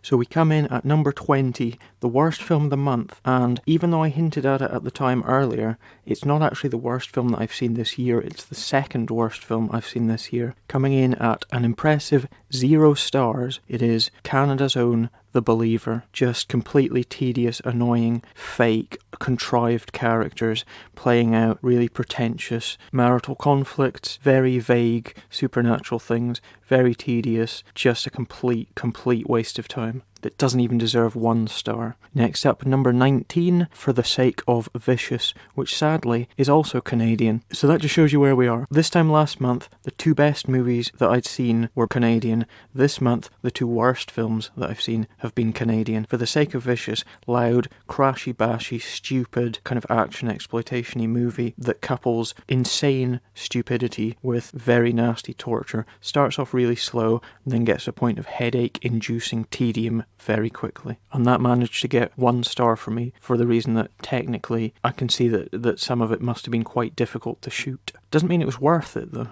Number 18, another complete entertainment void, and that was Chilean TV movie Embryo, which gets 1 star for me as well. Embryo was a movie that I was expecting quite a lot from. It looked interesting, it looked unusual, science fiction, hybrid thriller, some interesting ideas kind of drawing on Cronenberg's Rabid, and then it just descends into really crappy, pointless found footage segments for a lot of it. I think even somebody that loves found footage would have a lot of trouble with Embryo. Number 18, third worst film of the month, Embryo, at 1 star. Number 17 is The Boonies. Now, as I mentioned earlier, The Boonies, fairly decent sequence, poor acting, 1 good performance from the matriarchal figure, very tedious, some of the worst characters of the entire year, kind of backwoods hillbilly slasher film, wouldn't waste your time, really cheap, bad acting, badly made, some okay moments of horror in it, but nothing you couldn't live without. The Boonies got 1.5 stars from me, that's number 17. Number 16 was The Resort, which was the last film that I saw this month. Sadly, I had a choice of watching a few other things, Bad Witch, Dark Offerings, Pipeline, and I decided instead to watch The Resort. The Resort, very, very disappointing. It's not as painful as a lot of these other films, it's just not really got much going on for it. There's this whole thing with a half-faced girl. It sounds like an interesting kind of adversary. It's all about investigating a kind of real-life terrible event that's happened in this remote island retreat. Location's really nice, characters vapid, but, you know, good-looking and fairly amusing, but it just really forgets to be a horror film. The Resort managed to get 1.5 stars from me. It's okay, but it's not a good horror film by any means. So number 15, beginning a run of 2-star films, the worst 2-star film of the month for me was Death Ranch. That's quite disappointing because there's a lot of things in Death Ranch that I liked. Throwback, blaxploitation thriller with stupid 80s gore and sadism thrown in. 1 too many nasty, not at all schlocky rape scene in it for me. Death Ranch, a lot of style, very empty, gets very wearing, just one of those movies that you'll watch if you like violence and not much else. Death Ranch, 2 stars for me, poorest 2-star film of the month, 5th worst film of the month. Number 14, slightly better than Death Ranch, also getting 2 stars, is the movie Held. Jigsaw playing marriage counsellor, couple tormented by a mysterious voice in a cabin in the middle of nowhere. Starts off really well, some really interesting, emotional, well-acted scenes, horrendous plot twist that ruins the whole thing that I actually can't get past. I think your mileage may vary. If you can buy into the central twist, then you're A, very forgiving, and B, there's a chance that you might actually find Held not the worst film of all time. It's not great, but again, there are things in it that I liked, which is why Held gets 2 stars for me. Slightly better than Death Ranch, but not as good as some of the things that came after it. Number 13, also getting 2 stars, is a film that objectively isn't up to much. Incredibly cheap werewolf movie, Little Red Riding Hood reimagined as a kind of psychosexual drama. All the work of one creative voice, written, directed, produced and starring Michelle Martin. I think she did a really good job. I think Howl is a very good film with a lot of limitations. It's not hugely enjoyable, it is quite stylish, it's nicely made, it must have cost an absolute pittance. Howl isn't a movie that's going to be for everybody, but I think if you're willing to give it the patience, you will see things in it that you like, even if there's some spotty acting and the effects aren't great. So 13 for me. Howl, fairly entertaining, very, very limited. Number 12, still on that 2-star kick, it's Jakob's Wife, vampire attack reimagined as kind of midlife marital crisis. Barbara Crampton, Larry Fessenden. If those are actors that you've got a lot of passion for, you might enjoy Jakob's Wife. It's stylish, it's kind of all over the place tonally, it's got a lot of great gore, it's got an interesting performance from Bonnie Aarons as a really intimidating kind of vampire figure, although you won't see enough of her to justify watching it solely for that performance. Jakob's Wife is kind of all over the place. It's a little bit uneven, it's very heavy-handed, but it does have a few images that will probably stick with you. It's a film based around the performances of 2 people that have got track records in the genre. It's at least got some of the most consistent acting of the month. It's very kind of cold, icy, emotionless. It's not particularly likeable by any means, and I think you could have done a lot more with this than was ultimately done. It's definitely not unwatchable, but it does have a lot of problems. Which brings me on to my next rating, which is number 11, also at 2 stars, although it probably doesn't deserve it, and I can see that. I'm rating this purely on the fact that I enjoyed it a lot, and that is Cold-Blooded Killers, also at 2 stars. Of course, Jakob's Wife is objectively a much better film than Cold-Blooded Killers. In fact, Cold-Blooded Killers is one of the shonkiest films of the month, but it is very, very fun. It's very trashy, it's very kind of sleazy and silly. It's very entertaining though, sometimes intentionally, sometimes unintentionally. It's got Carolyn Williams in it, which of course gives it extra points. A really gory, meat-headed, stupid action movie. It's not a horror film, but you know, watch it with friends, have a good time. It's silly, silly fun. You know, Felissa Rose, Carolyn Williams as leather-clad, gun-toting badasses.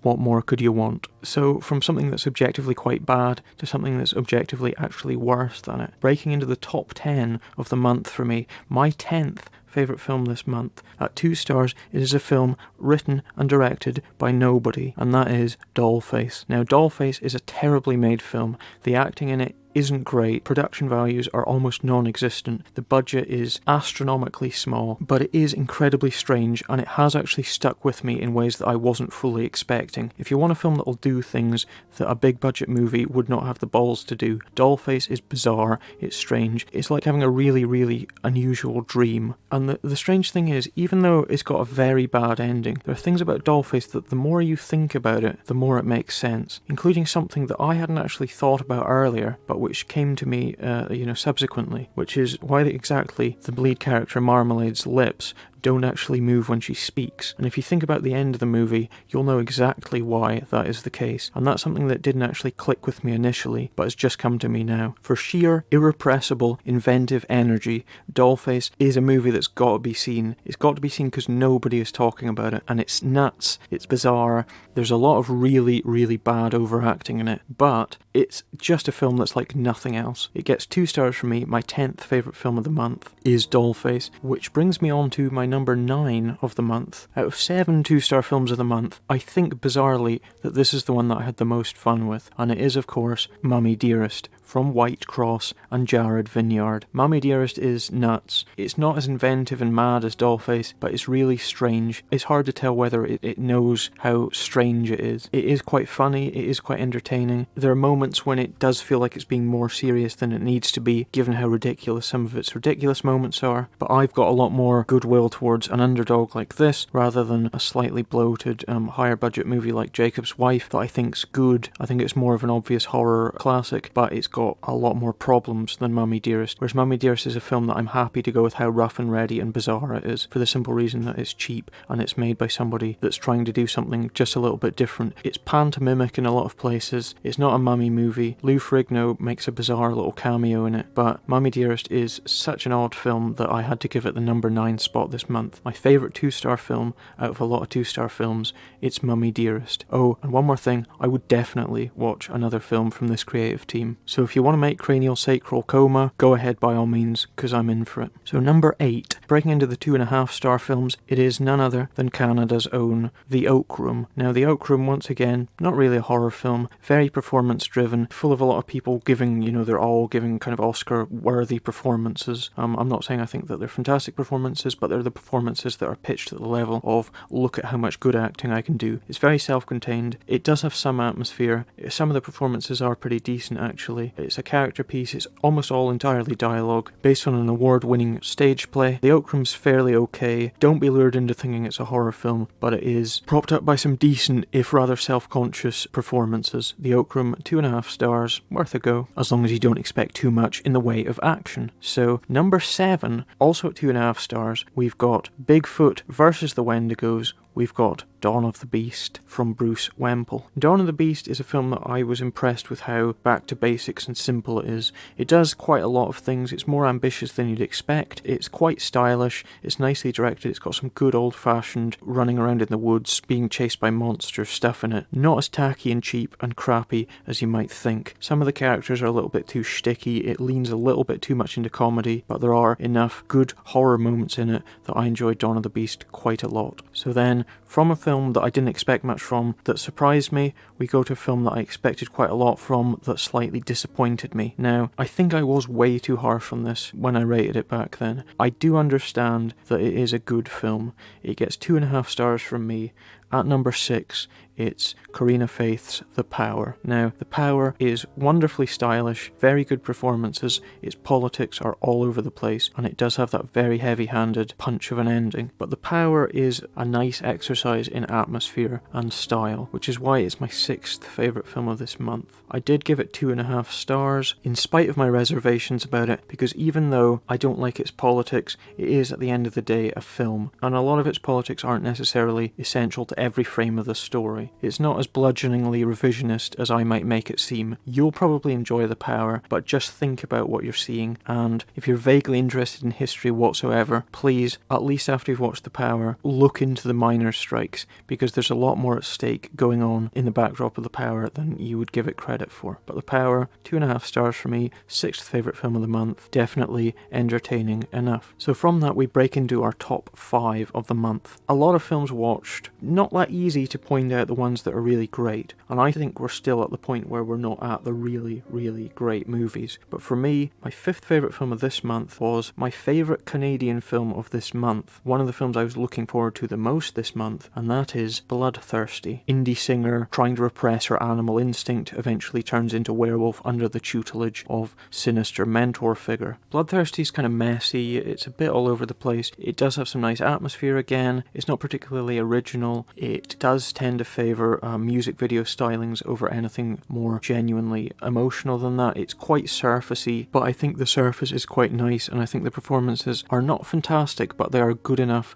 to sustain the needs of this film. It does lean a little bit too much into kind of Twilight-y territory by the end, when people are literally turning into werewolves. It all gets a little bit much, but I did enjoy Bloodthirsty. Probably not as much as I was expecting, but if your tolerance for slightly self-indulgent indie stylings are such that you wouldn't be turned off by a song by the name of God is a Fascist, then you'll probably enjoy Bloodthirsty. Number 5 this month, 3 stars from me, it's Bloodthirsty. So from werewolves to vampires At number 4, also at 3 stars, is The Boys from County Hell. Irish boozy road workers dig up a skull, bad stuff starts happening. I've read a lot of very, very sniffy reviews of Boys from County Hell that see it as being kind of meat-headed and stupid and lacking in genuine emotional depth. I mean, Boys from County Hell is, at the end of the day, a horror comedy, although, like most British films, it's kind of rough around the edges and it veers from comedy into kind of emotional drama quite freely. I think it manages to balance its tones nicely, whereas there's quite a lot of films out this month that I think are having more trouble going from serious stuff to silly gore. But Boys from County Hell looks nice, I like the locations in it. I think the central vampire figure, even though you don't see that much of them, is quite striking. Nice music,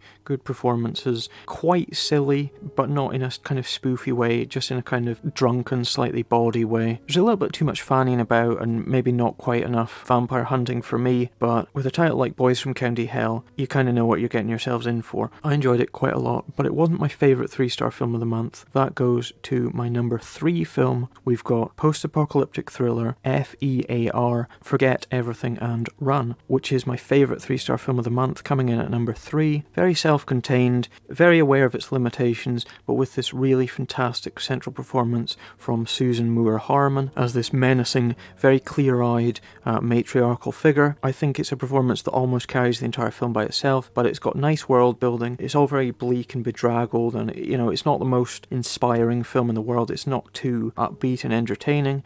It is quite miserable, but it's also quite tense, and I think it manages to play out the self-contained drama very nicely. Forget Everything and Run, bit of a clunky title, slightly rough around the edges, veers towards mawkishness too much for me, but ultimately quite entertaining, and I think if you're into the post-apocalyptic thriller, you'll probably get even more from Forget Everything and Run than I did. It's quite underrated, it's not been talked about too much, but I definitely give it a go, because it's not one of those very, very cheap films that you need to make a lot of allowances for. It does actually look good, and I think it probably looks a lot more expensive than it actually is. So the thing is, now we're coming on to our top 2 films of the month, and my number 2 film of this month is a 3.5 stars. So this time last month my number 2 was 4.5 stars, which tends to show you kind of where we are from one to the other. It's not a fantastic film by any means, and it's a movie that's got quite a lot of slack to it, but the thing is, it's a slow burn movie that's all about just tweaking your sense of, oh, I don't like this, just enough to kind of unsettle you before whipping the rug out from under you and giving you this great third act, and that is Honeydew. Honeydew, second favourite film of the month, 3.5 stars. Amazing soundtrack, very bleak, very strange. It is slow, I don't particularly like the characters, but I think it manages to go places that are genuinely quite disturbing. I've seen a lot of reviews that dismiss it as Texas Chainsaw Light. I think that doesn't necessarily do enough credit to what it actually is. I think when you can see that a film is obviously referencing something older, you can't just point that out and say that's enough to say it's not a good film. Obviously, a lot of horror, a lot of genre filmmaking takes cues from the past. It'll reference these key touchstones of things that have already been done, but Honeydew does do enough interesting things with it that I think it deserves not to be bracketed just with saggy Chainsaw clones. The Boonies is a bad Texas Chainsaw clone. Honeydew is a sad, depressing, strange film, and even though it is long and it does veer dangerously towards putting you to sleep in certain places, I did enjoy it quite a lot, and I think that one of the most impressive things that it does is that it doesn't rely on gore, but it is at the same time very revolting and very stomach churning in places. It's not overly sadistic, although it does have some wince-inducing moments. I think for a film that manages to rely on so little graphic imagery,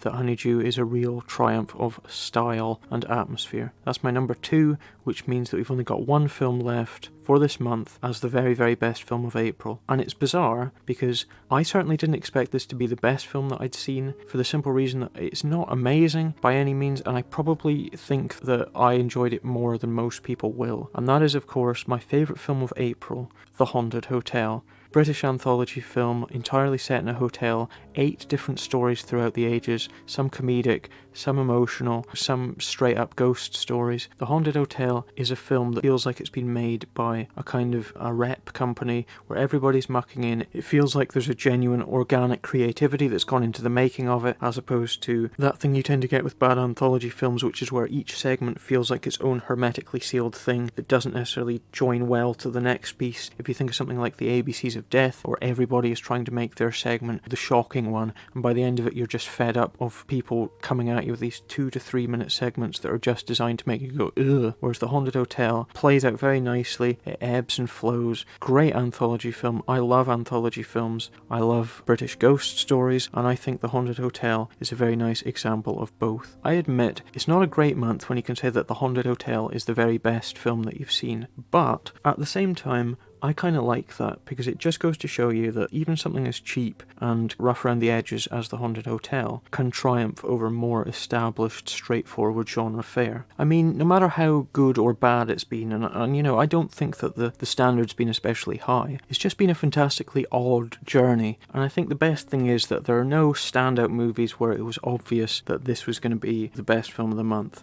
I was never sure what was going to come through that door next. I never had any idea what the next movie was going to be like. I didn't know if it was going to be a disappointment. I didn't know if it was going to be a huge, amazing, jaw-dropping surprise. And I think just looking back at this ranking, I'd say that this list especially is a lot more subjective than it is objective. I think for kind of cheaper, weirder films, I'm more inclined to be forgiving of them, where something that's bigger budgeted and getting more recognition, I will probably be harsher on. The more money you spend on a film, the more pressure there is for it to be good. Whereas if it's something that's very small and very personal, you can see that genuine passion through the cracks, and it doesn't need to be the case that it has to be amazing, as long as you can see that there are these great ideas and there are interesting things that nobody else is trying. Because we know loads of people get started in horror and then go on to do big things, and who knows where some of these directors are going to go on from these movies that they've made. It's certainly an eclectic selection, and I've certainly enjoyed doing this ranking. And in case you're interested, The Haunted Hotel is currently my 6th favourite film of 2021. I can't honestly see it staying there throughout the year, even though it's my favourite film this month, but it is entertaining. I do think it's well made. I just don't think it steps up to that level of genuinely being amazing. There are 3 films last month, my top 3 films last month, all of which I preferred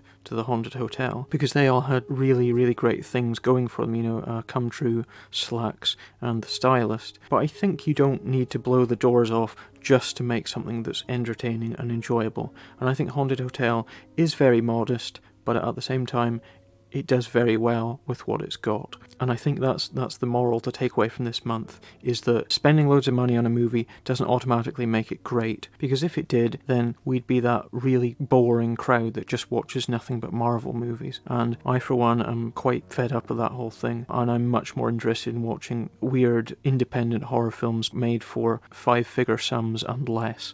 Thanks for sticking with that, though. I know it was quite long. We've just got 2 things to do now very quickly, which are the monthly award ceremony and, of course, my average rating for the month, just so you can see kind of where things sit. So first up, we have my favourite performance of the month. There are quite a lot that stand out. Interestingly, quite a lot of good villain performances. We had Bonnie Aarons in Jacob's Wife as the Master, I thought was really cool. We had Susan Moore-Harmon in Forget Everything and Run, who I think I'd probably say was my second favourite performance of the month. Of course, Carolyn Williams, who is always watchable. I can't honestly say she gave the best performance that I've ever seen, but I do always enjoy seeing her in Cold-Blooded Killers. I thought she was really fun. Hugh Fraser in The Haunted Hotel, even though it's just a small segment, I thought did a really fantastic job. I thought that was a very touching segment that he was in. But I'm going to have to say, favourite performance of April 2021 goes to Rose Williams in The Power. Whatever reservations I've got about that film, none of them were to do with acting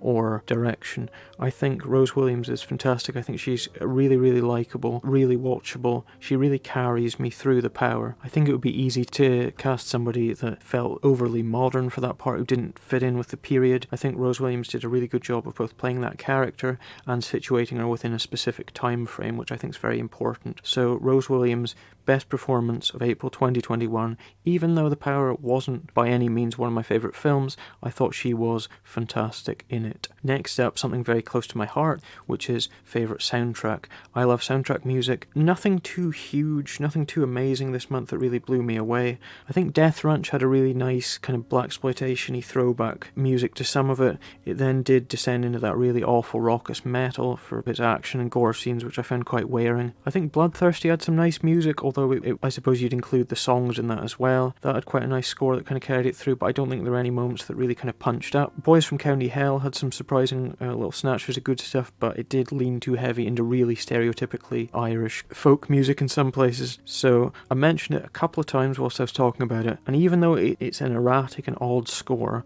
I think it really reflects the theme of this month, which is strangeness. My favourite soundtrack for this month is the score to Honeydew, for the simple reason that it both served the needs of that film incredibly well and is very kind of haunting and memorable and sticks with you. It's not a kind of musical palette that I'm at all familiar with. It's a very experimental and bizarre soundtrack, and I think just for how unique and strange it is, it really deserves recognition. It is composed by somebody by the name of John Merman. I think he did a really fantastic job. It's of course available to buy on Amazon if you want to. I definitely support it. I bought it soon after watching Honeydew. It's not the most consistent soundtrack, but I think the bits of it that are great really do stand out. And the interesting thing about John Merman is he's somebody that does not have a long track record of composing. This is actually only his second project that he's done music for, and I really hope to see a lot more from him in future. I think Honeydew had a really fantastic soundtrack, really odd, really strange, really haunting, and really memorable. Which leads us next into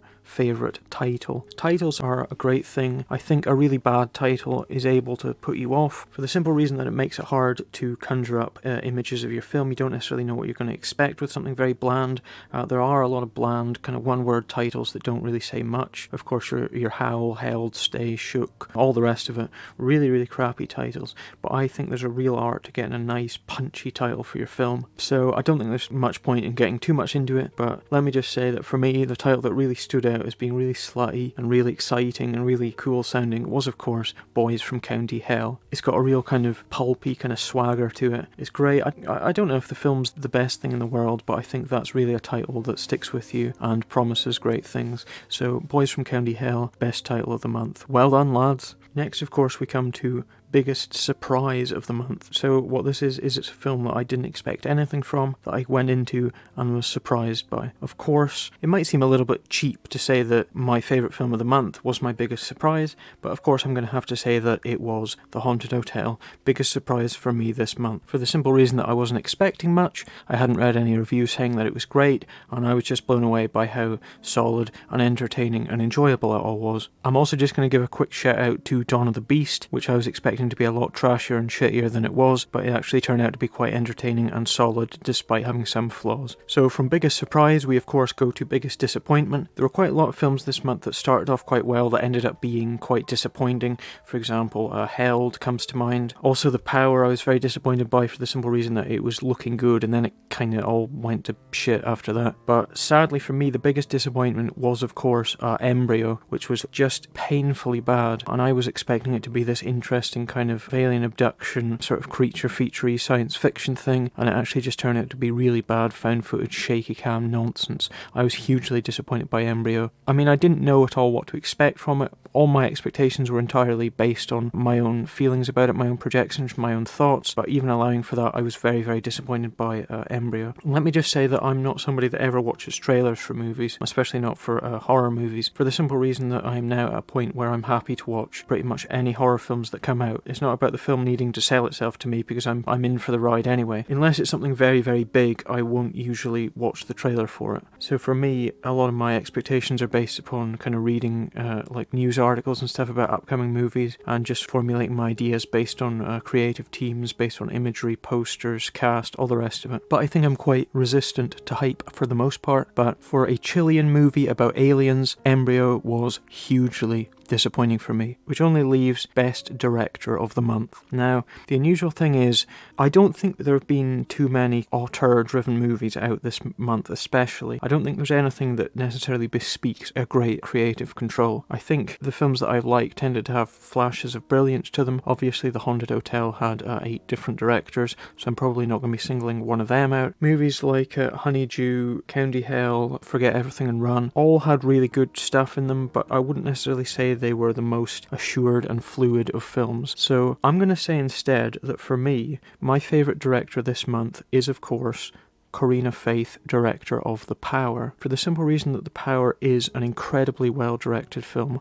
It really captures its location very nicely. I think the performances are great, and I think throughout it's got a real strong sense that we're in the company of somebody who really knows what they're doing directorially. My problem with Corina Faith is that I think her script is not fantastic, but I do think she is a really good director, and I hope she does more in the horror genre. I just hope that she chooses something that's either more intelligently political, something that's less overtly political, or just something that shies away from politics entirely and just focuses on atmosphere and storytelling and character dynamics. So that wraps up the rundown for this month, that wraps up the awards. All that's left is a last little footnote, which is monthly average, which is where we basically take all the ratings that we've done for these 20 movies and we work out, on average, where April 2021 comes in the grand scheme of things. Now, of course, for those of you who don't know, my average rating for a film in March was 5.3. Not particularly great, and that was out of 16 movies.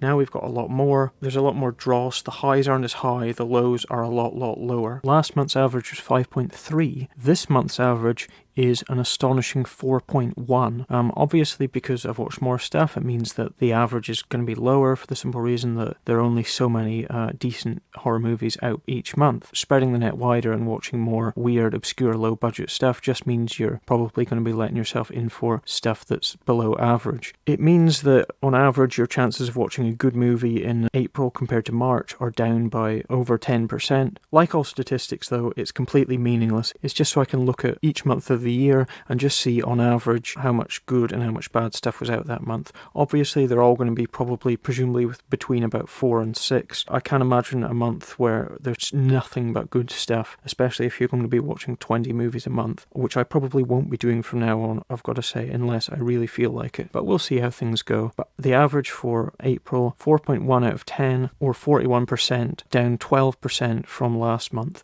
down 1.2 out of 10 from last month. So a definite step down, but that much was pretty apparent anyway. So I think I've wasted enough of your time for now. Probably just leaves me to say thanks very much for listening. Do please let me know what you think. Let me know what your thoughts on movies that have been out this month. If you're lucky enough to have seen either The Unholy or In the Earth, the kind of big theatrical releases of this month, then do please let me know. I'm certainly going to be watching both of those films when I get a chance to do so. So I'll just say now, thanks very much for listening. I will see you again here in 31 days for the next episode of The Month in Horror, which will be looking at May, which has already got some very interesting stuff coming out that I am looking forward to. Please keep an eye out on my channel for any new stuff that comes out. Keep watching the weird and wonderful. Have a very good night. My name is Alex. This has been the Morbid Moonlight Month in Horror podcast. Thanks very much for listening, and good night to one and all.